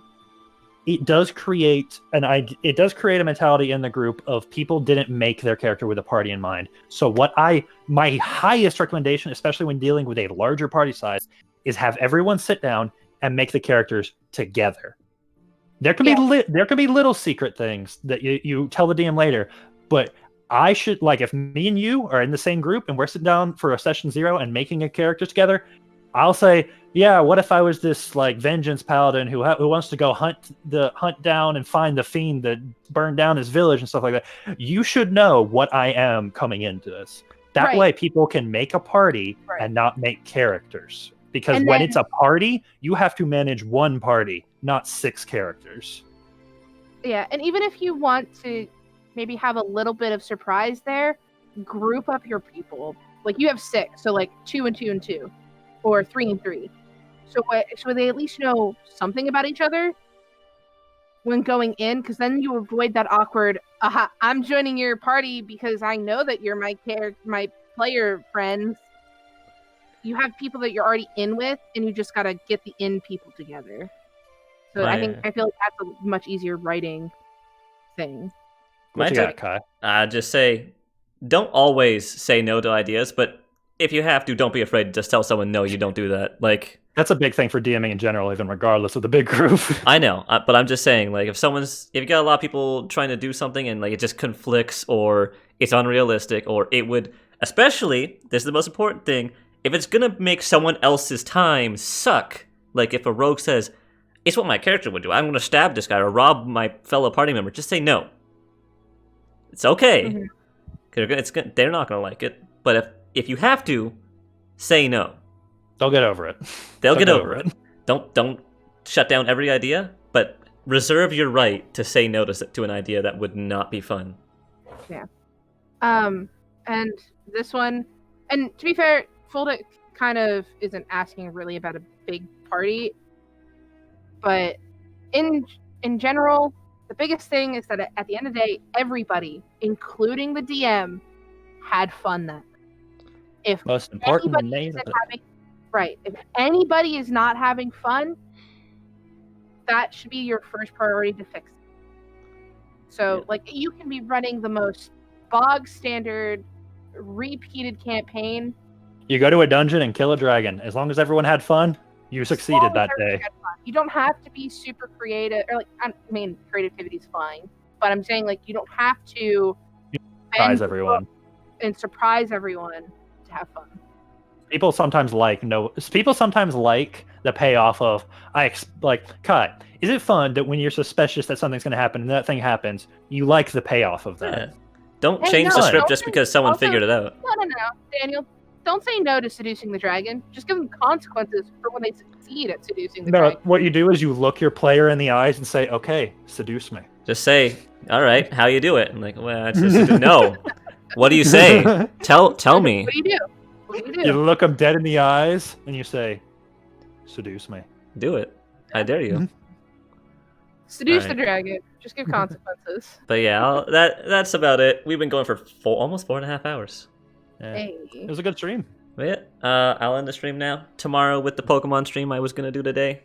Hopefully, you good, Parker, to help I'm me good. as I'll entertain people. I'm gonna be in the Safari we Zone can do for some more probably disc all talk, stream. to be So Yeah, to be fair, me and Abby can be there, and we can just continue our talk with if Folek or Daniel, anyone wants to show up and ask more D&D questions, we'll do that because Kai's gonna be grinding a lot of boring Pokemon stuff. yeah, I might turn into a special for YouTube, just fucking 2 hours long of me just running around the Safari Zone looking for a goddamn Heracross. Watch you get it first try, and they're like, "All right, well, we don't need Well, to no, be here's here." I use that example. There's so many Pokemon in this Safari Zone that you can only get there. It's gonna be a while. All right, we're sidetracking again. End the stream. Yep. See you, stream. Also, hold it. Sorry, we didn't mean to preach at you. Just have fun. Just have fun. Yeah. Bye. Bye.